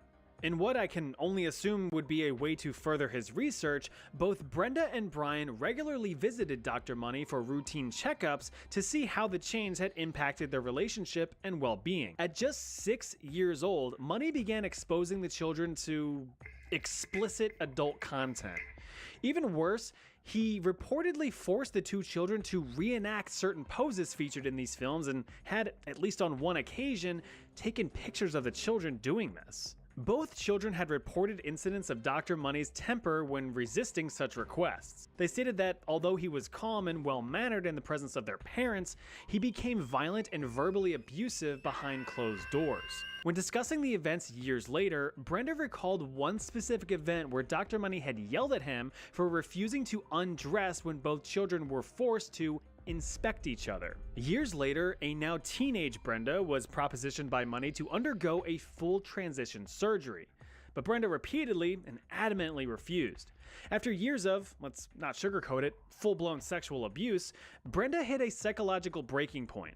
It was at this time that the Reimer parents broke the truth to Brenda that he was born as a boy. And immediately, Brenda abandoned life as a girl, took on the name David, and even underwent reconstructive surgeries to restore damage done to him.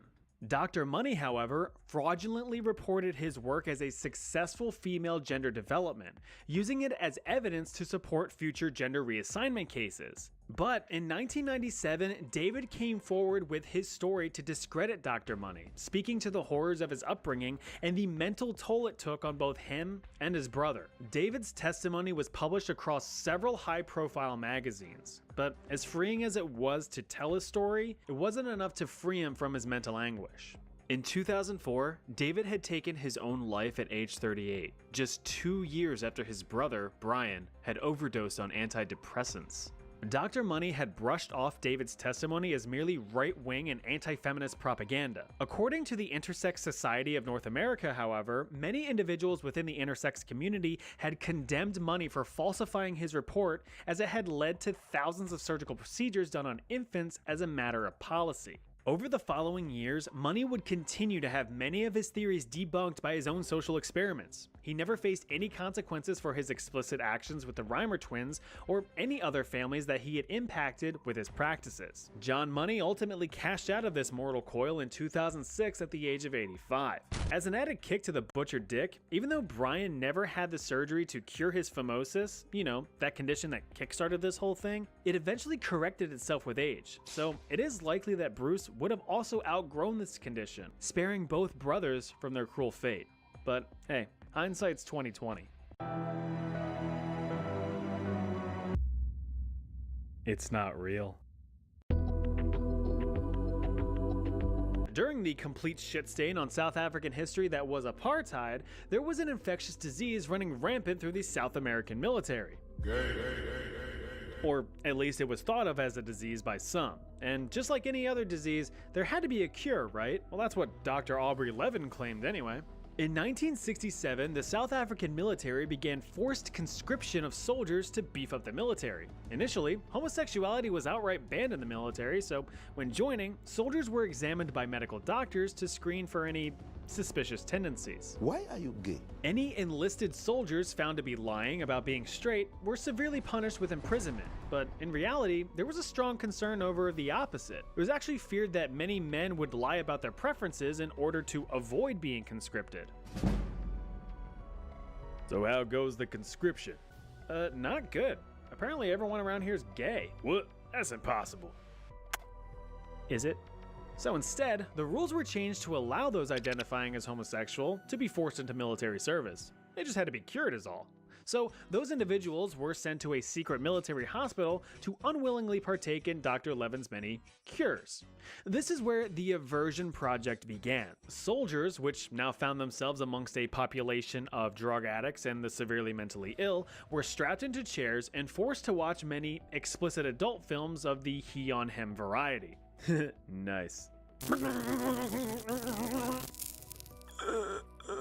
These patients sustained aggressive electrical shocks while viewing the films, up to 120 volts and about 800 milliamps, which is super painful and potentially lethal. The theory was that if repeatedly shocked, the brain would eventually rewire itself to anticipate pain when thinking of the naughty dude thoughts. You know, a Clockwork Orange style. The tests continued, but Levin failed to get any of the results that he had anticipated. In response, he upped the ante by continuing the aggressive shock therapy in conjunction with deep-throating depressant drugs to make the victims' brains more susceptible to change. Despite this outright torture, the desired effects were never achieved and no cure had occurred. although it does have to be said that some soldiers simply faked that they were cured in order to escape these torturous experiments. As a last-ditch effort to stop any of these so-called unnatural desires from ever occurring again, Levin had these soldiers chemically castrated against their will before being released from the hospital. Now, tragically, this took a huge psychological and physical toll on the victims, and many ended up taking their own lives shortly after release. Dr. Levin went back to the drawing board and came up with one more attempt at a cure: forced gender reassignment. You see, if you like dudes and you're a dude, well, that's just silly, but if you're now a girl and you still like dudes, well, then it's a-okay. Several soldiers were forced to undergo the surgery, and not many survived. Those who did suffered extreme medical issues for the rest of their lives. Survivors were given new identities and forbidden from contacting anyone from their old life. But the horror didn't stop there. In order to keep his failed experiments out of the public light, Dr. Levin oversaw the construction of Greifswald, a forced labor camp where any of his subjects that were considered incurable would reside. It wasn't until 1975, 7 years after his initial tests began, that the nightmare finally ended after Dr. Levin received a promotion. He left the military to become the Director of Mental Health for the South African Department of Health Services and Welfare. Of course, justice would never be served. After apartheid ended in 1995, Levin fled to Canada, where he lived comfortably as a psychology professor.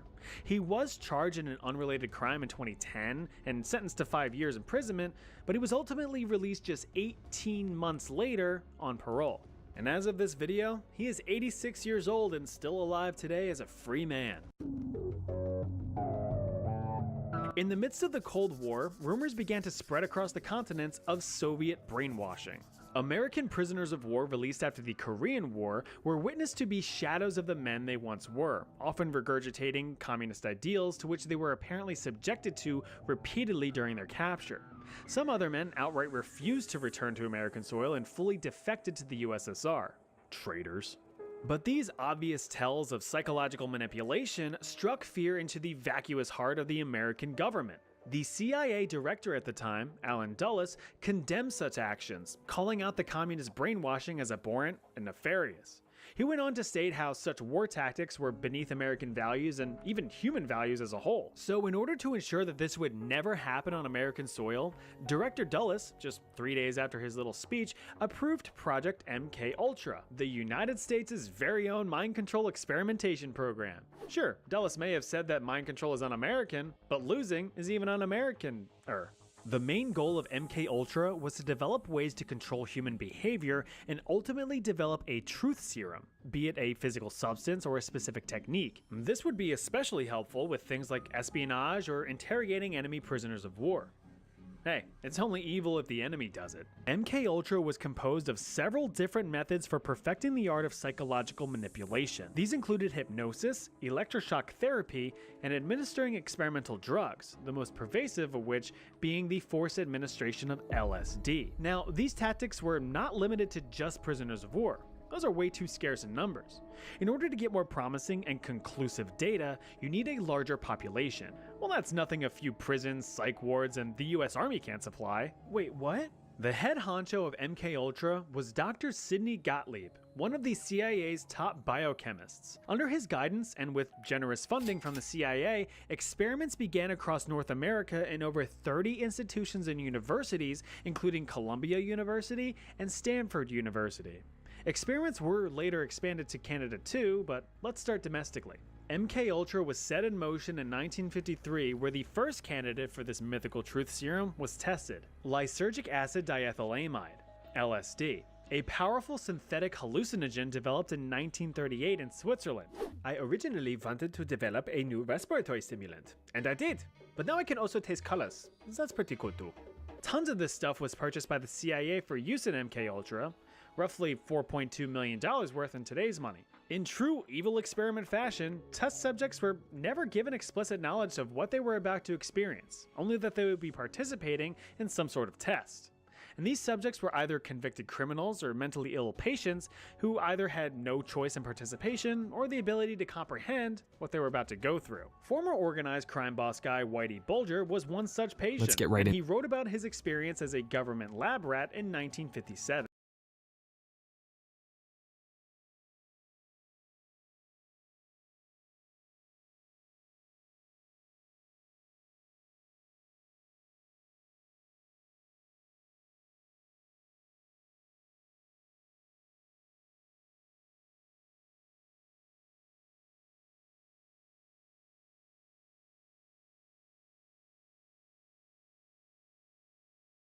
let's get right into it. Number 10. Polyurethane swimsuits. In 2008, swimmers started showing up to competitions wearing full-body polyurethane suits. They were a second skin made of the same material used in car bumpers, and they worked so well it was almost unfair. The suit trapped air, making swimmers significantly more buoyant, while powerfully compressing the body to reduce drag. It was like wrapping yourself in cling film that magically makes you 3% faster. In a sport decided by hundredths of a second, a 3% boost is game-changing. At the 2008 Beijing Olympics, swimmers in these suits broke an astonishing 25 world records. Some records fell multiple times in the same day. It got to the point where nobody could tell if they were watching a great swimmer or just a phenomenally engineered suit. FINA, the International Swimming Federation, panicked and banned the suits in 2010. They ruled that swimwear could no longer provide buoyancy, officially banning flotation devices disguised as swimsuits. Over a decade later, with far better training, modern swimmers still struggle to touch those polyurethane records.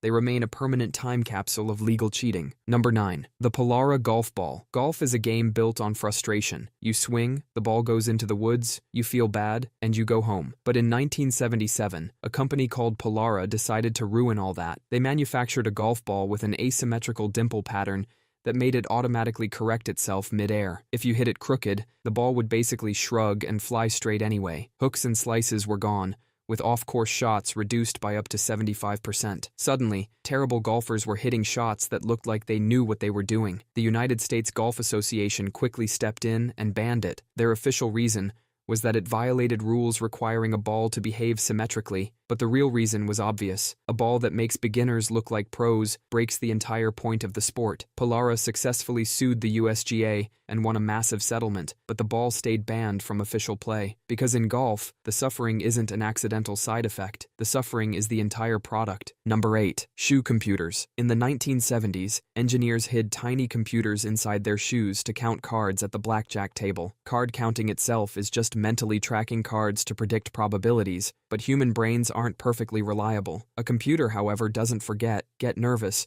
or lose track after a few free drinks. The covert system was genius. A player tapped their toes to input data on cards being dealt. The hidden computer processed it and sent a tiny vibration back to their body, telling them exactly how much to bet. No screens, no sounds, just a secret digital conversation between a gambler and a machine. These devices worked so flawlessly that casinos started losing massive amounts of money. Casinos are meticulously designed, so the house always wins. When the house suddenly started losing, Nevada passed a law in 1985, making these devices explicitly illegal. The hidden computers worked perfectly, so the state had to criminalize bringing a calculator to a card game. Number 7. Cell phone jammers. Imagine you're in a movie theater and the person next to you won't stop texting. Now imagine pulling out a device, pressing a button, and making every phone in the room go dead. That device is a cell phone jammer. Your phone constantly talks to cell towers. A jammer just screams into that invisible conversation on the same radio frequency so loudly that neither side can hear the other. Your phone might show full bars, but nothing works. The military pioneered them to stop enemies from remotely detonating bombs with cell signals. Soon, movie theaters, schools, and prisons wanted them. Prisons especially used them to shut down inmates running criminal operations from contraband phones. But the same signal that carries a prison drug deal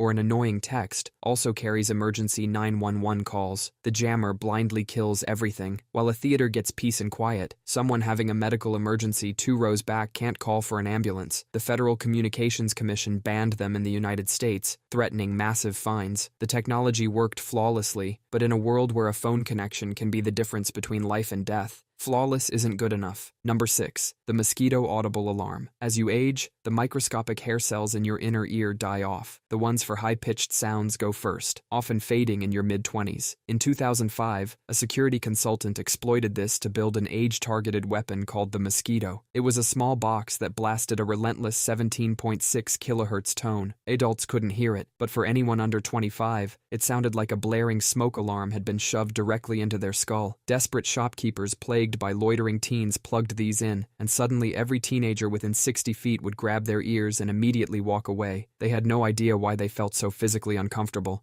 They just knew they didn't want to be there. It was too effective. Human rights groups stepped in, pointing out that the device indiscriminately targeted citizens based on their age. The box wasn't prosecuting a crime. It was scientifically punishing youth. The European Parliament pushed for a ban, and several countries outlawed it, ruling that an alarm weaponizing human biology to repel an age group was a blatant violation of human rights. Number 5. DDT bug spray. Imagine inventing a bug killer so revolutionary it wipes out malaria-carrying mosquitoes and crop pests almost instantly. That was DDT. During World War II, soldiers were dusted with the white powder to kill typhus-carrying lice, and its creator won a Nobel Prize. Farmers went wild, spraying it everywhere. Planes dumped massive clouds of it over suburban neighborhoods, and kids played in the fog. But DDT was too perfect. It didn't disappear after killing bugs. It lingered. It washed into water, seeped into plants, and climbed the food chain, compounding in toxic concentration at every step. Bald eagles, the symbol of America, began eating contaminated fish. The DDT interfered with their calcium production,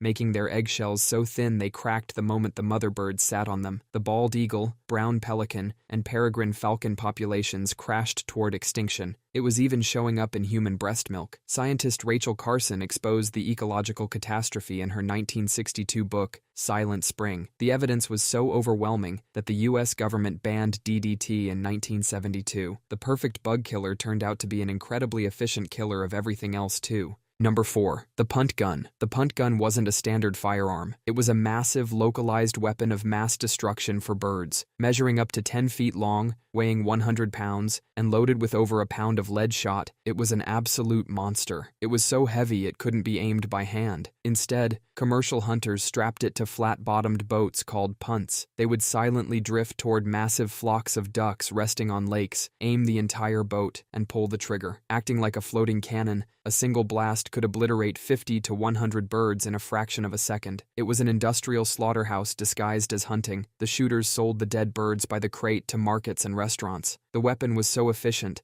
that biology couldn't keep up. Entire waterfowl populations began collapsing. Flocks that used to darken the sky were suddenly gone. To save America's wildlife from eradication, the U.S. government banned commercial waterfowl hunting in 1918. The punt gun didn't fail. It was retired because it was making its own targets extinct. Number 3. Blinding lasers. In the 1980s and 90s, the Cold War arms race produced a ruthless new weapon designed to do one thing: permanently blind enemy soldiers. The military strategy was cold and calculated. A dead soldier is removed from the fight, but a permanently blind soldier requires 2 or 3 other soldiers to evacuate and care for him. Blinding your enemy was more tactically advantageous than killing them. Militaries engineered handheld lasers, rifle-mounted variants, and vehicle-mounted beams designed to snipe the vision of pilots and tank crews looking through periscopes. But when the international community saw these weapons, they drew a hard line, not because the lasers were deadly, but because permanent, untreatable blindness was considered unnecessarily cruel. In 1995, the United Nations banned blinding laser weapons under Protocol 4 of the Convention on Certain Conventional Weapons. It was one of the rare instances of a weapon being banned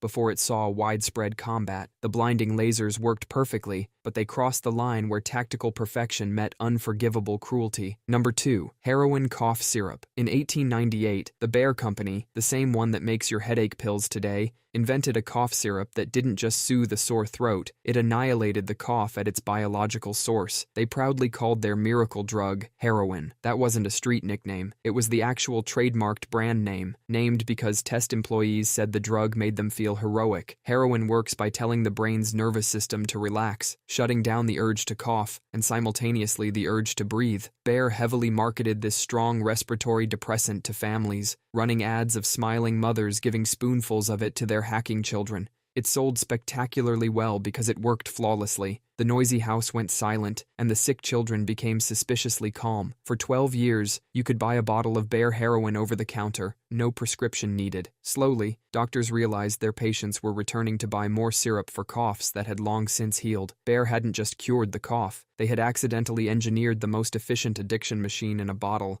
leading to a sprawling crisis and its ultimate ban in the 1920s. Number 1. Original Four Loko. Imagine staring at a can of beer and thinking, what this needs is a massive dose of Red Bull and the taste of a melted fruit popsicle. That was the reality of the original Four Loko, sold in massive 24-ounce cans for just $2. A single drink contained the alcohol of 4 to 5 beers, spiked with as much caffeine as 2 large cups of coffee. Normally, when you drink heavily, your body gets drowsy. That exhaustion is your brain's biological bouncer telling you to stop drinking or pass out. But Four Loko's extreme stimulant load bypassed that safeguard completely. The massive caffeine hit kept you energized and wide awake, while the unseen alcohol violently annihilated your motor skills and decision-making. Medical professionals called the result wide-awake drunk. After dozens of university students began flooding emergency rooms with extreme alcohol poisoning and cardiac distress, the FDA stepped in. In 2010, they banned the dangerous concoction by legally declaring caffeine an unsafe food additive to malt beverages. The original blackout in a can didn't fail. It got banned because its insane chemical formula worked exactly as engineered. That's all for today. I'll be making similar videos in the future. Subscribe to see them.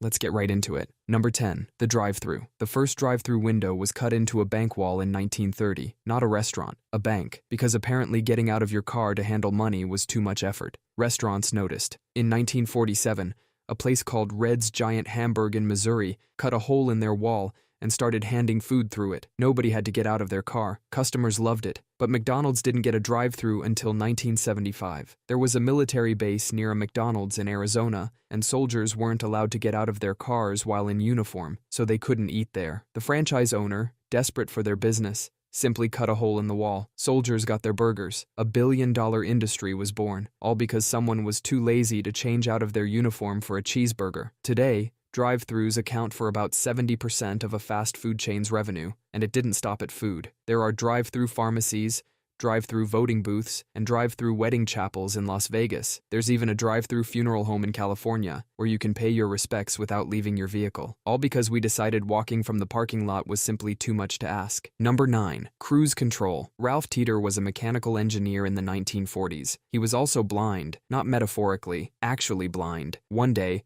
his lawyer was driving him somewhere, and the lawyer had this incredibly annoying habit. Every time he talked, he would slow down. Every time he stopped talking, he would speed up. The whole ride was a series of lunges and lurches. Ralph could not see any of this, but he could feel every single speed change, and it drove him insane. So he went home and invented cruise control. He called it the speedostat. You set a speed, and the car just stays there. No foot on the pedal, no constant adjustments, just smooth, consistent speed. Cadillac put it in their cars in 1958. Cruise control does not just make driving more comfortable, it saves lives. Human drivers constantly drift above and below their target speed, and that inconsistency causes accidents. It also saves fuel, because a car at a steady speed is far more efficient, all because one blind man could not stand his lawyer's bad driving. Number 8. Email. In 1971, a programmer named Ray Tomlinson was working at a research lab, and he simply did not want to walk over to his colleagues. A man was too lazy to get out of his chair and accidentally changed how the entire world communicates. The first email ever sent was between two computers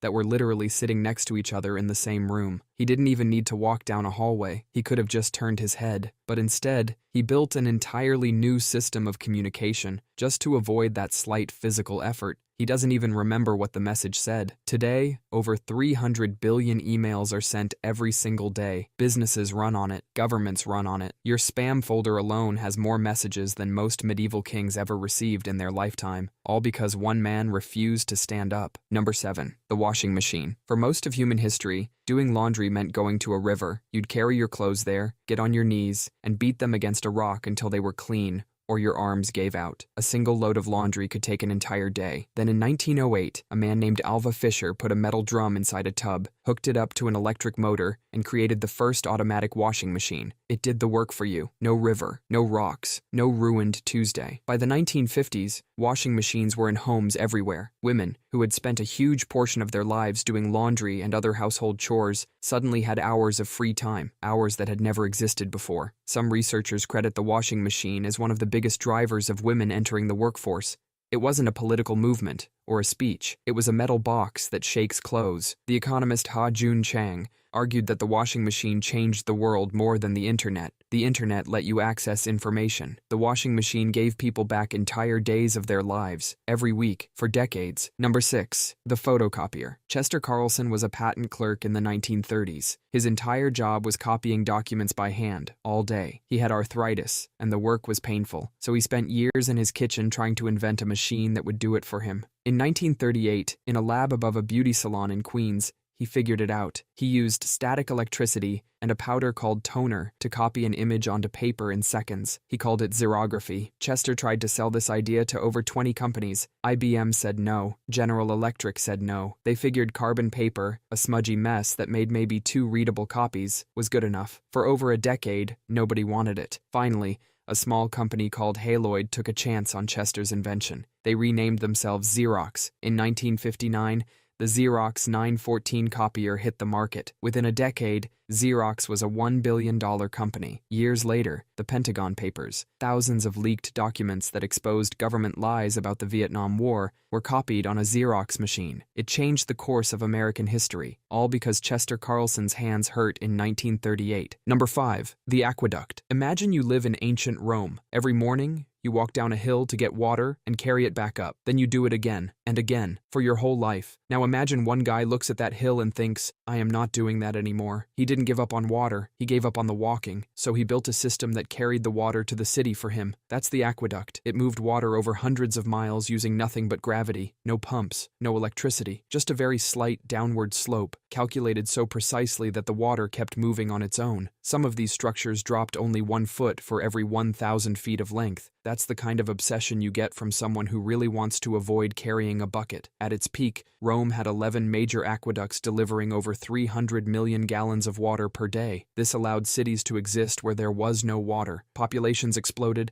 public bathhouses opened, and sewage systems became possible. And here's the part that gets you. Some of these aqueducts are still working. The Aqua Virgo, built in 19 BC, still feeds the Trevi Fountain in Rome today. That fountain is fed by a lazy man's plumbing system from over 2,000 years ago. Number 4. The assembly line. Henry Ford looked at his factory one day and thought something was deeply wrong, not with the cars, but with the walking. His workers were spending half their day just moving around the factory floor, walking to the car, walking to get parts, walking back to the car. Ford's idea was simple. What if the car just came to them instead? It wasn't a genius engineering breakthrough, just a guy who was annoyed his workers had to take so many steps. Before this, building a car took about 12 hours. The workers would gather around a single car and build it from scratch. Ford introduced the moving assembly line in 1913. Now, each worker stood in one place and did one job. The car moved to them. Build time dropped from 12 hours to 93 minutes. Same car, same workers, just less walking. Because of this, the price of a Model T dropped from $850 to $260. Suddenly, regular people could afford cars. The middle class was born. Ford also cut the workday to 8 hours and raised wages, not because he was generous, but because he noticed his workers were too tired to be efficient. Less work, more output. The entire modern economy runs on this one lazy idea. Number 3. Copy, cut, and paste. Larry Tesler was a computer scientist in 1973, and he was tired of retyping the same text over and over again. Same words, same sentences, just sitting there like a monk copying scrolls by hand. He thought there had to be a better way, so he invented cut, copy, and paste. A single programmer was too annoyed to retype things, and now every single person on Earth uses his solution dozens of times a day. Think about what copy and paste is. It's a magic teleporter for words. You grab text from one place, and it instantly appears somewhere else. No retyping, no mistakes, no wasted time. Before this, moving a paragraph in a document meant retyping the entire thing in the new spot. Then you'd cross out the original. That's like having to rebuild your house just because you wanted to move the couch. Billions of hours of human effort have been saved. Our entire digital world is built on this foundation, all because one guy refused to type the same sentence twice. Number 2. The remote control. In 1955, an engineer named Eugene Pauly had a problem. Not world hunger, not disease, just the 12 feet between him and the TV. He had to get up off his couch to change the channel, so he invented the Flashmatic, the world's first wireless TV remote. The remote didn't just change how we watch TV, it changed what was on TV. Before the remote, people watched whatever was on, because changing the channel meant getting up, and getting up was not an option. After the remote, people started flipping between channels constantly. Channel surfing was born. Networks panicked. They realized they had about 3 seconds to grab your attention before you were gone forever. So shows got faster, more dramatic, louder openings, cliffhangers before every commercial. The entire structure of television entertainment changed because one man refused to stand up. Today, there are about 5 billion remote controls in use worldwide, more remotes than there are people in Asia, all because a man looked at his couch and thought, I'm not leaving. Number 1. Wheels on luggage. For thousands of years, humans built roads. We invented the wheel around 3500 BC. We put wheels on chariots, carts, and wagons. We put wheels on literally everything that needed to move, except our bags. When it came to luggage, we just carried it. Heavy bags, long distances, aching backs, just suffering in silence for over 5,000 years. Not one person looked at a wheel and then looked at their bag and made the connection. Until 1970, Bernard Sado was dragging 2 heavy suitcases through an airport when he saw a worker effortlessly rolling a heavy machine on a wheeled platform. Something clicked. He went home, screwed 4 wheels to the bottom of a suitcase, attached a strap, and pulled it. It worked. He tried to sell this to department stores, and they all said no. One buyer actually told him, men carry their own luggage. This man had solved a 5,000-year-old problem, and the response was, we prefer to suffer, thank you. Eventually, Macy's took a chance in 1972. The idea took off, but there was a flaw. You pulled it with a long strap, and it tipped over constantly. It took another 20 years for a pilot named Robert Plath to fix it. In 1987, he put 2 wheels and a long, rigid handle on a suitcase. The modern rollerboard was born. 5,500 years. That's how long it took. Not because the technology wasn't there, just because nobody had been lazy enough to think of it. That's all for today. I'll be making similar videos in the future. Subscribe to see them.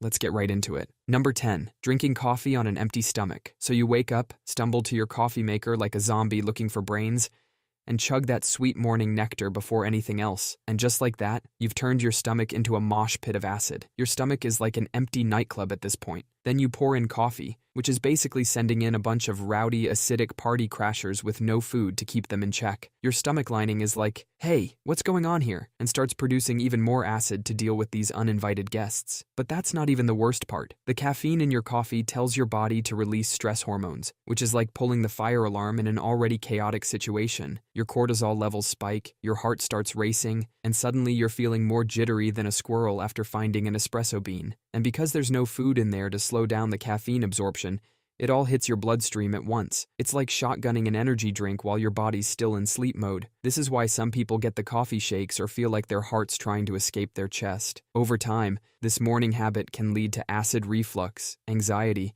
and that weird feeling where you're simultaneously exhausted and wired. Eat literally anything before your coffee. Even a banana or a piece of toast will do. Think of it as sending in the bouncers before opening the club. Number 9. Rinsing with water after brushing. You just spent 2 minutes carefully brushing your teeth like a responsible adult. Then you grab your cup, fill it with water, and completely undo everything you just did. That refreshing rinse after brushing is basically like putting on sunscreen and immediately jumping in the pool. When you brush your teeth, you're not just cleaning them, you're also applying a protective layer of fluoride that's supposed to stick around and keep working. But when you rinse with water, you're washing away all that protection. It's like hiring a bodyguard and then immediately telling them to go home. The correct way is to just spit out the excess toothpaste and go about your day. I know it feels weird at first, and if you really can't stand the taste, use less toothpaste. You only need a pea-sized amount anyway, not the full-length stripe they show in commercials. Brush, spit, and resist the urge to rinse. Your teeth will thank you by not falling out of your face later in life. Number 8. Using your oven's self-cleaning feature. Your oven's self-cleaning feature is basically torture for your oven. When you hit that self-clean button, your oven cranks up to around 900 degrees Fahrenheit. That's hot enough to melt aluminum. Your oven wasn't built to handle that kind of heat regularly. Those extreme temperatures can fry your oven's electronic controls, and that fancy porcelain interior can crack from the stress. All that built-up grease and food residue doesn't just disappear. It burns and releases fumes that would make a chemical plant jealous. These fumes are toxic enough to kill your pet birds, and if you've got a lot of grease buildup, you're basically creating a fire hazard. It's like building a tiny bonfire inside your kitchen. Most people use this feature right before holidays or big dinners. Then their oven dies from the stress, and suddenly they're trying to cook a turkey in a microwave. Number 7. Storing medications in the bathroom medicine cabinet. Every time you take a hot shower, you're turning your bathroom into a steam room. That steam gets into your medicine cabinet and messes with your meds. The heat and humidity make your medications break down faster than your New Year's resolutions. And it's not just about them losing effectiveness. Some medications can actually turn harmful when they break down. That antibiotic you're saving just in case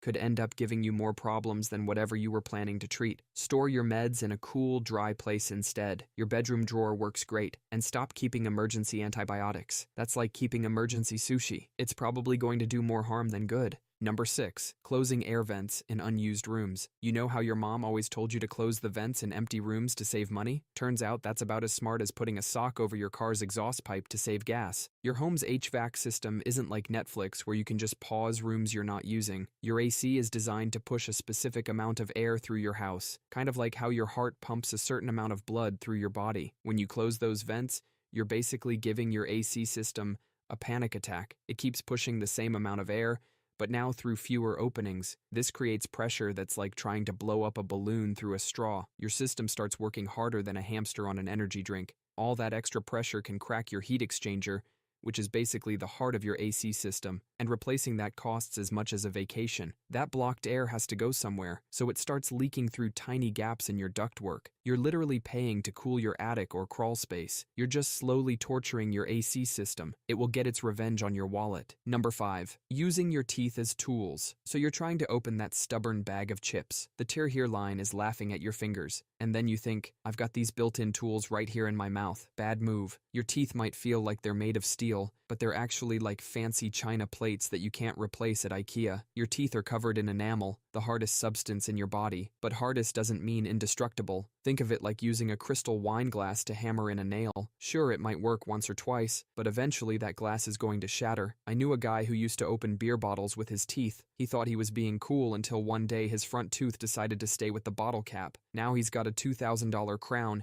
and his new party trick is asking for a bottle opener. And that's a crack in your smile you can't just buffer out. Your body can heal a broken bone, but a broken tooth is different. That's a one-way ticket to the dentist's chair. Each time you do this, you're basically playing dental Russian roulette. Number 4. Crossing your legs when you sit. You cross your legs in meetings to look professional. Your skeleton is basically having a meltdown every time you do this. Think of your spine like a stack of Jenga blocks. When you cross your legs, you're basically pulling out random blocks from the bottom. Sure, the tower stays up, but now it's about as stable as your Uncle Bob after Thanksgiving dinner. Your pelvis twists into this weird position that's about as natural as pineapple on pizza, and your spine is forced to compensate like a stressed-out accountant during tax season. When you cross your legs, you're basically putting your blood vessels in a chokehold. It's like trying to drink a milkshake through a kinked straw. Your blood pressure temporarily spikes because your body's like, hey, what's with the traffic jam down there? And your nerves are getting squished like the middle seat passenger on a budget airline. The worst part is, we do this for hours without thinking, sitting there, looking all sophisticated, while our body's throwing a silent tantrum. Keep this up, and you're looking at back pain, hip issues, and varicose veins. Instead, keep both feet flat on the floor, like you're about to sprint away from your responsibilities. Number 3. Taking blazing hot showers. Those steamy hot showers that turn your bathroom into a sauna are basically cooking you like a human lobster. That scalding water is stripping your skin faster than paint remover strips an old chair. Your skin has this thin layer of oil and good bacteria that protects you from the world. Think of it like a tiny army of bodyguards keeping your skin safe and moisturized. But when you blast them with hot water, it's like throwing your bodyguards into a volcano. The hot water dissolves all your skin's natural oils, leaving you about as protected as a naked mole rat in a sandstorm. Your skin gets dry, itchy, and irritated, basically turning into the Sahara Desert. And if you have conditions like eczema or psoriasis, those hot showers are like throwing gasoline on a fire. The right temperature for a shower is lukewarm, about the temperature of a heated pool. If your skin turns red, you're doing it wrong. If your mirror fogs up, you're definitely doing it wrong. Number 2, inhaling your food in 5 minutes. So you're scrolling through your phone, shoveling food into your mouth like you're in some kind of speed eating competition. Your body is actually pretty terrible at real-time updates. There's a serious lag between eating and feeling full. Your brain needs about 20 minutes to get the memo that your stomach is satisfied, but you just demolished that burger in 5 minutes flat. So now your brain is sitting there like an Internet Explorer page, still loading, while you've already eaten enough for 2 people, and all that air you're swallowing while inhaling your food is turning your stomach into a balloon animal. That's why an hour later you're lying on the couch, looking like a beached whale, wondering why you ate the whole pizza. The worst part is this isn't just about feeling uncomfortably full. When you eat too fast, you're basically training your body to ignore its own signals. It's like putting duct tape over your check engine light. You can't see the warning anymore, but the problem's still there. Number 1, saving the good stuff. That fancy candle sitting on your shelf, the one you're saving for a special occasion, is probably gathering more dust than memories right now. We're all guilty of this. We buy something nice and then treat it like it's made of uranium. That expensive bottle of wine you're saving for the perfect moment is probably turning into fancy vinegar as we speak. Those special occasion clothes hanging in your closet are getting eaten by moths. We do this because we think these items are too good for everyday use. We're basically telling ourselves that our regular everyday life isn't special enough for nice things. That's pretty messed up. You're literally living through your one and only life right now, wearing your okay clothes and burning your May candles. Meanwhile, your good stuff is sitting there, slowly becoming worthless. That fancy soap is losing its scent. That special chocolate is getting that weird white coating. Imagine if you died tomorrow. Someone else would end up using all your special occasion items. Life isn't a dress rehearsal where you save the good props for the actual show. This is the show, right now. That random Tuesday when you're watching this video is your special occasion. So light that fancy candle, wear that nice shirt to get groceries, use the guest towels. The real waste isn't using these things. It's never using them at all. That's all for today. I'll be making similar videos in the future. Subscribe to see them.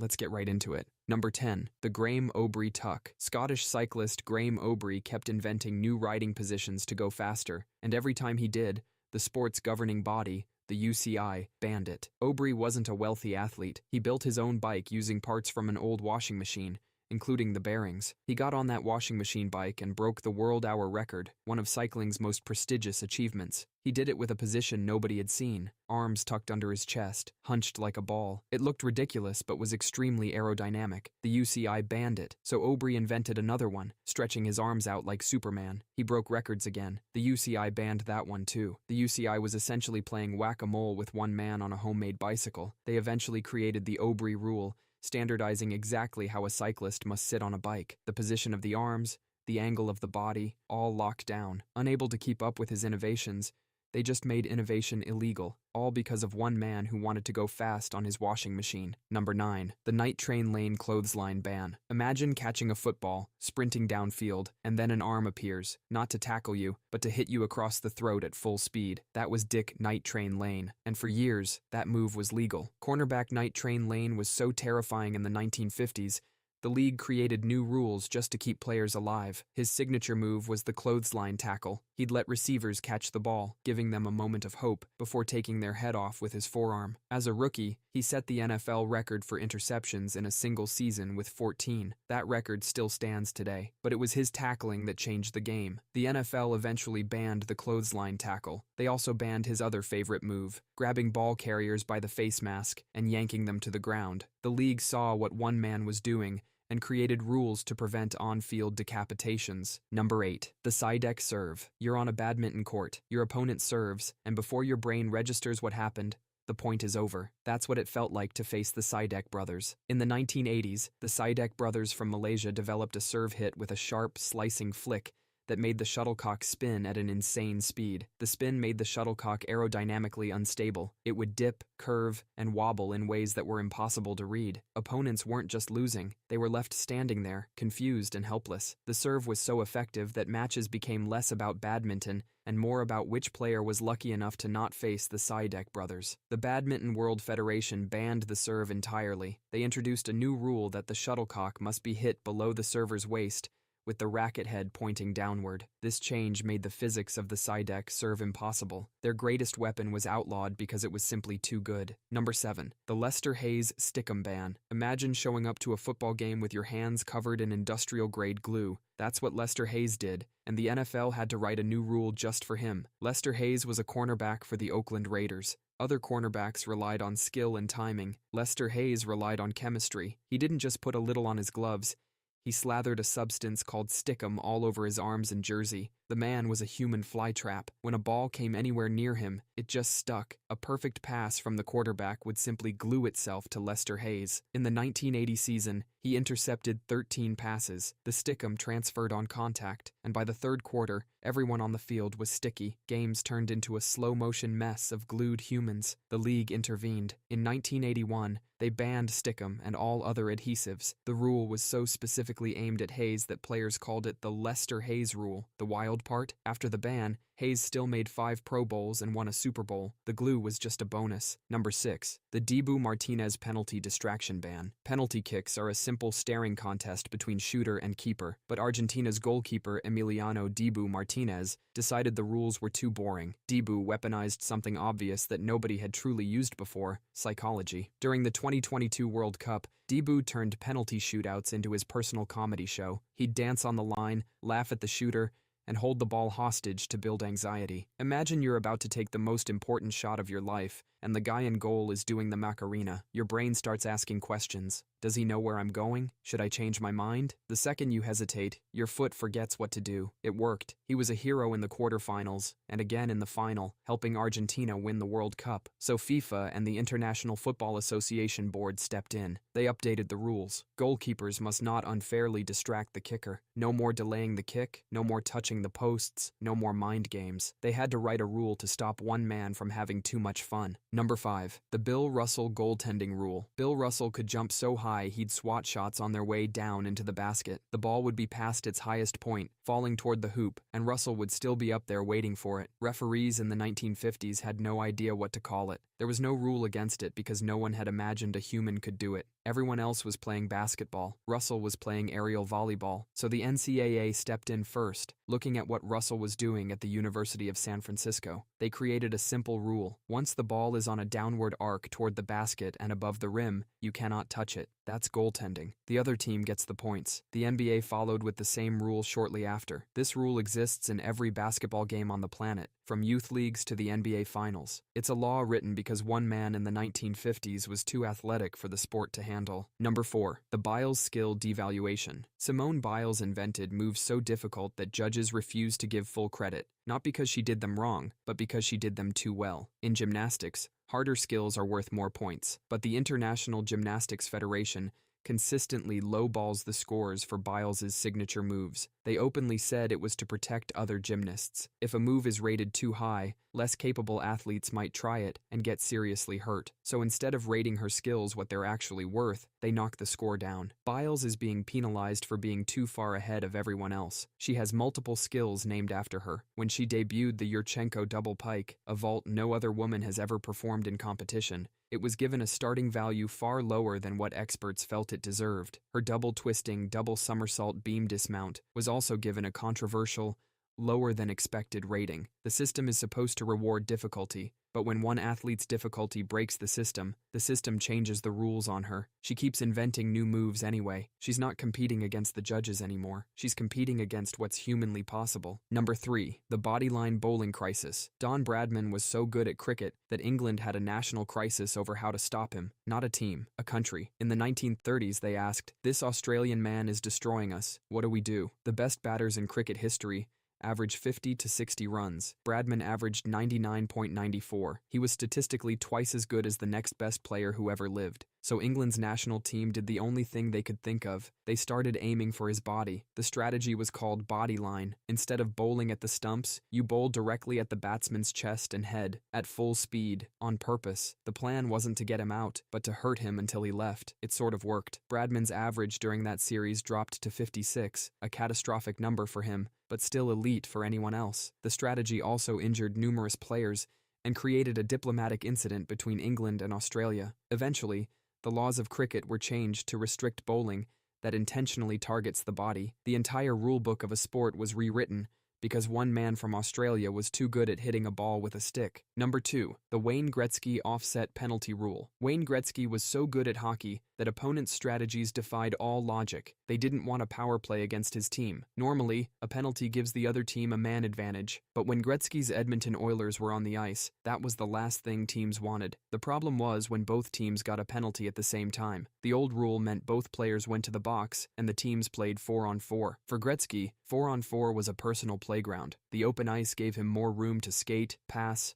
and score. Opposing teams were actually disadvantaged playing 4-on-4 against him, so the NHL changed the rule. Now, when two players get coincidental minor penalties, they both go to the box, but a substitute comes on, and the teams play 5-on-5. The penalties offset, and nobody gets the advantage of more space. The league decided that no open ice was better than giving Wayne Gretzky more open ice. Number 1, the Alexander Karelin rule changes. Imagine going 13 years without losing a single match. Now imagine 6 straight years without anyone scoring a single point against you. That's not a winning streak. That's a hostage situation. Alexander Karelin was a Soviet Greco-Roman wrestler who didn't just win, he made grown men terrified. He was 6 feet 3 inches, 286 pounds, and had a signature move called the Karelin lift. He would wrap his arms around opponents who weighed just as much, lift them straight off the mat, and throw them backwards over his head. Nobody else could do this. Karelin was so dominant that matches became unwatchable. Everyone knew how they would end. So the sport's international governing body,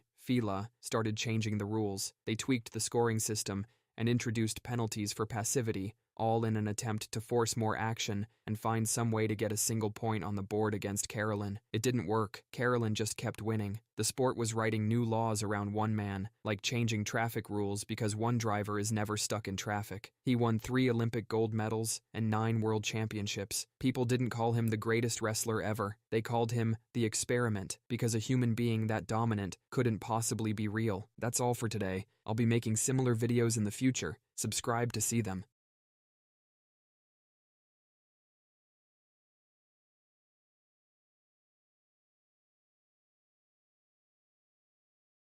Let's get right into it. Number 10, the stone powder that became concrete. Think about the fact that some Roman roads are still standing. That's not a flex on Rome's part. That's just embarrassing for us. Around 300 BC, Roman workers mixing plaster accidentally added the wrong powder, volcanic ash from a deposit called pozzolana. Instead of ruining the batch, the mixture became harder than anything they'd ever made. Even better, it got stronger when it got wet, not weaker, stronger. Modern concrete falls apart in seawater. Roman concrete that's been sitting underwater for 2,000 years is still getting stronger. Scientists only recently figured out why. Seawater reacts with the volcanic ash, growing new crystals that repair the concrete from the inside. The formula was lost. For over 1,000 years, nobody knew how they did it. The Roman Empire collapsed, and the knowledge scattered. Medieval builders looked at Roman structures still standing and had no idea how to copy them. It wasn't until the 1800s that we rediscovered a version of cement, and even then, our modern Portland cement is the budget version of what Rome had. It cracks, it erodes, and it needs constant maintenance. The Romans made their super concrete by accident, and it outlasted their entire civilization. Number 9, the forgotten grain that created beer. Did humans start farming because they wanted bread,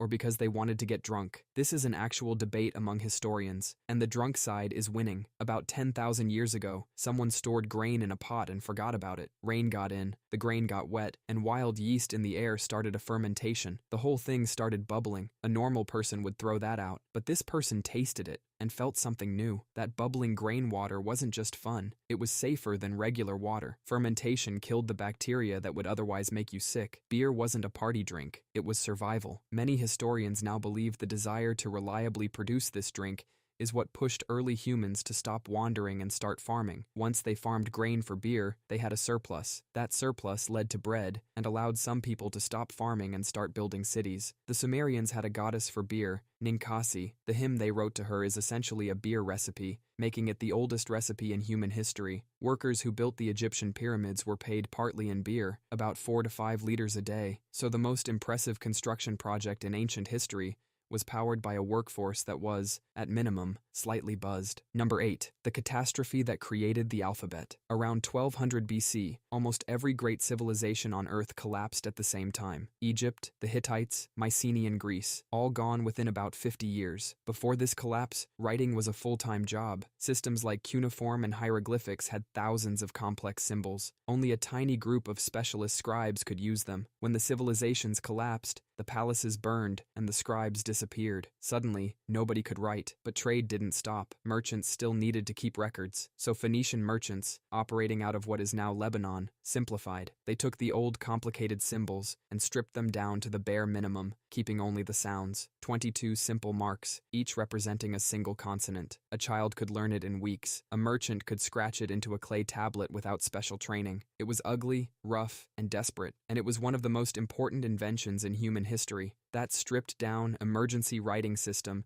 is the direct ancestor of the alphabet you are reading right now. The Greeks borrowed it, adding vowels. The Romans borrowed it from the Greeks. The letter A you just read started as a picture of an ox head. The Phoenicians simplified it and flipped it upside down. The name stuck: Aleph, Alpha, A. All of it traces back to a catastrophe so total that the survivors had to accidentally invent something better than anything the old civilizations had ever built. Number 7. The wet mines that sparked the Industrial Revolution. In 1700s England, if you owned a coal mine, you had a problem. Your mine kept filling with water faster than workers could scoop it out with buckets. The deeper you dug, the more coal you found, and the more water flooded in. In 1712, an ironmonger named Thomas Newcomen built a machine. It used steam to create a vacuum in a cylinder, which sucked a piston down. This was connected to a giant beam that worked a pump at the bottom of the mine. It worked, kind of. It was enormous, inefficient, and burned a ridiculous amount of coal. It only made financial sense to run it right next to a coal mine, where the fuel was basically free. It was like saying your car has terrible gas mileage, but it's fine because you live in a gas station.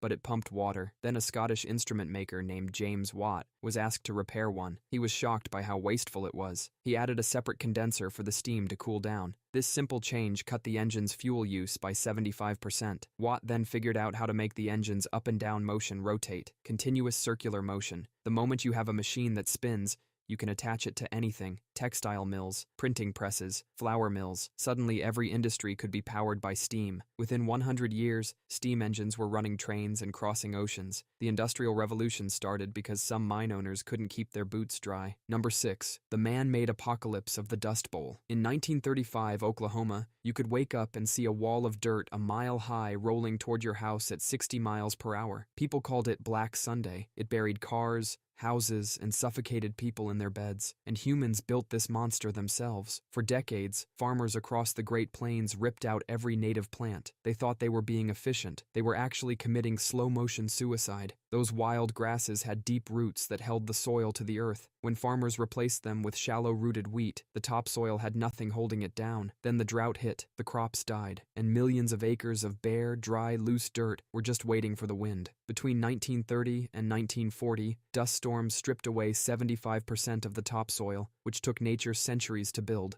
The Great Plains basically mailed itself to the rest of the world. The U.S. government panicked. A scientist named Hugh Hammond Bennett basically invented modern soil science from scratch. He introduced contour plowing in curves that follow the hills, cutting erosion by 50%, and crop rotation, which puts nutrients back into the soil. The government also planted over 220 million trees in a shelter belt to block wind. The farming techniques born from this catastrophe now help feed billions, all because we watched the American heartland turn itself into a desert. Number 5. The fire that invented the modern city. In 1871, a fire tore through Chicago. Within 2 days, 4 square miles of the city were gone. 17,000 buildings erased. Chicago back then was a city made of wood. The sidewalks were wood. The roads were wood. The buildings were wood. It was an entire city made of kindling. After the fire, engineers and architects flooded into the blank canvas with new ideas. One problem was height. You can only build a brick building so tall before the walls at the bottom get impossibly thick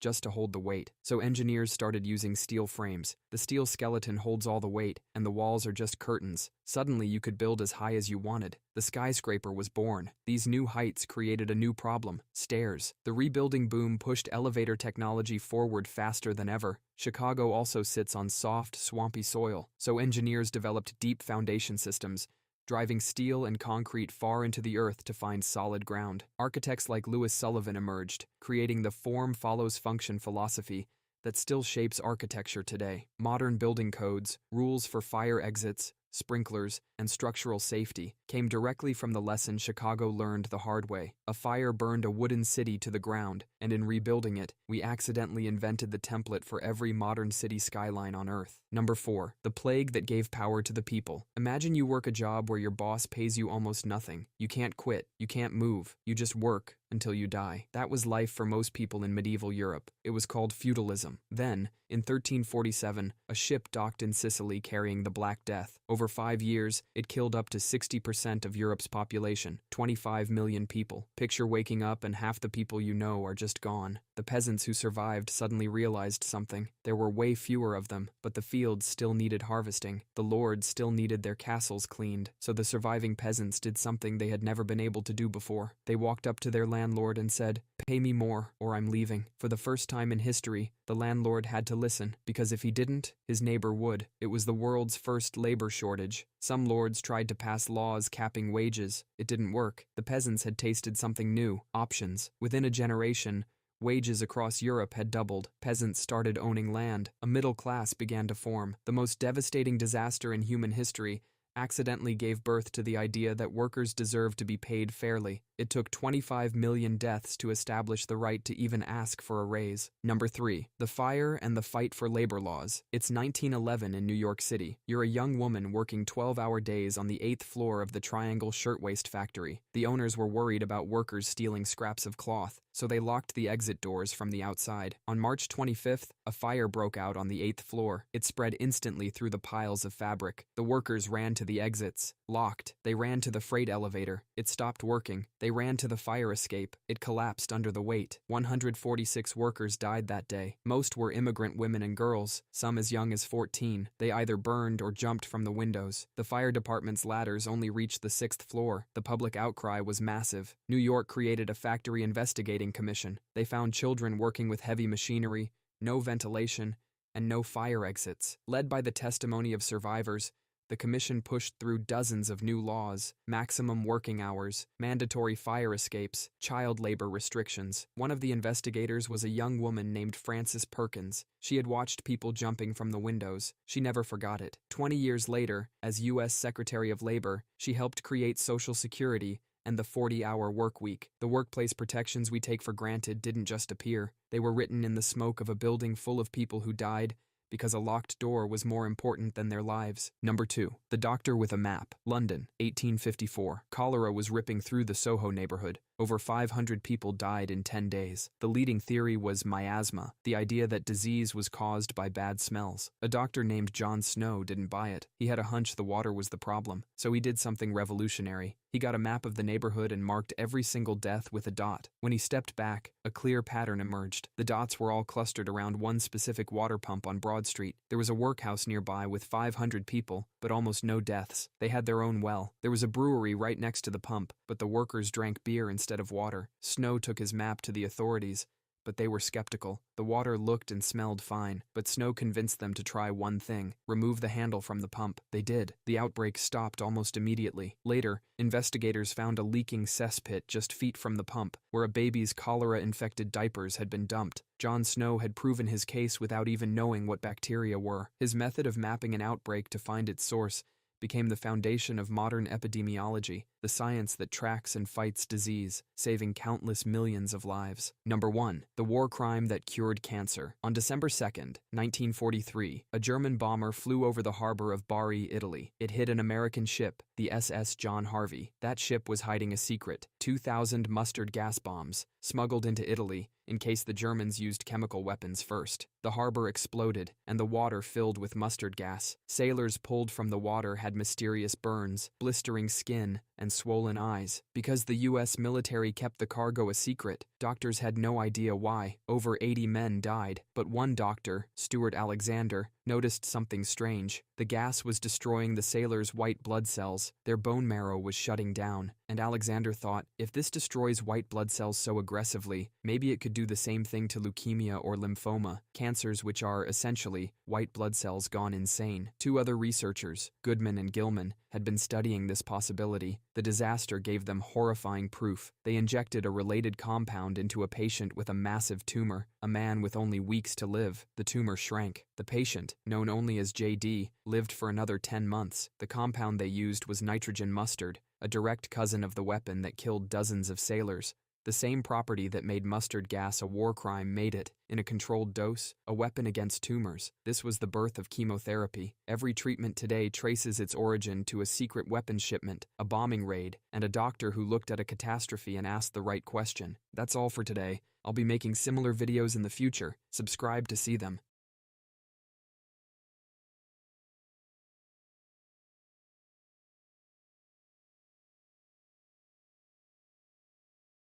Let's get right into it. Number 10, the destruction of Sodom. There's a story in the Bible where God rains fire from the sky and wipes out 2 entire cities. For a long time, people assumed it was just a story. Then scientists started digging in Jordan, at a Bronze Age site called Tal el-Hammam, located right where Sodom was supposedly situated. They found pottery shards melted on the outside, but not the inside. That doesn't happen in a normal fire, which heats evenly. To melt just the surface of pottery, you need an instantaneous burst of extreme heat. Scientists also found tiny diamonds in the soil, the kind only formed by the intense pressure and heat of a cosmic impact. Over 100 smaller settlements in the surrounding area were all destroyed at the exact same time, around 1650 BC, and then the entire region was abandoned for centuries. The soil itself had been changed by the heat, becoming too salty to grow crops. Scientists believe a space rock exploded in the atmosphere above the city, not a direct impact, but an airburst, like a giant bomb going off in the sky. The Tunguska event in 1908 was a similar airburst over Siberia that flattened 800 square miles of forest. The Tal el-Hammam event was estimated to be much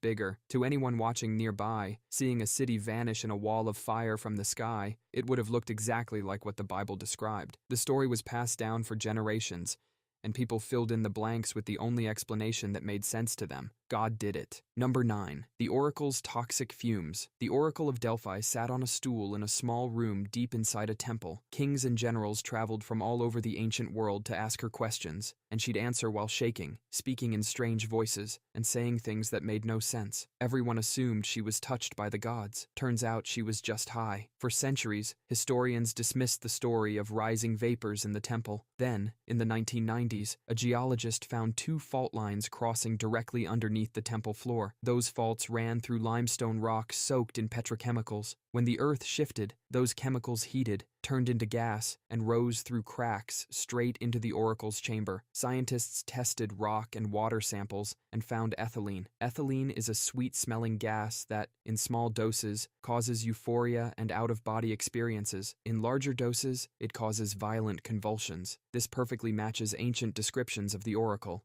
And yet the oracle's prophecies worked, not because she was magic, but because they were wrapped in enough poetic weirdness that they were never wrong. The oracle once told a king he would destroy a great empire if he went to war. He went to war. He destroyed a great empire, his own. She was technically correct. Number 8. El Dorado was a man, not a city. Spanish conquistadors spent centuries searching for a city of gold. There was no city, but El Dorado was real. It just wasn't what they thought. The Muisca people lived in what is now Colombia. When a new chief came to power, they performed a unique ritual. They covered him head to toe in gold dust until he looked like a human trophy. They put him on a raft loaded with gold offerings and floated him to the middle of a sacred lake called Guatavita. The chief jumped in, washing the gold off his body. That was El Dorado, the gilded man taking a very expensive bath. The Spanish heard rumors of this ritual, and a chief covered in gold became a city made of gold. Lake Guatavita is real, and it still has gold in it. Thousands of artifacts have been pulled from its depths. The Spanish tried to drain the lake in 1545. A British company tried again in 1898 and managed to drain most of it, but but the mud hardened in the sun before they could excavate. The lake refilled. Today, the lake is protected by the Colombian government, and the gold is sitting at the bottom, completely unreachable, which is somehow more frustrating than if it had never existed at all. Number 7. The Golden Fleece was real mining tech. The myth of Jason and the Argonauts tells of a hero sailing to steal a magical golden fleece from a dragon. It sounds like pure fantasy, but the Golden Fleece was probably real. Ancient miners in the Black Sea region had a problem. Gold often flows through rivers in tiny, invisible flakes. To catch it, miners had a clever solution: a sheep's fleece. They would stretch a fleece across a wooden frame and submerge it in the river. Water flowed through, but the heavy gold flakes sank into the dense wool and got trapped. After days or weeks, miners would pull the fleece from the water, heavy and shimmering with trapped gold dust. They would then hang it in a tree to dry, where it would have looked to any outsider exactly like a glowing, magical artifact. Archaeologists have found evidence of this exact technique being used in the ancient region of Colchis, part of modern-day Georgia, which is literally where Jason sailed to steal the fleece in the story. The epic quest for a magical fleece was likely a mythologized raid to steal advanced mining technology from a rival tribe. Number 6. The Chimera's fiery lair. The Greek monster, the Chimera, was part lion, part goat, and it breathed fire. It sounds like a strange fantasy, but it was almost certainly a description of a real place. There's a hillside in Turkey called Yanartaş, and it has been on fire for over 2,500 years. Dozens of flames shoot out of cracks in the rock, day and night. They are fueled by methane gas seeping up from deep in the earth and igniting as it hits the air. Scientists confirmed this is the exact spot the ancient Greeks wrote about when describing the Chimera's home. This region was also historically home to wild lions, and wild goats would often wander up the mountain, seemingly unfazed by the flames. Imagine an ancient traveler seeing this for the first time, a mountain that breathes fire, with lions roaming its base and goats walking among the flames. When that traveler described a fire-breathing lion-goat monster, they weren't being creative. They were giving an accurate field report. The flames at Yanartaş are so reliable that ancient sailors used them as a natural lighthouse to navigate by at night. Number 5. The Gates of Hell. The ancient world was full of places people refused to go near, believing they were gateways to the underworld. The Romans called one such place in modern Turkey the Plutonium, Pluto's gate. Ancient writers described priests leading animals into the cave, only for the animals to collapse and die while the priests walked out unharmed. Observers believed the priests had special divine protection. Then scientists arrived with modern equipment. The cave sits directly over a geological fault that pumps out a steady stream of pure carbon dioxide. Carbon dioxide is heavier than air, so it pools on the floor in an invisible, silent lake of death. Any small animal walking in would be immediately overcome. Birds flying too low would drop from the sky. The priests survived because they were tall. Their heads remained above the deadly layer of gas, while the sacrificial bulls and goats suffocated below. They understood the science of the cave just enough to make it look like magic. The gate to hell wasn't a myth. It was a natural geological phenomenon, and the people who controlled access to it were just clever enough to stay on its good side. Number 4. The statues of Easter Island walked. When Europeans first arrived at Easter Island, they found hundreds of giant stone statues, some weighing 80 tons, miles from the quarry where they were carved. The obvious question was how they got there. The islanders' simple answer was that the statues walked. For centuries, scientists dismissed it. The leading theory was that the statues were dragged on sleds or rolled on logs. But in 2012, researchers decided to test the legend. They built a 10-foot, 5-ton replica statue and tied 3 ropes to it. With a small team of people rocking it side to side, the statue shuffled forward in a waddling motion. It looked ridiculous. It also worked perfectly. A team of just 18 people moved the statue 300 feet in under an hour. No sleds, no logs, just ropes and physics. The statues were designed for this. Their bases are curved at the bottom, which makes no sense for a statue meant to be planted in the ground, but makes perfect sense for one that needs to be rocked forward. The islanders weren't speaking in riddles. They were describing exactly what happened. The statues walked. Number 3. The river that boils. For centuries, people in the Amazon told stories about a river that boiled from below, not near any volcano. For centuries, explorers dismissed the story as impossible. Then, in 2011, a geoscientist named Andres Russo went looking for it. He found it. The river is called Shanai Timpishka, which translates to boiled with the heat of the sun. It's 4 miles long and reaches temperatures up to 200 degrees Fahrenheit, hot enough to cook any animal that falls in. Scientists were baffled because the nearest volcano is 700 kilometers away. The current theory is that the heat comes from deep geothermal faults in the Earth. Basically, the planet has a hot spot, and it's leaking heat directly into this river from below, like a giant invisible stove burner under the jungle floor. The locals who told this story for generations weren't exaggerating. They weren't making it up to scare children. They were just describing something real that scientists, for hundreds of years, refused to believe could exist. Number 2, the Amazon warriors. The ancient Greeks told stories about a tribe of warrior women called the Amazons. For centuries, historians dismissed this as a tall tale. But then archaeologists started digging up graves in the Russian steppes that belonged to a nomadic people called the Scythians. Expecting to find male warriors buried with weapons, they ran DNA tests. About 37% of the warrior graves, tombs filled with bows, arrows, and battle axes, contained women, not women buried next to warriors, women buried as warriors. Their bones told the story. Many female skeletons had bowed leg bones from years on horseback. Some had deformed spines from drawing heavy bows.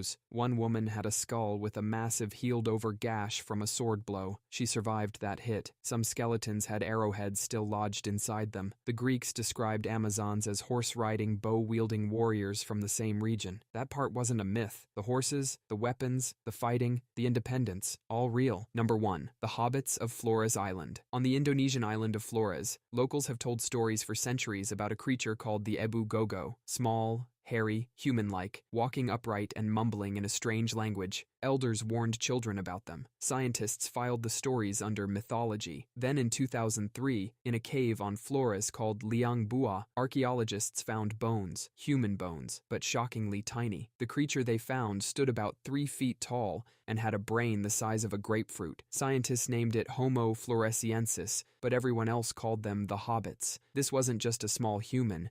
It was a completely separate species, another branch of the human family tree that survived until as recently as 50,000 years ago. They made tools, hunted, and likely used fire, all while being the size of a modern 7-year-old. They probably shrank over thousands of years due to limited food on the island, a process called island dwarfism. Then, modern humans showed up, and shortly after, the hobbits disappeared. The timing is not a great look for us. The local stories about the Ebu Gogo weren't myths, they were history. That's all for today. I'll be making similar videos in the future. Subscribe to see them.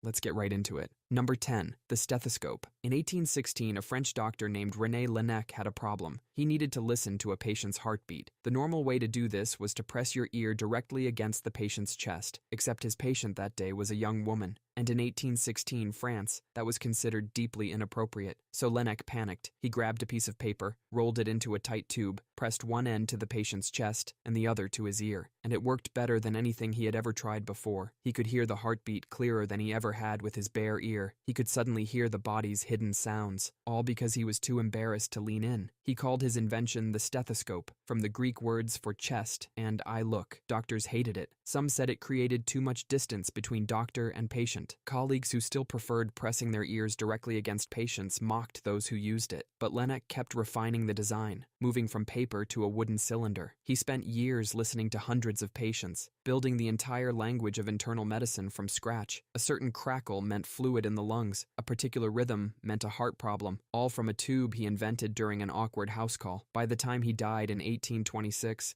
the stethoscope was standard equipment. Today, there are hundreds of millions in use, and every single one traces back to one embarrassed doctor and one piece of rolled-up paper. Number 9, weather forecasting. Every morning you check your phone to see if it's going to rain. That tiny habit exists because Napoleon III lost an entire fleet to a storm. It's November 1854, during the Crimean War. A massive fleet of French and British warships is sitting in the Black Sea. Then a catastrophic storm shows up and sinks 38 ships in a single day. Thousands of soldiers drowned, and the military campaign was crippled overnight. Napoleon III was furious. He wanted to know why nobody saw this coming. He went to an astronomer named Urbain Le Verrier, the man who discovered the planet Neptune using only math. Le Verrier wrote to observatories across Europe, asking for the weather reports from the days leading up to the disaster. He mapped the responses and discovered the storm hadn't appeared from nowhere. It had traveled across Europe. If anyone had been watching and sharing information, they could have seen it coming 2 days before it hit. Le Verrier argued for a network of weather stations connected by telegraph to track storms and warn people. The French government, having just lost a fleet, agreed immediately. By 1856, France had the world's first national weather forecasting service. Britain followed, led by Admiral Robert Fitzroy, who invented the term forecast. The infrastructure Leverrier sketched out in 1855 is the direct ancestor of every weather app on your phone, all because one emperor was furious about his sunken ships. Number 8. Fiat currency. Around 1000 AD, China's economy had grown so big that they literally could not dig up enough copper to mint coins for everyone. The entire financial system was grinding to a halt, so the emperor, in a total crisis, made something up. He ordered his officials to print pieces of paper with official-looking ink on them. Then he looked his entire kingdom in the eye and said, "This is money now." There was nothing backing it. No gold in a vault. Nothing. It was just paper that the emperor Pinky promised was valuable, which is insane, because if you handed someone a piece of paper and said, "This is worth a cow," they would laugh at you, unless the person handing you that paper also had an army. The emperor basically said, "This paper is valuable, and if you disagree, you will be executed." And it worked. The technical name for this is fiat currency. Fiat is Latin for "let it be done," which is a fancy way of saying, "because I said so." The paper money was valuable for one reason. Everyone agreed it was valuable, under threat of force. That desperate bluff is still the system. The cash in your wallet is not backed by gold. The US stopped that in 1971. Your money is backed by the same thing that backed those first Chinese paper notes: collective agreement and government authority. The entire global financial system is built on a bluff that a panicking emperor started because he ran out of rocks. Number 7. Triage. You're a battlefield medic in the 1800s. There are 200 wounded soldiers in front of you and supplies for maybe 30. You panic. But a French surgeon named Dominique Jean Larrey didn't just panic. He panicked and made a system. Larry was Napoleon's chief surgeon, and Napoleon's army was very good at one thing: creating enormous piles of wounded men. Before Larry, whoever got carried to the surgeon first got treated first. Rich officers often got priority. It was chaos. Larry changed the rule. He sorted the men into 3 groups. Group 1, lightly wounded, can wait. Group 2, severely wounded, need help now. Group 3, too far gone to save. You look at a man, decide he's not worth your time, and move on. Not because you don't care, because saving him would cost you the chance to save 3 others. It's horrible necessary math. The rule became severity first, rank last. A general with a scratch waits. A private with a chest wound goes now. Fast forward to every emergency room on Earth. When you walk into an ER with a broken finger and someone else walks in not breathing, you wait. The staff is doing exactly what Larry invented on a muddy battlefield. The word triage comes from the French trier, to sort, a panic decision made in the mud, now built into the foundation of every hospital. Number 6. Refrigeration. In the 1840s, a Florida doctor named John Gorey was watching his patients die from yellow fever. The hospital had no fans, no air conditioning, no way to cool the sweltering heat. Gorey became obsessed with one idea: cold. He believed cooling the air in his hospital rooms would save lives, so he started experimenting. He rigged up a machine that compressed gas and then released it. When gas expands rapidly, it gets cold. Gorey figured out this basic principle of physics in a Florida hospital room, while people were dying around him. He eventually built a machine that could make ice in Florida in the 1840s. The medical establishment laughed at him. The natural ice industry, which cut ice from frozen lakes up north and shipped it south, hated him. Newspapers called him a fraud. He got a patent in 1851 but couldn't find investors because everyone thought he was insane. He died broke and humiliated in 1855. Every refrigerator on Earth now runs on the same principle John Gorey figured out in a panic. The entire cold chain that keeps the global food supply from collapsing overnight traces back to one desperate doctor who just wanted to stop his patients from sweating to death.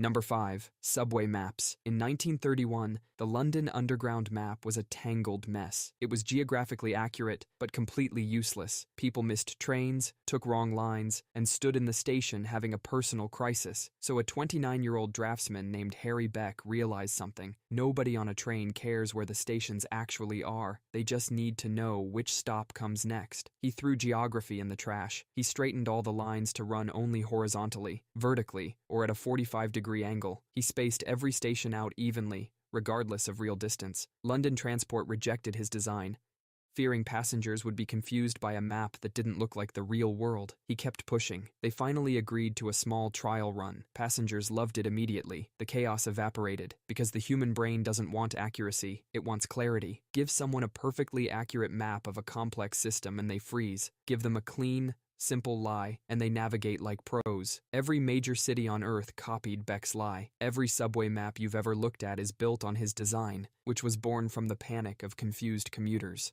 Number 4. Standardized testing. In 1917, the U.S. Army had 1.75 million men showing up for World War I and absolutely no idea who should be a leader, who should dig trenches, and who should stay out of the way. Panicked, the government gave a group of psychologists weeks to create a system. They grabbed an existing IQ test, converted it to multiple choice, and called it the Army Alpha test. If you couldn't read, you got the Army Beta, which used pictures. In a year and a half, they sorted nearly 2 million men like bolts on an assembly line. After the war, the psychologists brought the idea back to their universities. Schools were also exploding in size and overwhelmed, so they pulled out the Army's assembly line solution. Same bubble sheets, same idea that a person's entire potential could be captured in a single sitting on a single morning. The SAT showed up in 1926, built directly on the bones of those Army tests. The man who helped design the original Army test, Carl Brigham, also helped create the SAT. He later admitted the whole thing was a mistake, saying the tests measured far less than people thought. Nobody listened. The system was already running, and now, a 17-year-old in a quiet gym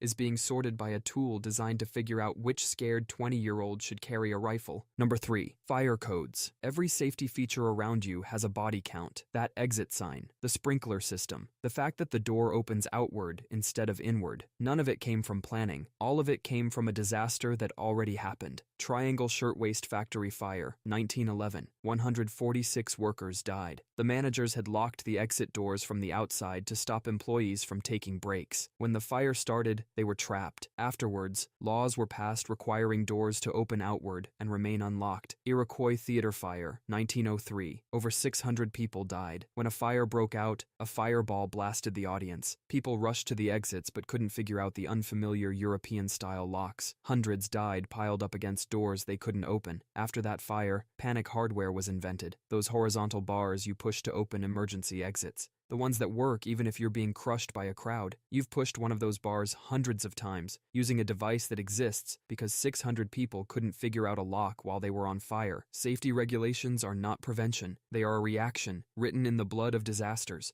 Number 2. GPS. In 1957, the Soviets launched Sputnik. Americans were losing their minds. If the Soviets could put a satellite in space, they could put a nuclear warhead anywhere on Earth. In the ensuing panic, 2 physicists at Johns Hopkins noticed something. By tracking Sputnik's radio signal, they could pinpoint its location. Then they flipped the idea. If we know exactly where the satellite is, we can figure out exactly where we are on the ground. That one sentence is why your phone knows you missed your turn. The U.S. Navy had a terrifying problem. They had nuclear submarines that would disappear for months and had no precise way of knowing where they were. For a nuclear missile to hit its target, the submarine has to know its exact launch position. The Navy funded the physicists' idea. It took until 1993 for the full system of 24 satellites to be operational. For years, GPS was purely military. A more accurate signal was reserved for them, while the civilian signal was deliberately degraded. In 2000, President Clinton ordered the less accurate civilian signal to be switched off. Overnight, civilian GPS went from 100-meter accuracy to about 10 meters. Car navigation became useful, and eventually, the technology ended up in every smartphone. The whole thing exists because the U.S. military panicked about not knowing where its nuclear submarines were. Number 1. Jaywalking. Before cars, streets belonged to everyone. Horses, vendors, kids playing, people walking wherever they wanted. The street was a shared public space. Then cars arrived, and they started killing people. A lot of people. In the 1920s, cities were furious. Newspapers ran front-page stories about these dangerous machines. There was serious talk about banning cars from cities or capping their speed. The auto industry was panicking. Their entire business was about to get regulated into the ground. So they did something genius. Evil, but genius. They decided to reframe the problem. The street isn't for people. The street is for cars. If a pedestrian gets hit, it's the pedestrian's fault. They invented a crime and needed a word for it. Jay was slang for a clueless rural person, a rube. So a jaywalker was an idiot who walked in the street. The auto lobby funded campaigns to make this word stick. They paid newspapers to use it.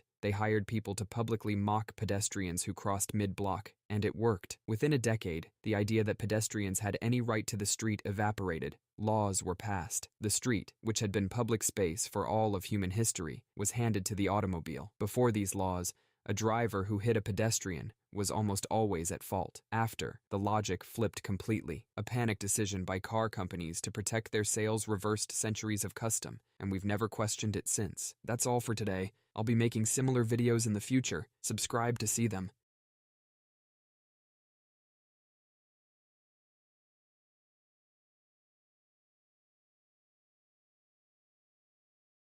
Let's get right into it. Number 9. Hard candy. Your body is burning calories just by shivering. Every single shiver is your muscles contracting rapidly to generate heat, and that burns through your energy reserves fast. When you're stuck in the cold with no food, your body starts running out of fuel. When it runs out of fuel, it stops being able to keep you warm. That's when hypothermia sets in. Your core temperature drops, your thinking gets foggy, and your movements slow down. When you pop a hard candy in your mouth, the sugar hits your bloodstream almost immediately. There's no digestion needed. It's raw glucose going straight into your system. That gives your body a quick burst of fuel to keep the shivering going. And shivering, as miserable as it feels, is actually what's keeping you alive. It's your body's built-in heater. A single piece of hard candy won't save you forever, but it can buy you critical time. A handful in your coat pocket weighs almost nothing, but in the right situation, they might be the difference between making it and not. Number 8. A Slinky. That toy your parents bought you to keep you quiet. The one that went down 3 stairs and then stopped. Turns out it has a secret life as a survival tool. If you stretch a metal Slinky out and connect it to a broken or weak emergency radio,